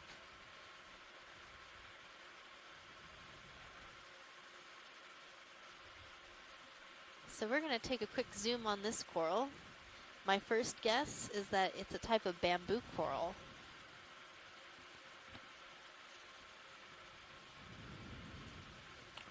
Just because Best it angle, just but let's kind of take a looks quick like look. one to me. Oh, There's sorry. no real reason why I think it's that. It's just, I've seen enough of them that the way it looks just sort of says this might be a bamboo.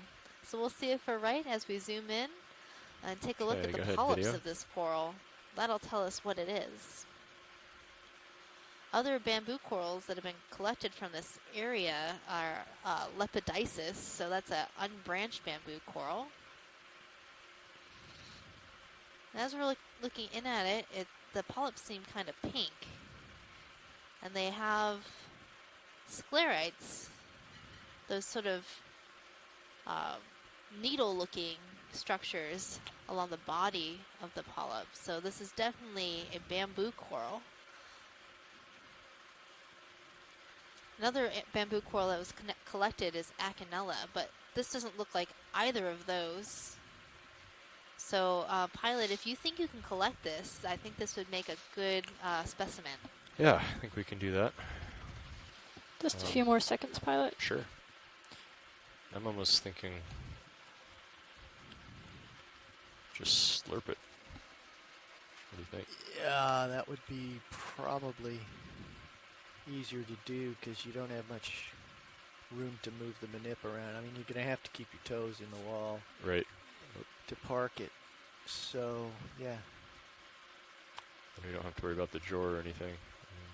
Actually, Yeah. it This is might also a be that different we can depth just range push the hose out. than we've You can collected drive the bamboo hose corals onto from it. these canyons I before. don't know. So, That's worth a try. and I the think I long could, might extend the intertentacular drawer spines. Yeah. to So the those wall are the while it's spines extended, which isn't in like a between, super strong position for the the door. Yeah, If you well, rest against tentacles the of wall, these but polyps.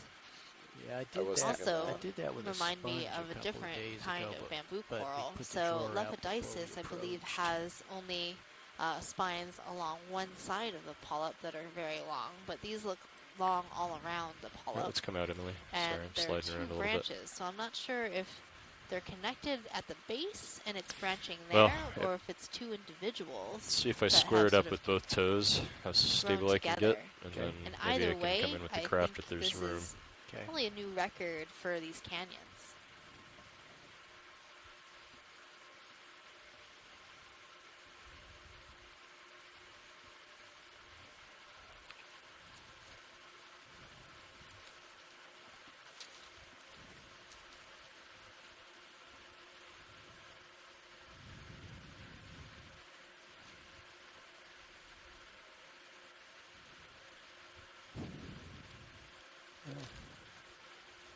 Might be a little tight, but I think I might be able to get it with the craft, and then I can come up off the wall, just float in the water, and then we can open the drawer. So we're just squaring up on this coral right now, getting ready to collect it. Whoa, that was a eel, I think, or a cutthroat eel cutting across our field of vision. Usually it's as simple as putting a toe down and then pulling out our sample box and our manipulator arms and collecting it. I have to imagine the operation is a little more complicated considering we're more or less floating free in front of this rock wall. And if you haven't before, check out Camera Feed 2 on Sirius. It's really, really neat.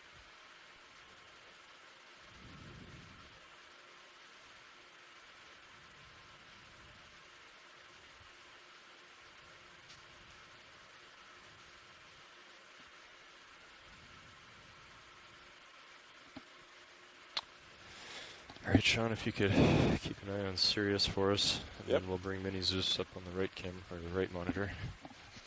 got it.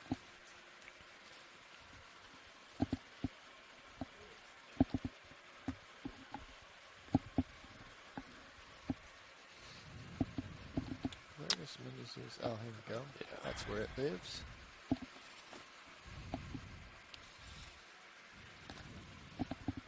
Hydraulics are up. Well, let's You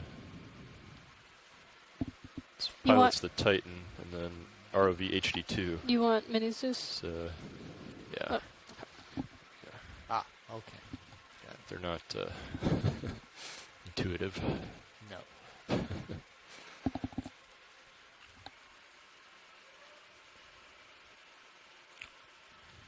Just make sure there's plenty of clearance for the craft here. Yeah. Should be able to do this.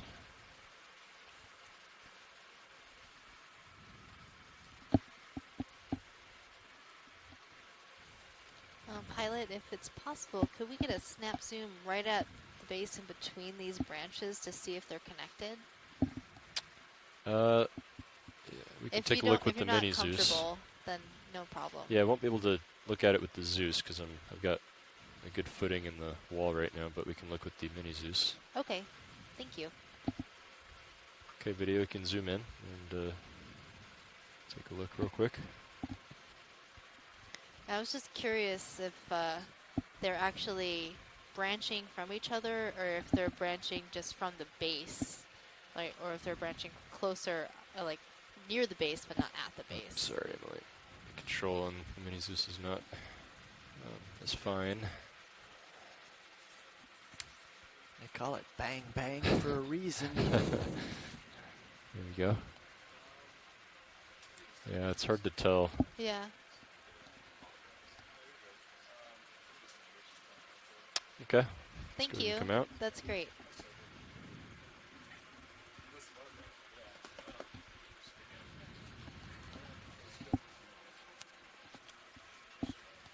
Full wide on mini Zeus. Thanks. That'll give me a good view there between the craft and the wall. Alright, hydraulics are up. Indexed out. Hydraulics on the arm. Good force 3 should do.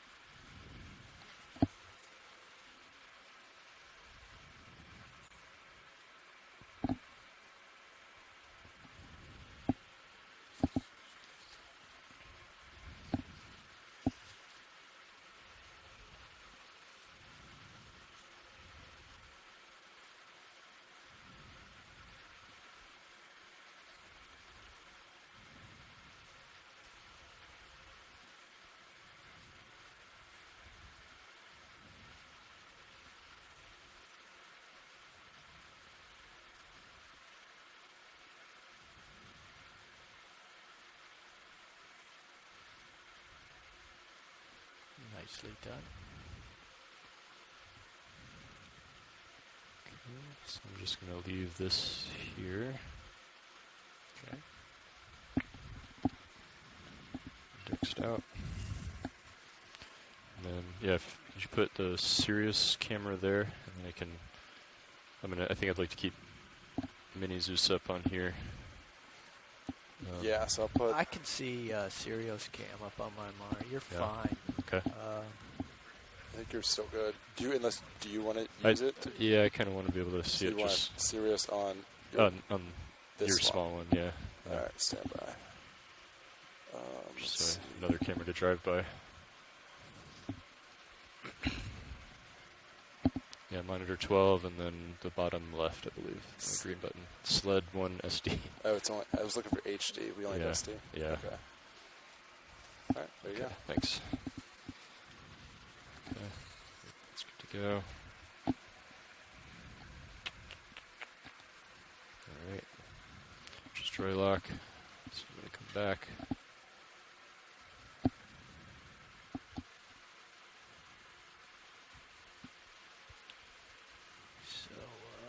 port outer is going to be the easiest one for you to get to. Sure. So, extend pin, separate track pin.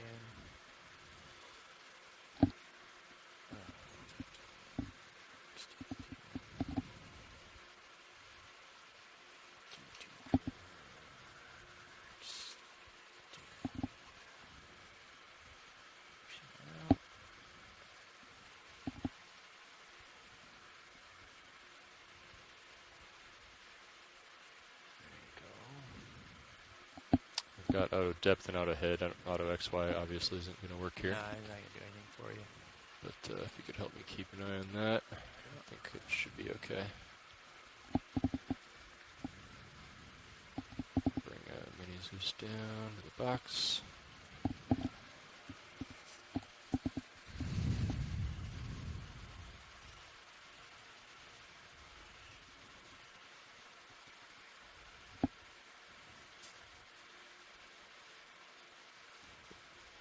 Just remember to very gently withdraw the arm so you don't suck it out of there. That's good. Okay. Great. Thanks, Dave. All right. Nicely done. We just nabbed that coral off the canyon wall, and now we are going to You got plenty of put time. all our toys away and continue.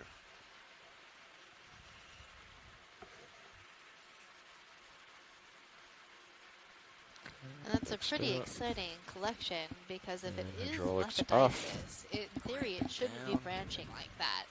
And the only other coral that branches that has been collected from canyons in this area is Acanella, which that one definitely was not. So All right. there are some coral biologists out there pretty excited about this sample. Scott France Great. being one of them. Right where we left off. Perfect. Okay. So I guess I'll Gotta make Scott happy.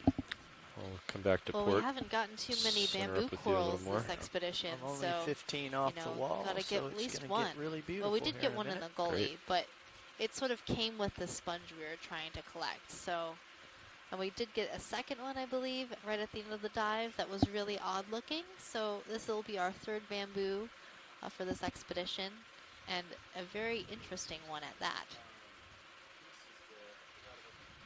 There have been a number of genetic studies going on trying to understand the taxonomy of this group of corals. The bamboo corals are particularly difficult to figure out. And so there's been a lot of revision within that family of corals. Oh, and there's our weird blob anemone.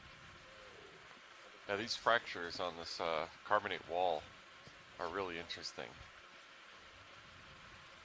Wondering how far into the wall they propagate.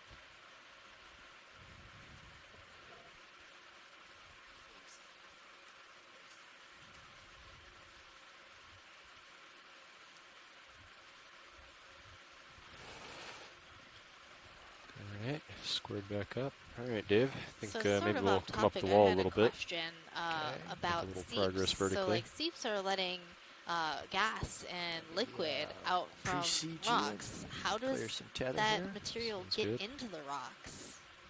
How are seeps formed? Looking 57 degrees at you. Okay. Yeah, that's a good question, Megan.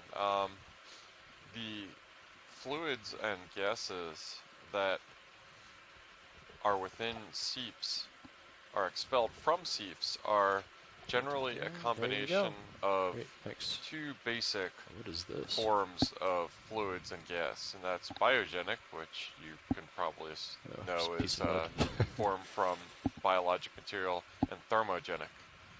And biogenic gases are typically formed at a lot shallower depths, and it's from the respiration or the decomposition of organic matter, and that's typically under oxygen deficient or anoxic conditions. And the most common and volumetrically significant of that is methane. And that's a lot of what you're seeing at seabed seeps are methane produced at relatively shallow depths, and that's a relative term here, obviously. And then that is forms under pressure, and then through differential pressure of material above it is squashed out, and sometimes it'll move horizontally, which is something like what we saw in the Verrill Steps Formation, where we saw those expulsion anomalies on the walls of the canyon Brittle there. star or something? And also sometimes Might, it explore propagates a left lot and right vertically, here which before is we get too exactly, far they off the use the wall. conduits Okay. like the fractures that we've seen on the wall of this canyon today a lot.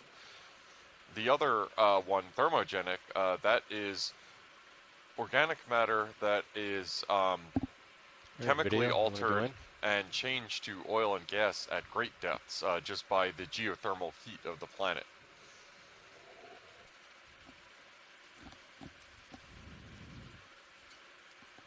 Oh, so there's another one of those tunicates, perhaps, coming out of the rock. We saw one earlier that was just above one of these brittle stars, and I was suggesting that it might be some sort of water column animal, but now that we're seeing another one, I'm definitely thinking it is a benthic form of perhaps something that might have a cousin that lives within the water column. This thing, I'm looking to see if it has two openings. So if it has two openings, it's probably a tunicate. They have an ingoing siphon and an outgoing siphon. And they're a really weird group because as larvae, they have a notochord. So they're in the chordate phylum. But as adults, they become this sessile gelatinous creature, which is quite interesting. Sort of de-evolving, if you will.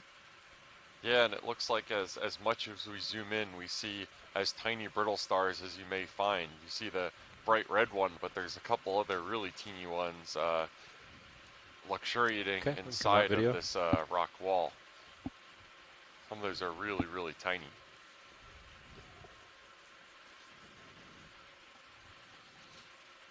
And spotted around this rock face, we're seeing a number of demisponges, so those small sponges. That's Chris. This is Chris Ma.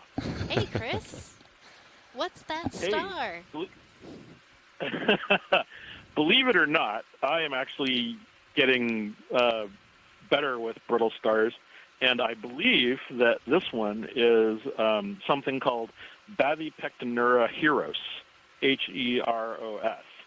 I didn't know for sure until we were able to look at the disc up close, and I was just looking at these the other day, and it has those two very particular bald spots right on the edge of the disc where the disc meets the arm. So I think that's what that is. That particular species occurs over quite a wide area because I believe they're one of these cosmopolitan deep sea things like Okeanos. So they can be found in the Pacific as well as in the Atlantic. It's interesting that you observe them right next to that tunicate twice. I'm not sure I think it's a coincidence. I think they're probably, I wonder if it's probably taking advantage of the water current that is being sort of brought in and filtered by the tunicate somehow, or maybe there's some kind of shelter that the tunicate provides inadvertently. So, I'd be curious to see if you see yet another one of these brittle stars sitting at the base of one of these tunicates. That one here we have our old friend Neomorphaster again. So anyway, I just wanted to chime in on the brittle star because this is one of those animals that I've just recently figured out, and I'm quite proud of it because brittle stars are not usually my thing. So okay, you can get zoom in video. Anyway, I'll let you get onto the wall. It sounds like you have lots of interesting things that you're looking at. Well, thanks for your brittle star knowledge, Chris. I'm glad you're looking into some of these because we do need some help in the 'Kay, brittle you can star come out world of identifying you're ready. some of the variety Sounds like brittle Chris Ma stars knew we've what this been one was. seeing. Yeah, give me just 1 second. Sure, sure. Well, it's interesting because the Smithsonian actually has a number of NOAA collections from some of these seamounts. So a lot of these taxa have actually been collected and are in the collections, so I can refer to them. And sometimes I forget that we have Thanks, one pilot. of the best repositories of if you have a question to some of these and it's kind of a test, we literally have the answers here at the Natural History Museum collection. So I just go out and take a look at it. It's like those perenniates we were looking at the other day. Sometimes, you're looking at them alive and you forget. We have like a whole collection of these things. And so I went out and looked at it, and sure enough, admittedly they're not as pretty, but the preserved specimens that have been collected sometimes, anywhere from 20 to 40 years ago, are a pretty good resemblance to the things that we're seeing. And so, they might not be the best specimens for extracting good quality DNA, but they serve a lovely purpose in the sense that they help us identify and recognize what's in these canyons. Because a lot of times they will go unidentified, and then someone comes along, puts a name on it, and you're in business. And certainly these brittle stars are an example of that.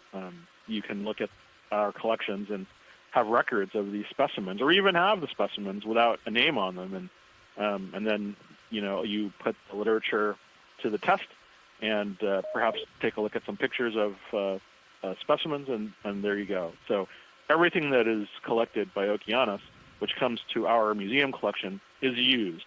So there's no waste in anything that's collected. Anyway, thank you. I see you're on corals, so be back later if there's more starfish. See ya. Thanks, Chris. Bye-bye.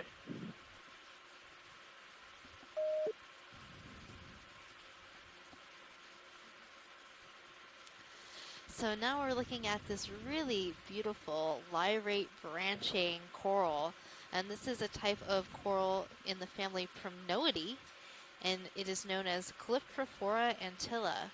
And Calyptrophora, you can identify it pretty easily once you know that it's a primnoid coral, based on the way you see the branches form these candelabra-like lyrate branches. So you're seeing them branching in beautiful rows. Can we tilt back up? And here we see a really wide holdfast. That's where this coral is connected to the rock. And it's really important that this coral maintains this holdfast, especially for such a large fan, because the currents are going to push a lot of stress on that holdfast. And this rock is relatively fragile. So that's fine. Thank you, pilot. It's going to have to maintain its connection in order to keep living here on the side of this wall. You can stop there. Okay. This is a very beautiful coral.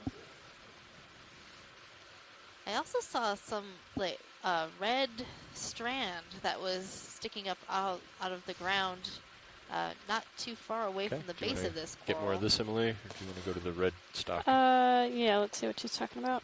Okay. Saw it down below to the Normally left. when I see red corals like that, I think to myself, oh, this must be a parrotgorgia, but this is not branched at all, so I have no idea what it is. Upper right? Yeah, or the one lower Pilot, left. can we get a zoom on that little red thinger? Sure. Thanks. Yeah, it looks like there's a couple of them in this It's coming area. out, Emily. Full wide. There was one just behind this coral, Of course, I kicked and up that some dust. cool spiky one It'll looks fall away really quickly, fun. though.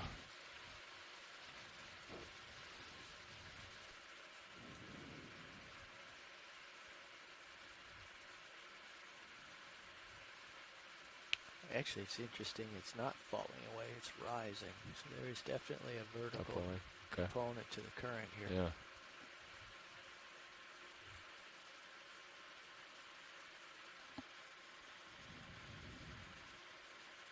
All right, Emily, go in.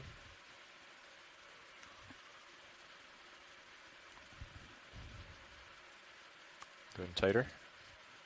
Which one are we doing? The red one. Left or right? Left.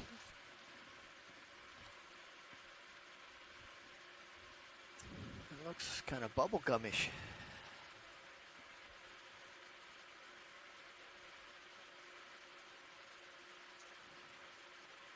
Okay, go a little tighter. And hold that. Okay.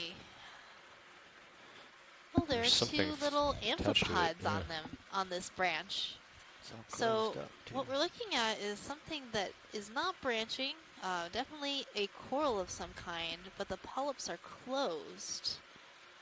One possibility could be that it's a type of plexaurid coral or perhaps a zoanthid, but without being able to see the polyps, it's really hard to tell what this might be.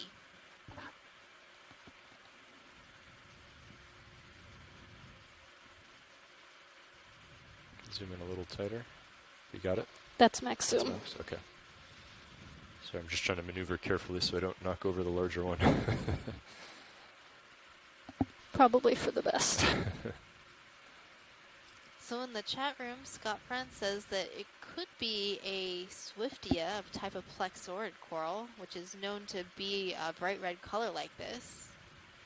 And I really like seeing these little amphipods. They have taken up residence on this coral. They're using it as a home. There are two very large ones and a number of very small ones. Do we have a sense of size on what this coral, how big it is? Sure do. It looks really tiny, but this Just coral turned them next to off. it is They're very there. large. Oh, it is really tiny. So those laser points, those dots are 4 inches apart or 10 centimeters apart, and that coral is extremely small, maybe just a couple centimeters long.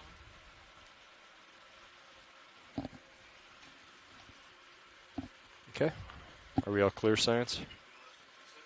Yes, thank you, Pilot. thank If we you. do see a larger version of that, we might want to collect it. Copy.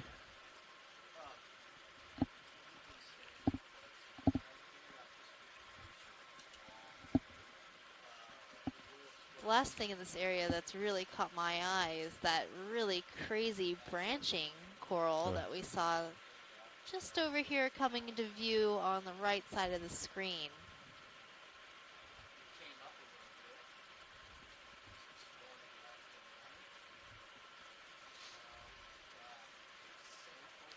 I think it might be worth our time to get nice and settled up here. Looks like there's a lot of interesting stuff.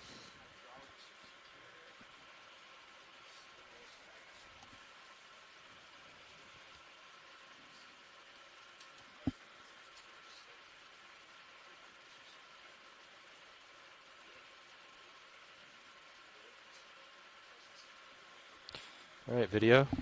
Come Little in. furry bright fish just flashed by. I missed it. I was just looking down at my notebook. Yeah, it was quick. So this is another type of primnoid coral. So in the same family as that Calyptrophora big branching coral, just to the left. But this one, in the chat, Scott France says it looks like it could be Thararella grasshoffii.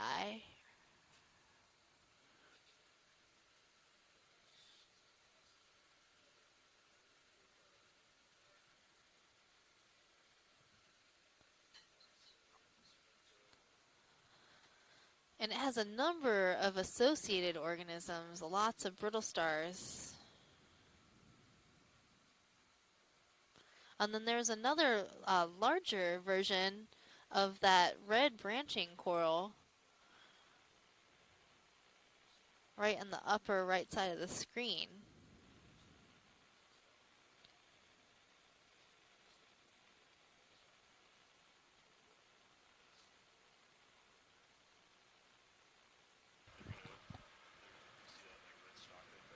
We're just doing a quick pilot change watch lead. Okay, thank you, pilot. Co-pilot.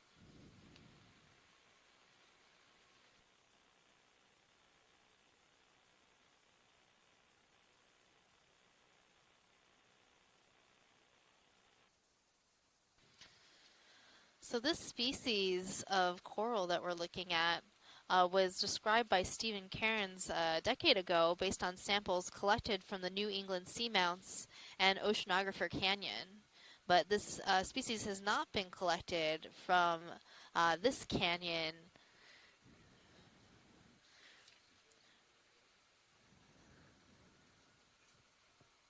We're just going through a brief pilot change, and I believe we'd like to make a collection of that red coral.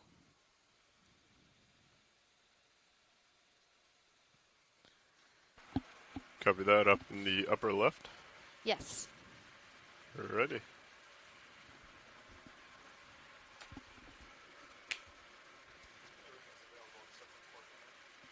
Copy that, everything but port dinner. Sounds good. Think we could probably reach it from the air. Co-pilot? Or do you want me to come up a little bit? Are you full wide on Zeus there? Video, we full wide? Just one moment. That might be a little bit of a stretch. That's full wide. Copy that. I can come up and get a little bit closer and center up a bit. Should have a better chance. Yeah, I'll get hydraulics up for you. Nav, we've been stationary for a while, right? Drilling holes.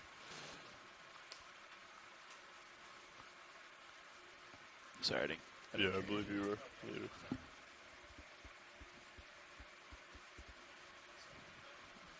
Sorry. Great. Bring up Mini Zeus for you. Copy that. There we go. Yeah, it's pretty far out. Yeah, and I think you'd kind of have to go through that other coral to get to it, unfortunately. Seems like that, just keeping your left toe on there was working for Dan, so. Yeah, I think I might try and do the same thing.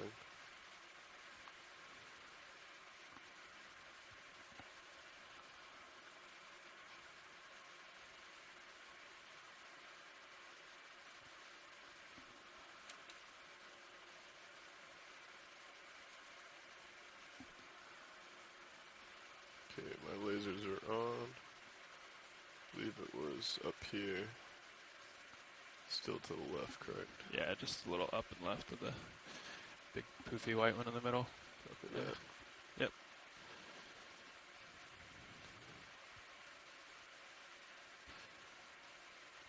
If you line up like that, you might be able to get both toes in.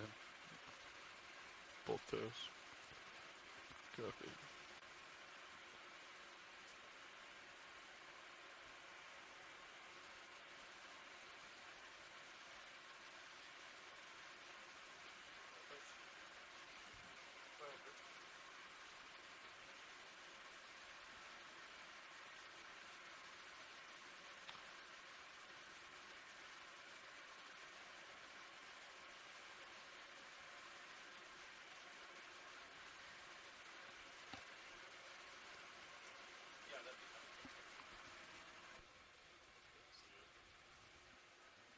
Yeah.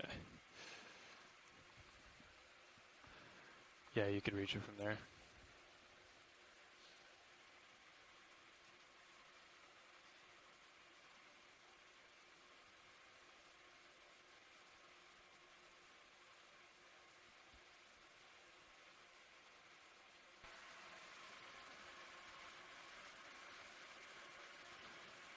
Alright. And I'll, yeah, that's what I would have done. Get a little bit of forward way on there and looking good. If you contact the wall and then take yourself off for a little bit, you just know you're probably going to settle up someplace back to where you are now, so wouldn't worry about it too much. Yeah. Look at that. Alright, so it's in between that little. Alright. Can we zoom in a little bit? Video on the main HD, please. Alright, I got eyes on. Alright. Hydraulic arm coming live. Yeah, we'll probably have to come off the wall and to get into the bucket. Yeah. Copy that.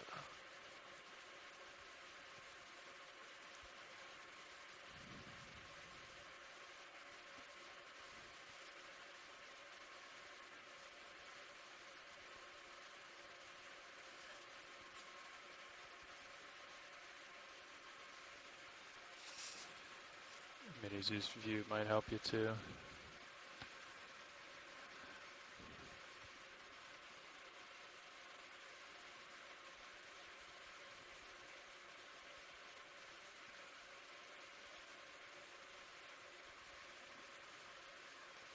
Seems pretty small. Yeah. It's looking good though. So I think I have my wrist on the wall itself right now. But that's running on me, sorry. No worries.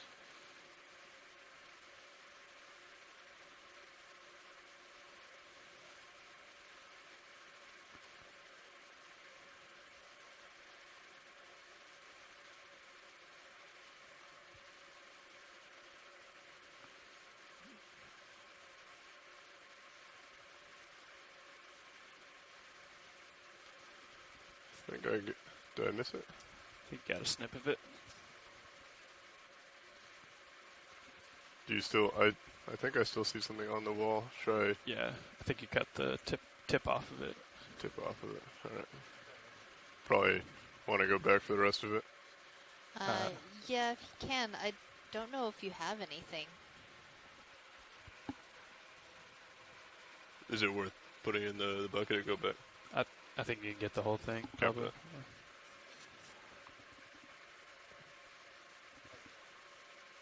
Yeah, small little. Yeah. Oh, okay. Video, why don't you come in a little bit on Mini Zeus? Just help pilot out a little bit. I'll try to center up.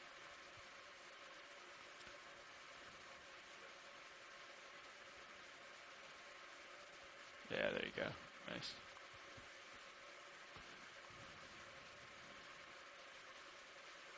So more like that. Yeah.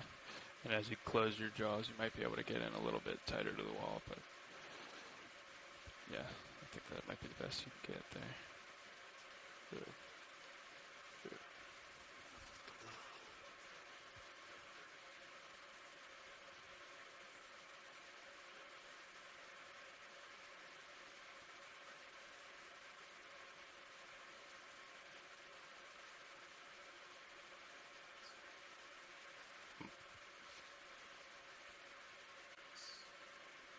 What do you think about that? I think that's it.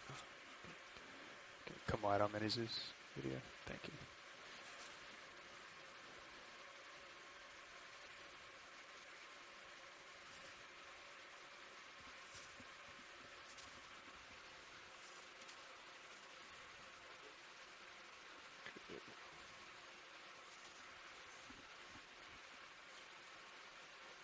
Okay. Got jaw lock in. Just gonna come out, pull away from the wall. Yeah. And settle up. Do you want to go port outer? Yes. Sounds good. Do we believe that actually that little piece sunk, correct? We can probably go for starboard inner. It's your call. I'd say port outer. Okay. For now. Sounds good. Okay, I'm gonna come back a little bit. Get good eyes on me.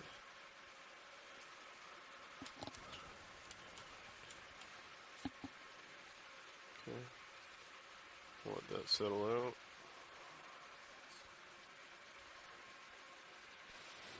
Co-pilot, should I come out on main Zeus? Yes, full wide, please, if you don't mind video. Yeah, you're in pretty tight on the Zeus there. I think that's it. Copy that, thank you. Okay, looks like we're relatively stationary. If you'd like to come out with the drawer, I'd like to go to port outer. Alrighty. Coming out. How is that with, okay, I'm above. Gotcha. Yeah, there you go. Okay. Thank you.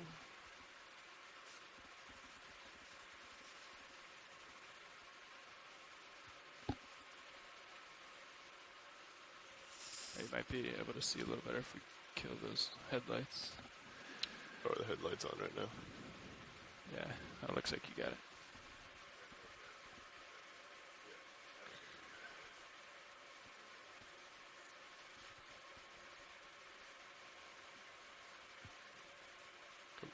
jaws. Is it slow?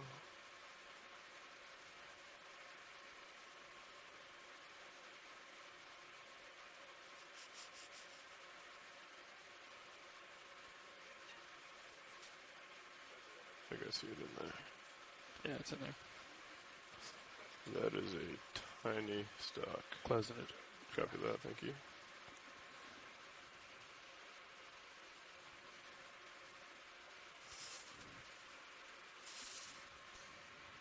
All right.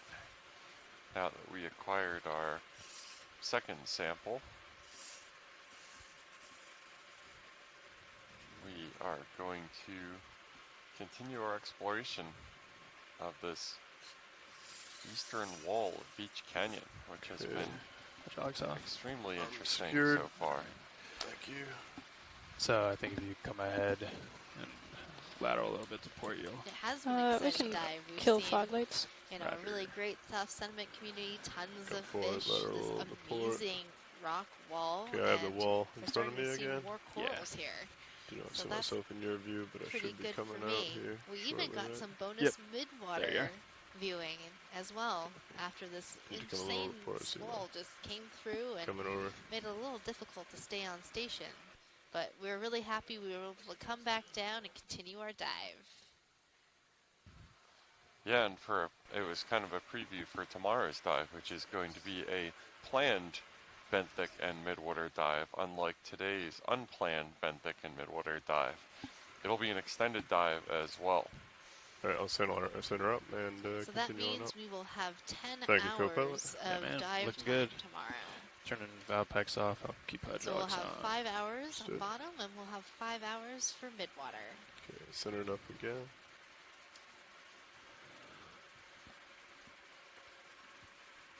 There's some really strange orange stuff on the wall. Do we still have the fog lights on, or is that? No, I just okay. killed him. Yeah. I see what video did there. Thank you.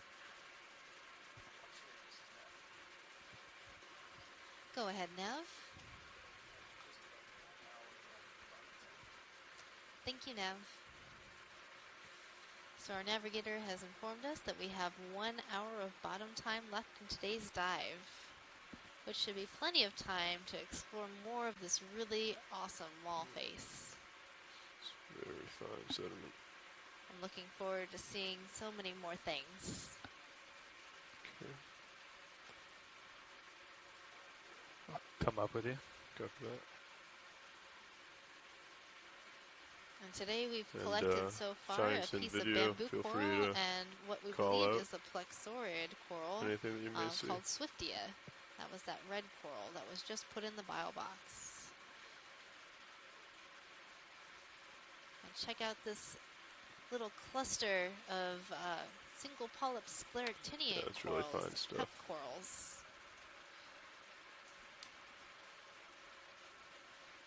They seem to be clustered along this undercut overhang Hold back a area. little bit.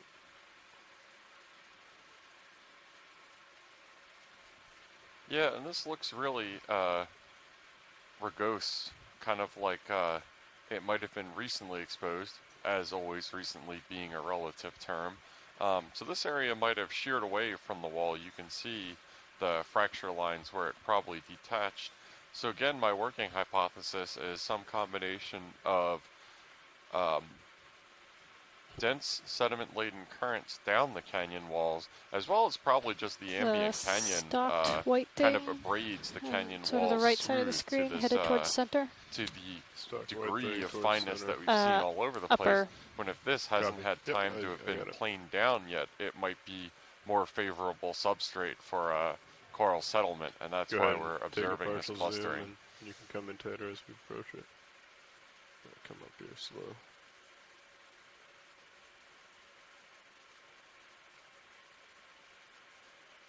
Okay, feel free to take more if you'd like.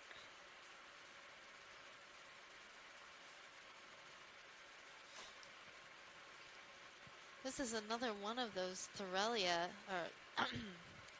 or Thurella primnoid corals with a bunch of associated brittle stars.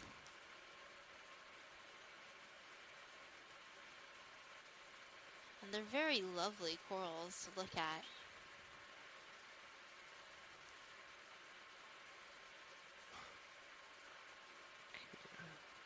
And even on the sheer face of the wall, we're also seeing a number of different organisms. Is this something you'd like a real nice picture of video, or I can get a toe in? That's easier. Polyplacophorans, yeah, since we're here, let's do it. That has many plates to its shell, and it sticks onto the wall. It almost looks like a type of armored tank, almost, with its many plates. Yeah, we saw those on sponges on one dive, and actually collected a sample of them on the sponge cake sponge, actually. Yes. Go ahead. On that sponge, those particular polyplacophorans were feeding on that sponge. So those have been if you'd seen like the fog eating lights, we can always go sponges, ahead and which turn is those really on as kind well. of interesting. No, I don't wouldn't think that'll really be necessary. Want to eat a sponge. Have lots of hard pieces. And the common name for those animals is chitin.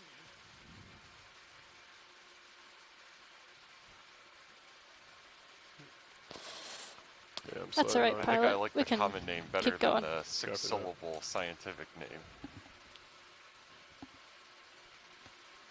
But the scientific name Yeah. is super informative. That's how I remember what it's I know called, Dan had because it- I see had it his and I Z-bias say, up oh, pretty high. it has many plates. You can tell and with the tether. poly it's means many, and placa pretty high. is plates. Blowing you up. So it's a many-plated foreign.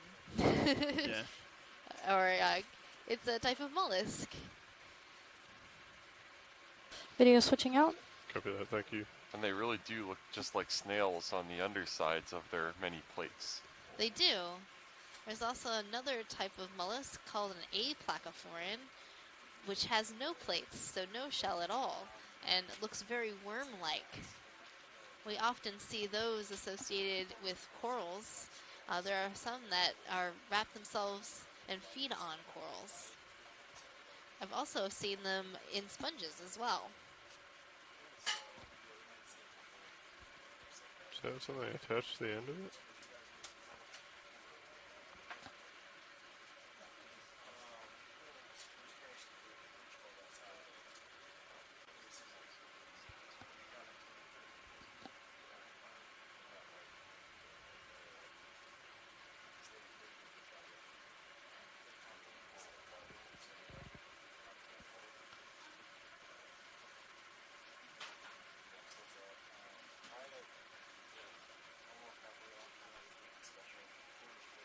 Video, when you get a chance, if you wouldn't mind coming in a little.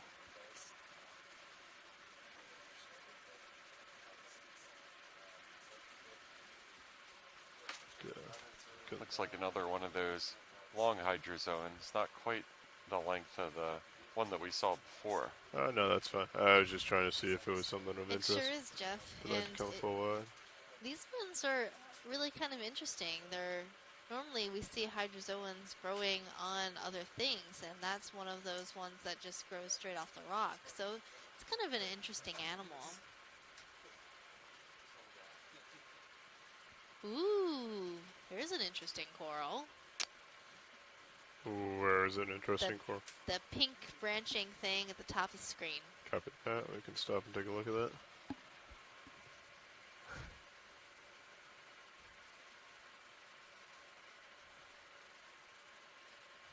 I don't even know what to guess what this is yet. Stand by. I know it's branching. I know it's pink. Get a toe in. Scott says it's Swiftia for sure, so it might be like what we just collected. And one way to find out is to zoom in and look at the polyps. This one looks like the polyps are all open.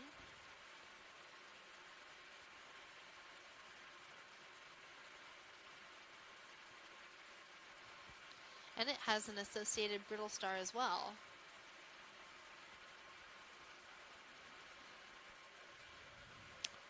Stand by one.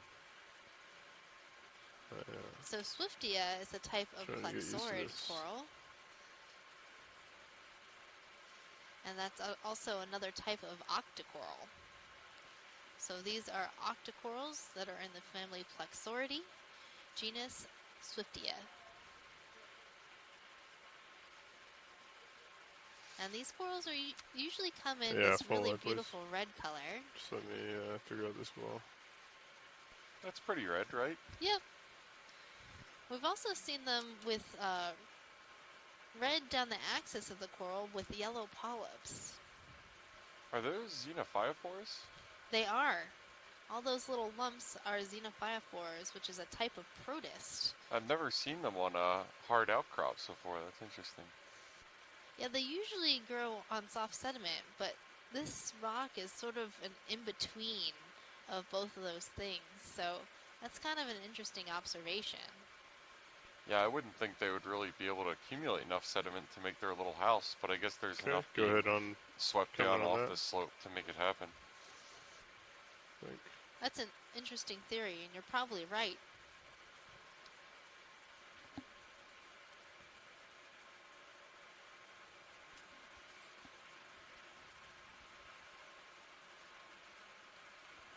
Yep, it definitely looks like Swiftia to me. Another way to tell it's Swiftia is Swiftia take as much or branches as little at as you 90-degree angles. And then when you're So you clear, can see where I'll this just branch hold is it here. happening.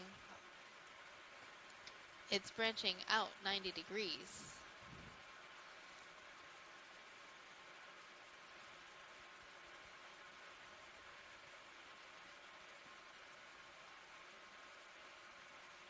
I feel like I'm going to come down with the rotator a little. Come down.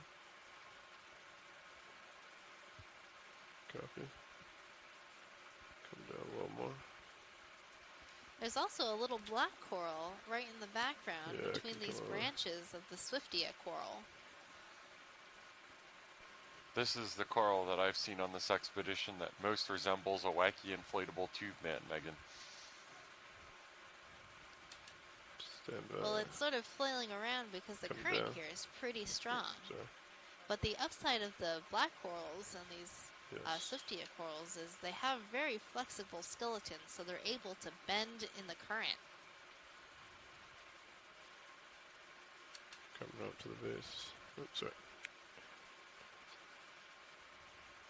And you can really see the tentacles of this coral. You can see that they're pinnate. They have all those little sort of feathery Trying look to to get them. dusted. Coming up.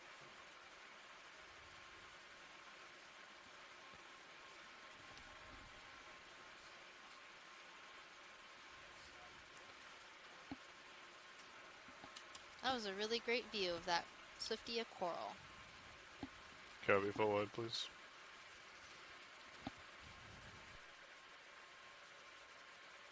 It always looks so Yeah, I much was gonna bigger say, when we're zoomed in. I don't think today's the day They to always look so much bigger on the play with screen than that. when we get them in the lab. Yeah, sometimes they surprise me. Yeah, that Tenophore from yesterday was a lot bigger than I thought. That's the example I was Got going a to go with. starfish coming up on your I see upper left. as two well. of them.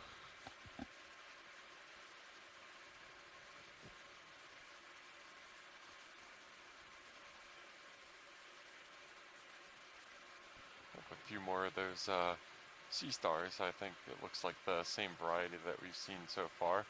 Their 99th percentile grip strength is pretty amazing. That's because these sea stars have a whole bunch of tube feet, which act as little suckers that allow them to stick on to different Looks like we may have another surfaces. coral And coming these out. are Neomorphaster. And there are just a pair of them hanging out right next to each other. They must be friends. Just like us, Megan.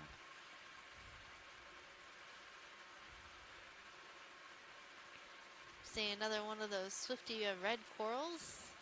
Sure, and if you'd another like to. Thararella from Noid coral. Copy that. Looks just like a little Christmas tree, like a white Christmas tree covered in snow. It looks like one of the really old-fashioned aluminum Christmas trees. Yeah, like from Charlie Brown. Coming up a little.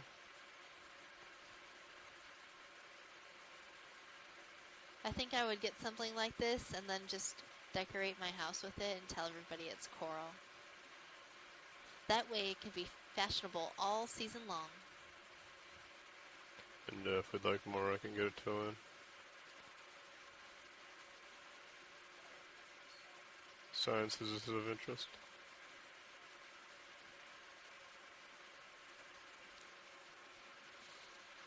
I'll I don't think you have them queued. Is this of interest, Science? I think we've probably seen enough here. Thank you. Cover that. Feel free to come out, video. So before you go too much further up, I think you're going to want to come to port. My sonar is showing cover that closest point of contact a little bit to the left there. And I think you'd run out of tether. Yeah. If you kept going up.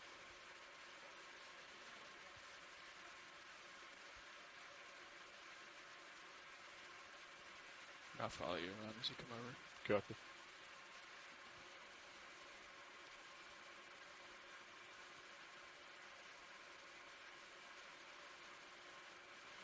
Yeah, we're getting the tether and D2 and center. Want to do a snap zoom on this curled?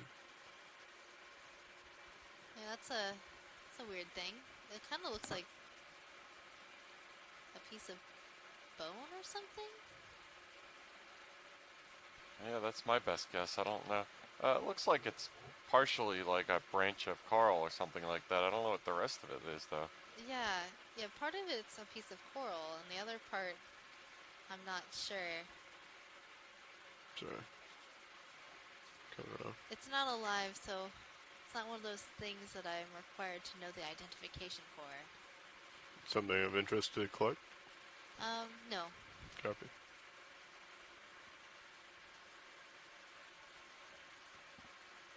Can we take a look at this bamboo coral right at the bottom screen? Yep. Can I come over to it, video? I'm kind of curious if this bamboo coral is the same as what we I was thinking the collected. larger one at the bottom. Yeah, either the larger one or the smaller one, whichever one you have the best zoom for. Standby video.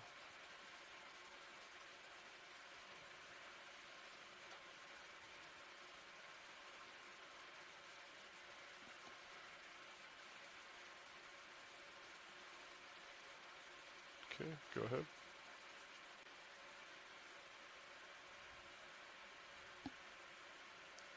Coming up. Yeah, so this bamboo coral looks a lot like what we just collected. It's branching right at the base of the coral. One, like a V. And part of this colony is dead. Copy.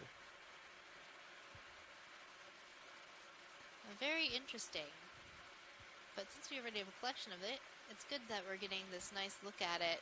We can definitely tell that it's branching right at the base, but not at the holdfast. But it's within that first bone part of the Whenever internode. science is clear, pilot's clear.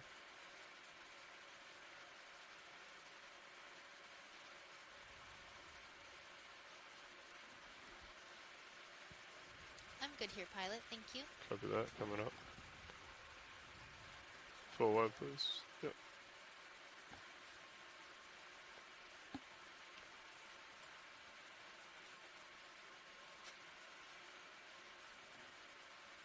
Seems to be a larger branching specimen over here.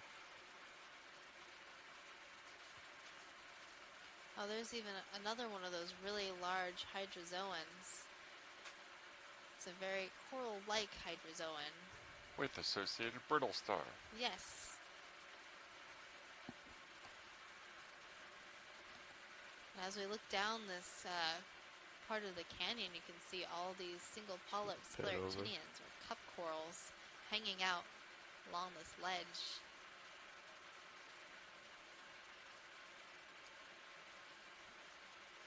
Okay, coming back to the wall. This really is a sheer rock face.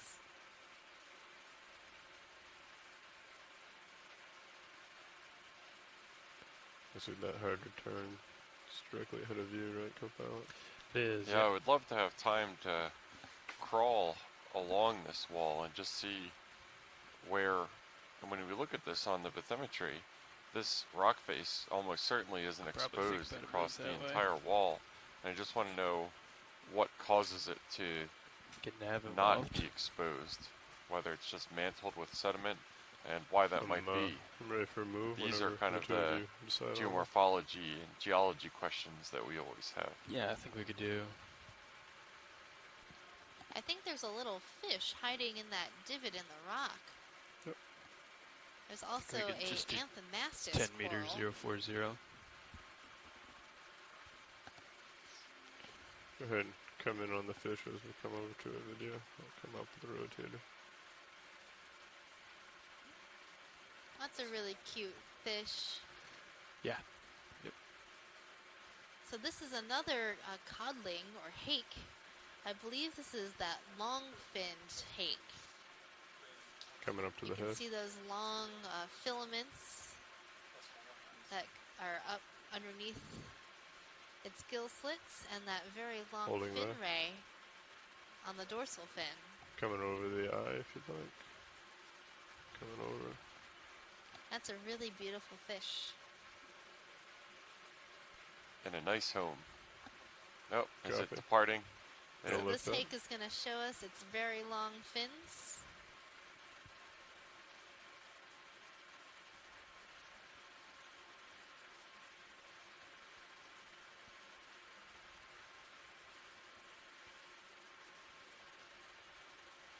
What a cutie. What's this? Oh, okay. I thought I was seeing something completely different, but it's If actually you'd like a to come dead in on cup the coral. eye, That's we can what I go thought ahead and it try was, that. okay. He might start That swimming was though. my guess. What did you think it was? Oh, my brain was making it into Yeah. a crinoid. Feel free to come octopus? full wide. No, We'll, it was an octopus. leave him alone. And so as you had mentioned, this I coral, don't think or we've imaged that Anthomastus mushroom coral yet, that pink one. cover that center screen.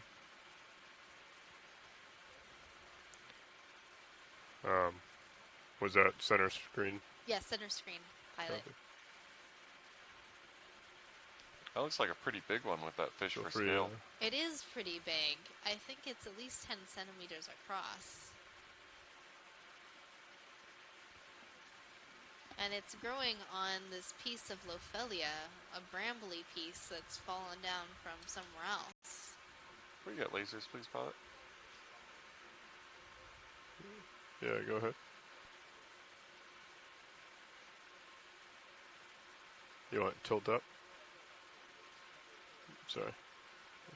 She ran And on me. there's an opossum shrimp, also known as a mysid. It's using its legs to swim through the water. No, I tried it. What? We often see these opossum shrimp associated with corals and sponges because they provide habitat for these animals.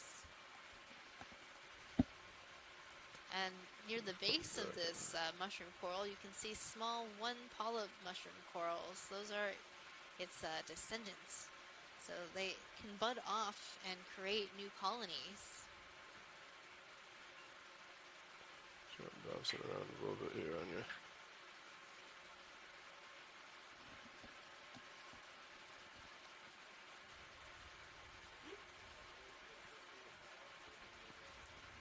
And within this old dead bramble of Lophelia, you're seeing all sorts of I other can bits come of life. over There's to it some and demisponges see if they and speak up. hydrozoans and foramnifera. Coming down.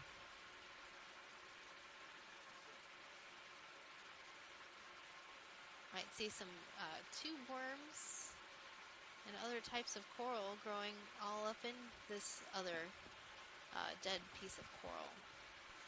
Gastropods and crinoids, too. Copy. Yep. And there's another single polyp cup coral in that bramble as well. So just such a small Pilots, piece, but pilots it's a free big when home for a lot of animals. science is clear. Thank you, pilot. Okay, pushing forward. Thank you. Could you flash lasers, please, pilot? Lasers should be on. Yeah, so it is. That cup coral is about 10 centimeters in diameter. That's pretty big. What are they coming around The to now? mushroom coral? The mushroom coral is about 10 centimeters in diameter. Copy. West. That's pretty big. It is. Yeah, I've seen them get pretty big. Just go ahead. So I apologize. The ship is not underway, right? They're making a heading change.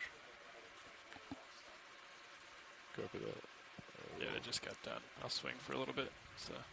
Okay. So You got a some little bit room. of tether to play with. Yep. Excellent.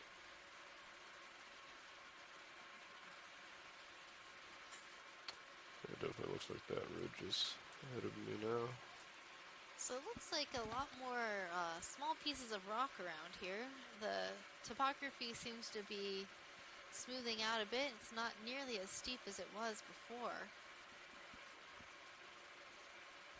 I'm kind of curious as to what that black branching bit, right, coming center screen in the middle, top. Say that again, watch lead. So Sorry. dead ahead pilot, middle screen near the top. What are There's we a looking for? branching brown. Copy. I think I see it. It's near the top of the screen right now, that. center. I think it might be a type of crinoid. I'm not sure. Maybe a Sure. basket star? No, basket stars would have a Go lot more ahead. branches and they'd be It's curling up, around. correct?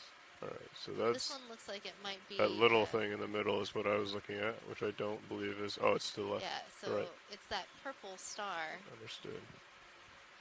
So that is a type of feather star or crinoid. Go ahead and come in more. It looks like it has... Does it have 5 arms? So this 5-armed Coming up, little. crinoid is Pentametra crinus. Go ahead, coming down. I always remember that because it's penta, so 5. So you can see all of its cirri, those numerous little legs that it's perching on, and then you have its arms that it can use to swim. So if we were to disturb this animal, it could undulate its arm and swim up into the water column.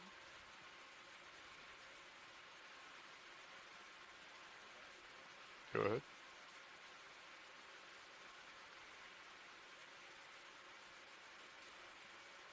It's very beautiful, and I love the purple color. At first I thought it might be a really Pilot's strange clear when coral, video the way ends. the arms were splayed, but as we got closer, it started to resolve into a crinoid. Okay, continue. Copy that. I can't decide whether we've changed stratigraphy at this point. Whether this is still that carbonate that we're in, and it's just a little more covered in sediment, so it just appears dirtier, or whether we're in sedimentary stuff. I think it's still the carbonate, though. Is there any interest in this sponge? Coming up on the Yes, right. pilot, can we take a look at that sponge? Sure. So here's another example of something growing on a piece of Lophilia coral that has tumbled down from up above. So this is a plate-like sponge. As we get closer, I'm going to see if I can tell if it's a glass sponge or a demisponge. My gut feeling is it's a glass sponge.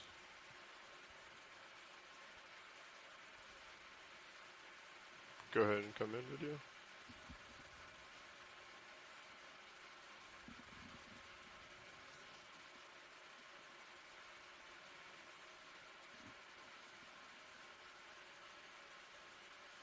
So I think it is a glass sponge, and you can see either anemones or reproductive structures inside the matrix of this sponge. Those little white dots that are evenly spaced. We often Coming right. see anemones associated with sponges, which is really an interesting association. And they live within the skeleton of the sponge. If it is a reproductive structure, which we've seen on other sponges that we've collected, that could be interesting too. It looks very similar to something we collected earlier. Maybe I'm changing my mind. It might be a demisponge. It looks sort of soft. I don't know.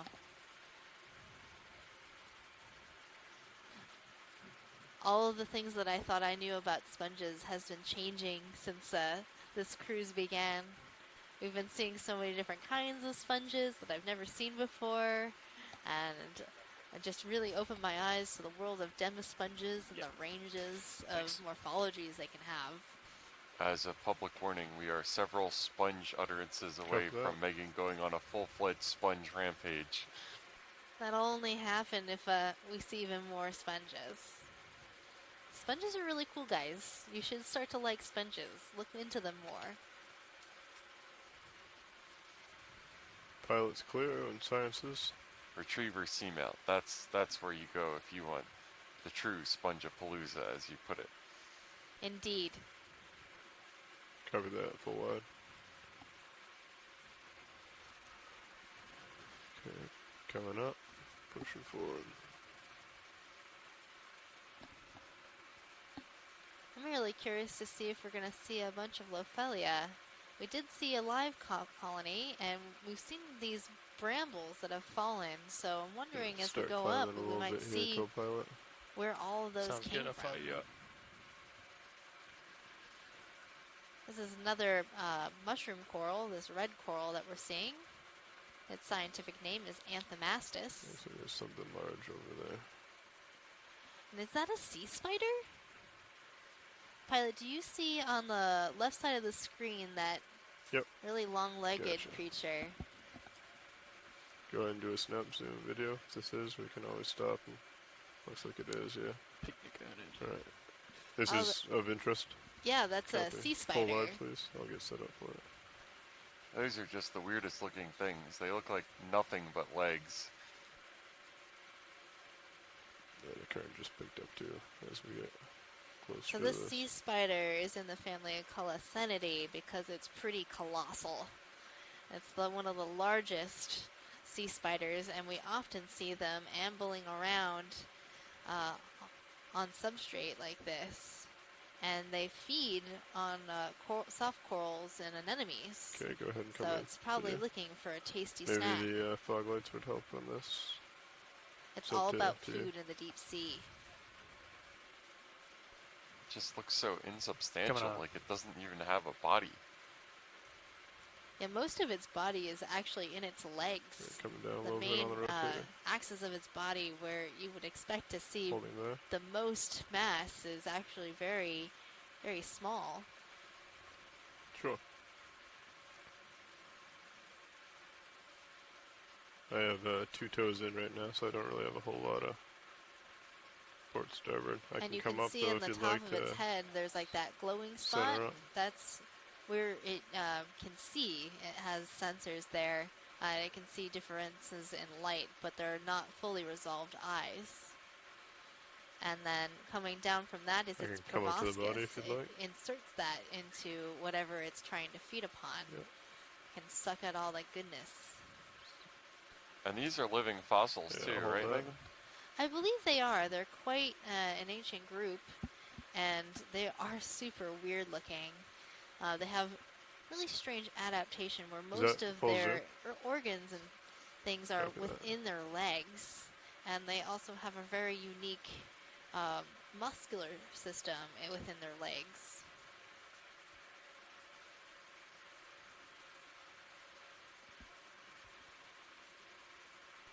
Very bizarre creatures. They are super bizarre. Very cool though.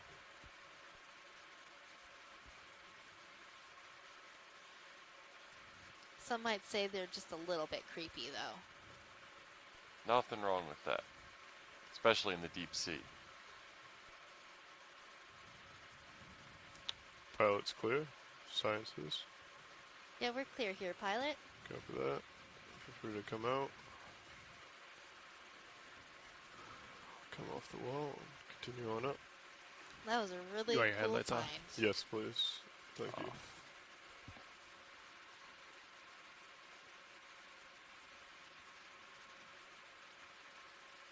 Yeah, we're definitely still in this this carbonate sequence that we've been looking at for well over 50 meters at this point. I think so. I thought There's I saw a something over precarious here. boulder. And there's a fish up in there somewhere. Like, I can see the coloration, but I'm trying to figure out which way it's facing. Oh, yeah. Okay. I see it. I think it's a sculpin. That fat-headed sculpin. That's rude, Megan. Well, what am I supposed to do? That's its common name. And this fish is in the same family as the blobfish.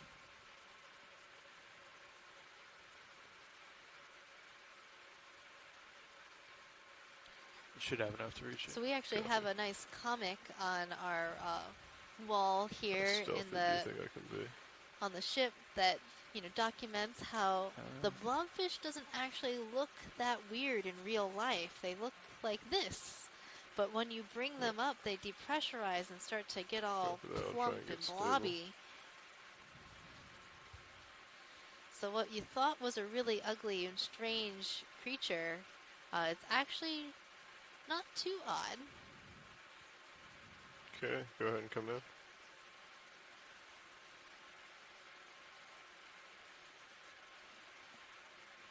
Okay, coming up a little on the rotator, coming a little more to starboard. I think it's kind of cute. Looks very majestic from this angle. Looks kind like of he's been perched sitting there upwards. for a while. Yeah. Coming up on the rotator. Also fairly mantled in sediment, but apparently does not care.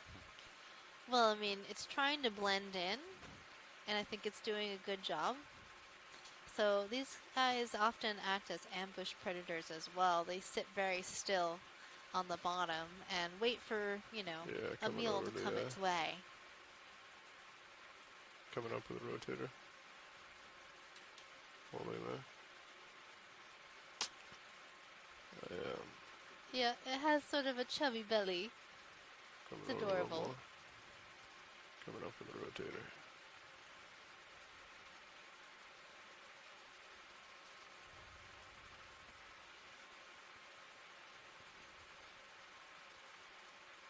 I wonder what it's thinking right now. We can see a reflection in its eye. Coming up. Coming over. Bless you. Ah, there's D2. Crappy.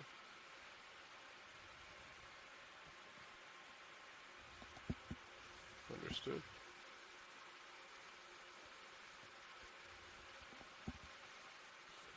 That was a great view of that sculpin. What do you Copy think that. about this rock, Jeff? Where did it come from? So, pilot's clear. Well, I'm looking at it, and You wanna it come looks a full wide? lot finer grained than the material that we've been looking at. So I'm inclined to say that just based off coloration and the Zoom in composition, on the the really rock, finer maybe. grain, that this might be Just a as he's chalk talking to it quick, instead of and a then we can, limestone that we were continue on. looking at before. The And that rock. would be chalk exactly like the chalk that you're experienced with. And generally speaking, I believe that chalk is composed of calcareous ooze, so that would be the squished together and crushed down too long, just microfossils of enough to get an idea. coccolithophores and other planktonic things that drift down and then Feel have free to calcareous come skeleton forward. made out of calcium carbonate in life, and then just become squished go ahead and together to form push this off and push consolidated, really fine rock that Making the video. you use to write lines on a Coming back chalkboard. to center and then back to the significant. Ooze is one of my favorite marine geology terms. I think we'd probably get another move in. A very important one too. Just do a lot of the ocean, especially the shallow ocean, another has 10 calcareous meters. ooze deposited. It's gonna get 0, 4, areas 5. near the poles typically tend to be more salacious ooze instead, composed Understood. of diatoms, which are organisms that build shells out just of gonna hold here. silicate instead of calcium carbonate. But most of the ocean basins, especially the Pacific, areas that are relatively deep, do not have calcareous ooze because it's deeper than the depth at which calcium carbonate can precipitate out of the seawater. So it starts to get dissolved as it goes down because the water is mildly acidic and it can't accumulate. And the depth at which calcium carbonate can no longer doesn't precipitate out of seawater or dissolves into seawater, or if it is in the form What's of our a time shell, left on bottom is there? called the carbonate compensation depth, or CCD.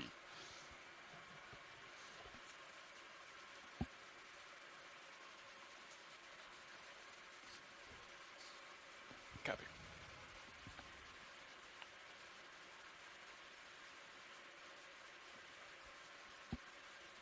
That's a bone to throw out on to the poor chemical oceanographers, who I feel like really get the shortest end of the stick on our Great Okeanos program.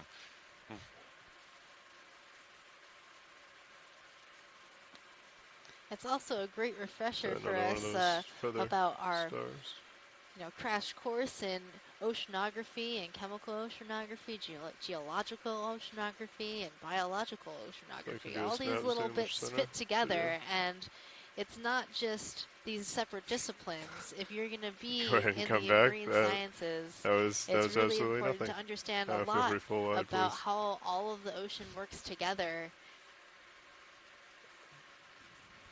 Yeah, you kind of have to know a little bit about everything to be an effective oceanographer. You But yeah, can't they move be underway. micro-specialized without having, I think, kind of a broad background to place everything into context. Go ahead and ask science. If you want to do a quick snap zoom, get a better idea of what it is coming up. Any We're interest in taking this? a look at this really small bamboo coral. Oh. It's really beautiful.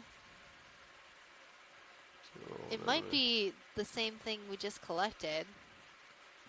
It's also branching in a V right from the base. And another orange Feel anemone. free to come out.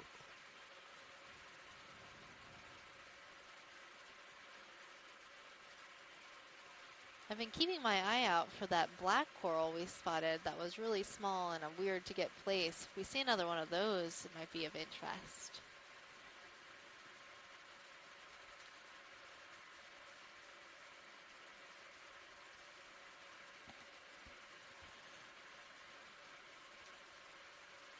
Got a little bit of tether, but Yeah, and as we came might level off up out there, of this area of really scrunched together isobaths just on our kinda- navigation maps, we can see that the terrain we're in right now Taking is it a little easy, bit letting more you guys gently catch up. sloping, and we're kind of in You a wanna do a quick mixed zoom in on this substrate thing right now behind? between fine-grained sediment like we found on the canyon floor, as well as chunks and big clasts of carbonate.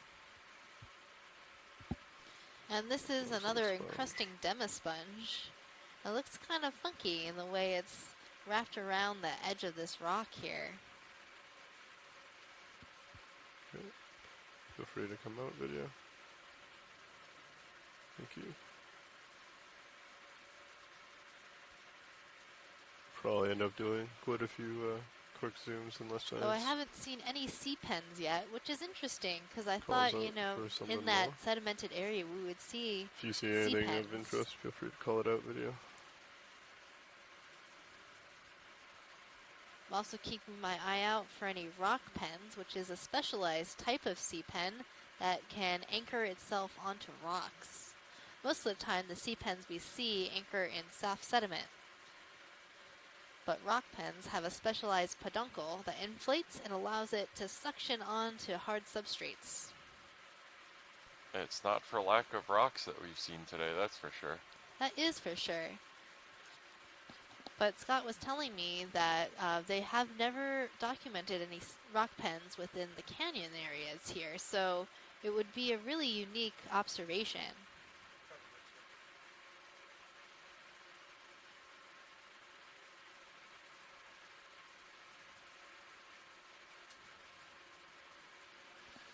give that a minute to settle out, but we could probably get another one in soon thereafter. Go ahead.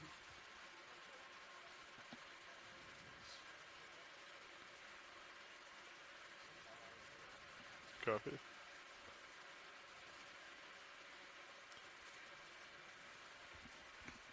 Go ahead and do a snap.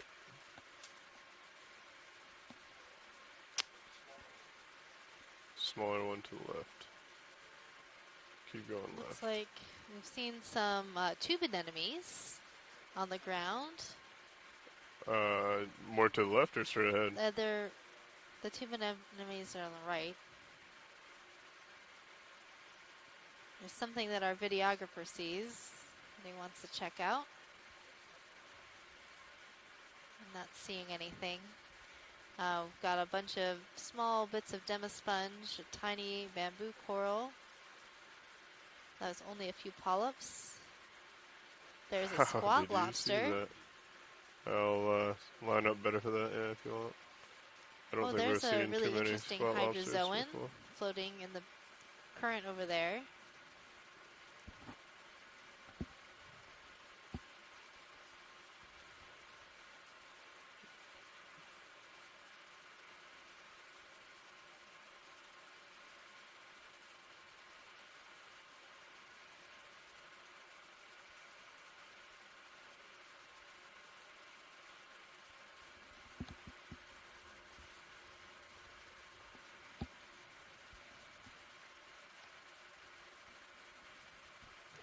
Yeah, we've seen a number of these little squat lobsters on the various pitting and holes within this whole carbonate Go ahead. wall that we've seen.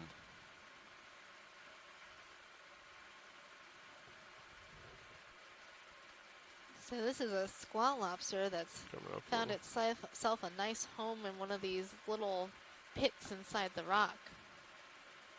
Go ahead. Copy. It's pretty furry. Or spiny, I guess. Come down a little. Yeah, it looks like the sediment has accumulated on this squat lobster's claws. And sometimes we see that on purpose. The squat lobsters have a bunch of small hairs along their claws, like the Yeti crab, if you ever heard of that. But this one I think just has sediment accumulated, and it probably also has some small hairs, which is what's keeping the sediment there. But it's not a permanent feature, and if the crab wanted to, it could probably clean that off.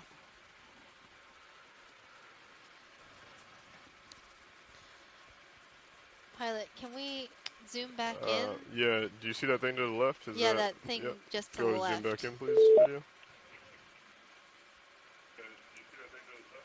Is that one of your... So I saw an interesting hydrozoan that we're zooming in right now. And this is a Corymorphidae type hydrozoan. Coming up. It's a single polyp, and it's very soft-bodied. Holding there. Copy.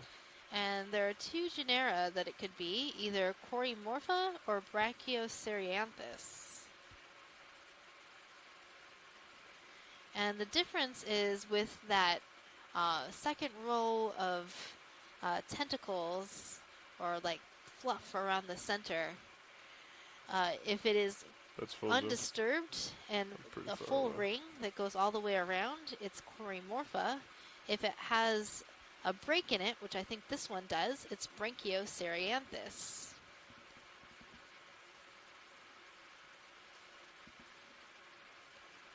Pilot's clear on Just let me get in. This is Mary Wixton. Your skull lobster's genus Munida, and if you could get a nice still of it, I could probably identify the species.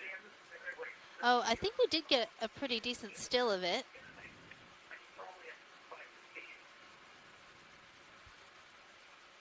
Were they asking for better imagery on the crab? Or squat lobster? Mary, do you need a top-down view of it? Because it's sort of in a little hole. If you can. Yeah, Pilot, can you do the best give us you another? can, because I think there's enough of a view of the pincers and the side of the body that I can identify it. Copy, I'll try. Okay. Get it better. We took a few good looks at it, so we might be able to get one more good look before we leave. Still got me at 50. You're good. We're not moving. And as for the dirt on his claws, that's fairly common. I'm not sure why they do that. They do have a lot of CD on there, but they tend to have very dirty pincers. Copy. Yeah. Do it.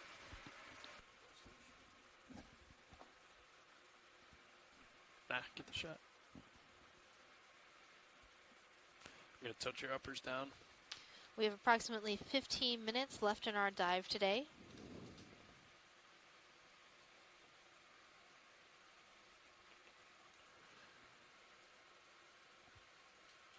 Yeah, it looks like this little crab has tucked itself away If you pretty want to come good. in on that. I'm gonna try video. I'm gonna bring the lowers in. I'll do the Understandably fog so, lights. with us looming over it. Yeah, I would too. But we have lots of bright lights.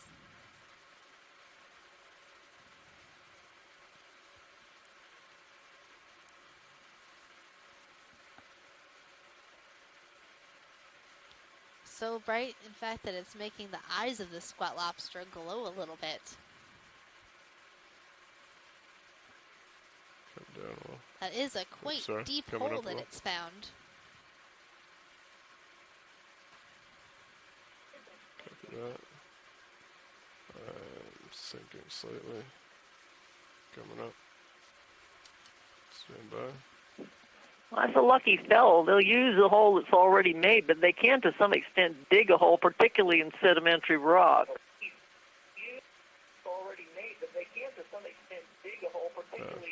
Come on, please. Copy. Let me just... That should be good enough, fellas. Alright, I think we can clear, pilot. Copy that. Yeah, interesting coloration. Fairly similar to one that we collected as an associate a couple days ago. The one that we collected as an associate didn't have that kind of spikiness, I don't think, though.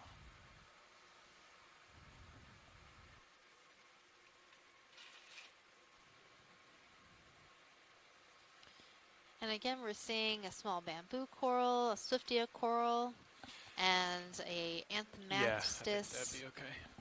coral. That pink coral that's up there.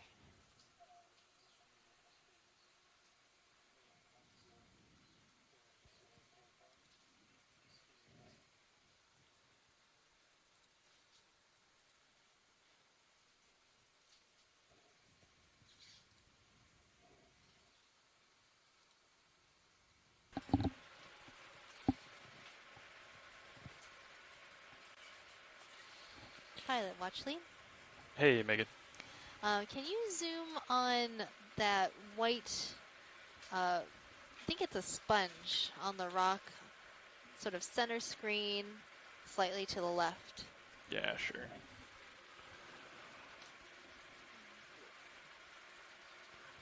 Not the branching coral, right? The one to the left over here? Yeah. Okay, sure. I think it might be a sponge, but I'm not sure what it is. We can start to come in video, see if we can get an ID. I'm going to be creeping in on it. It is a sponge. It's one of those vase sponges that has the shrimps in the middle. So this is a glass sponge in the family Euplectellidae. Yeah, stand by here. Yeah, those are fun. They are really fun. Yeah, let's come on in. Let's see if it has captive/resident shrimp inside of it. I think it does. I'm seeing a darker spot near the base of this sponge where it's like a brighter white. And then also on the sponge is a brittle star.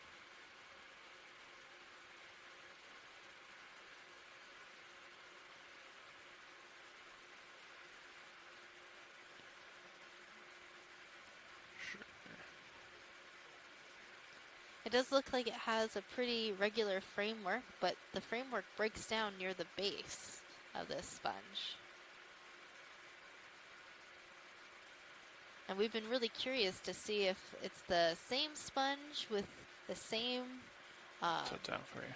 shrimps inside, or they're different sponges with different shrimps, or different sponges with the same shrimp, or the same shrimp with a different sponge. Yeah, I believe we collected one of these at Bear Seamount, right? We did, and we also collected one in the Gully Canyon. Okay. Watch lead, are we clear here? We're clear here. Thank you, pilot. Sure. Do each of those have 2 shrimp in them? That's right, Or just Pilot. There are 2 The shrimp all belong to the same family. It's called the Spongicolidae, but as to whether it's the same thing, I kind of doubt it. Yeah, thanks, Brian. All belong to the same family. It's called the Spongicolidae, but as Oh. to it's the same thing, I kind of doubt it. I don't know if it was a sea pen.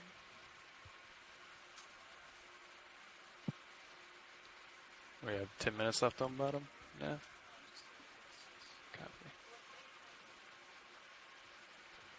Pilot, do you think we could go back? Or are we moving? I think they were discussing a sea pen. Okay. We'll come back for a quick view, maybe. Or Yeah, we think we saw a sea pen that was right above where that sponge was, right as we were lifting off. Okay. Yeah, so just zoom into the rock right above the sponge.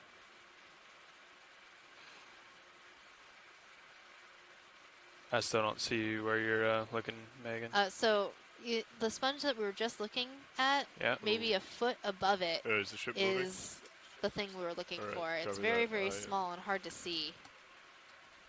Okay, we're fine. Should get a range on that, Copilot. It's right at the bottom center screen. It's around 15 meters. Okay. I'm gonna lose you for a second, pilot. Sounds good.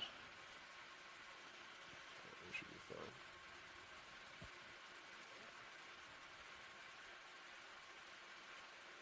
Is this what we were looking at? Yeah, that's the thing Alright. I was looking for. So I'm trying to just figure out what it A little is. late for that. Just give it a minute. How are we looking, Copilot? It's either a black coral or a sea pen, both of which are things that we were interested in possibly making a collection of. Okay, so it's not a sea pen, it's a black coral. But that was a good spot, Caitlin. It is very small, so it might be very difficult to collect, and if we're moving, might as well just be let's better pull to back. keep going. Yeah, it's a lot. We had to come back for it, so it's harder to set back up on it once That's we leave. okay. We'll see something cooler up ahead. There's always a greener side of the mountain, or And a pinker side of the mountain. Most of the things down here are pink. I should maybe come on Canyon. top of it now. Canyon. Pinker side of the canyon. Okay, come up a little bit, pilot. It feels like a mountain when you're going up one side. Oh, we were Pretty just sure. on mountains the other day. Or seamounts, anyway. But it looks like it's trying They to... count as I think I mountains. might be above it. Okay. Ooh, what's up here? Copy that, thank you.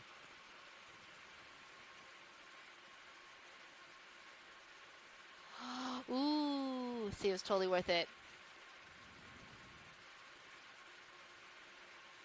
Look at all of these cup corals. There are a lot of corals Can here. you take my mini It's Zeus always and the end of the tilt it up, dive when you're please? like 5 minutes left on bottom. You're like, oh, this is it. Okay, pilot. We'd like to see one of the yellow corals in the middle. Copy that. Alright, looking up into your brow. Thanks. I also have eyes on. Gonna come up a little bit high. So I believe something let's start to come in video. Paramuracea has been collected from here, which this could be, or it could be the Acanthogorgia. Oh, and there's a really small king crab down there. What a pile.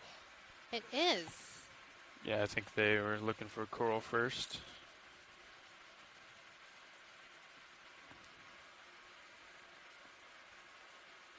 This looks more like Acanthogorgia to me. All those polyps are very densely packed. They don't look like they could pull into the skeleton.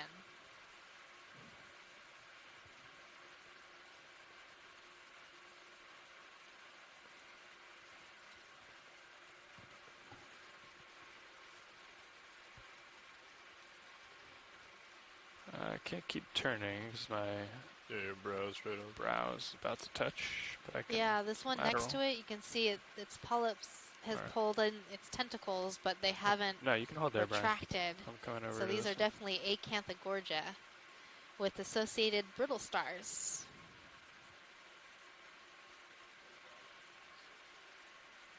sure. That's great. Yeah, you can see all the little sclerates along the bodies of these polyps. A very beautiful Just one view of sec, Brian. Just Acanthogorgia, come a little wide. type of octocoral. And similar Just hold there. urchins to what we were seeing at the beginning of the dive. Sponges and just Careful with your brows. Come up a Sponges, little bit. It's a urchins. small I overhang. wish we had like another hour. It's a really hot real estate right here. It sure is.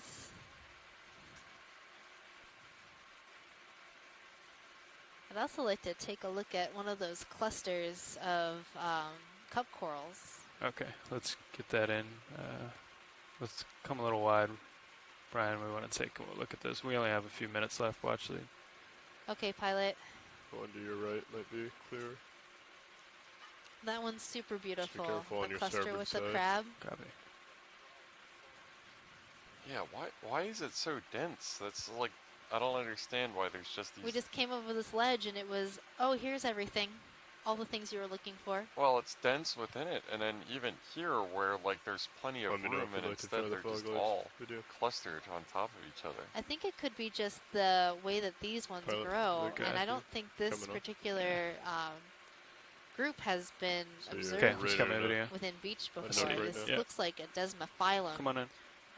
cup coral, because they have these very large plates that make up the calyx of this coral.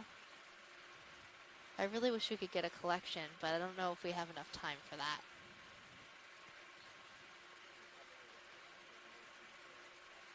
It's gonna be a little hard to do that. Is it a suction sample How much time do available we have for left? that? No. If you could do it quickly. We're working on that. Watch lead. I don't know if we have time for that. That's okay. Yeah. I doubt it. What is this thing? Sort of stretching out. It looks It like looks a like one of the isopods, right? yeah, it could be an isopod or a caprellid amphipod. That's walking by. It's walking. It's a like a inchworm. It does look like an inchworm. And look at the face of that little king crab. It's adorable. So spiky.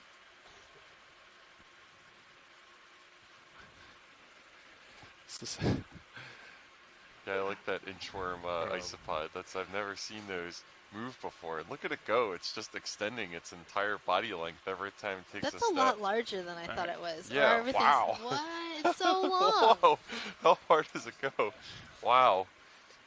I think it's like it grew.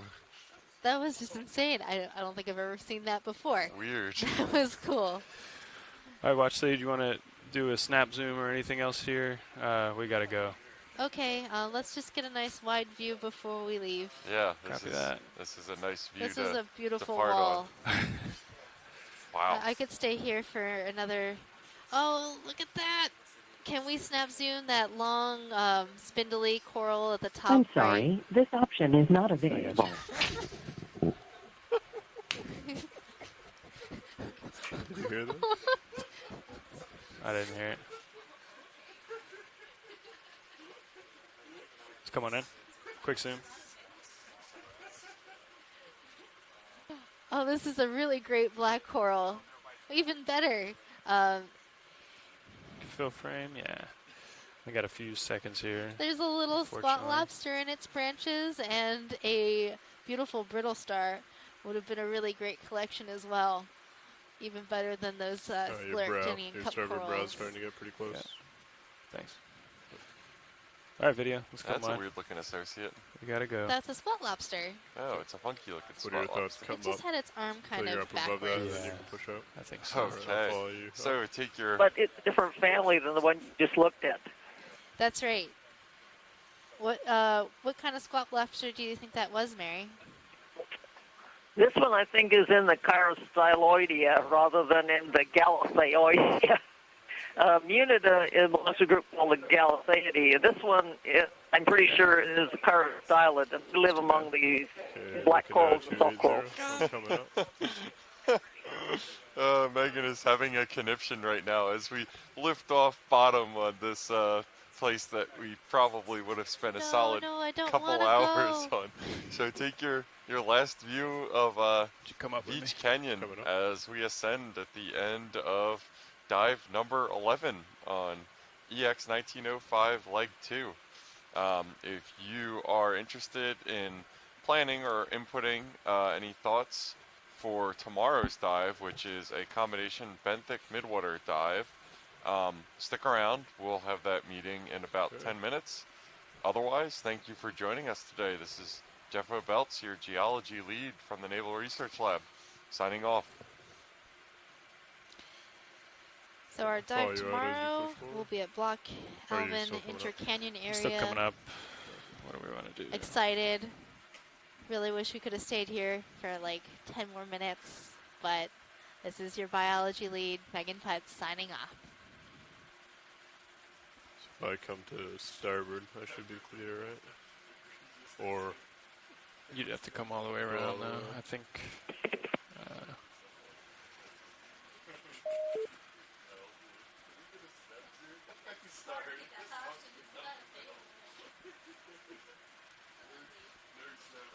Shaking my head for a minute.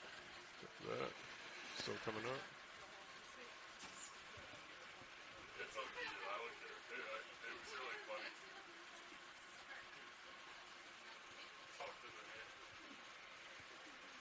Alright, I think we're pretty well clear here. We've got an altitude of 40. Kind of However, I was also. Yeah. I wasn't over that cliff. We'll just keep coming up for a little bit. Understood. Yeah, you just keep auto head in until we. You're on auto head in? Yeah, no, you got it in, yeah.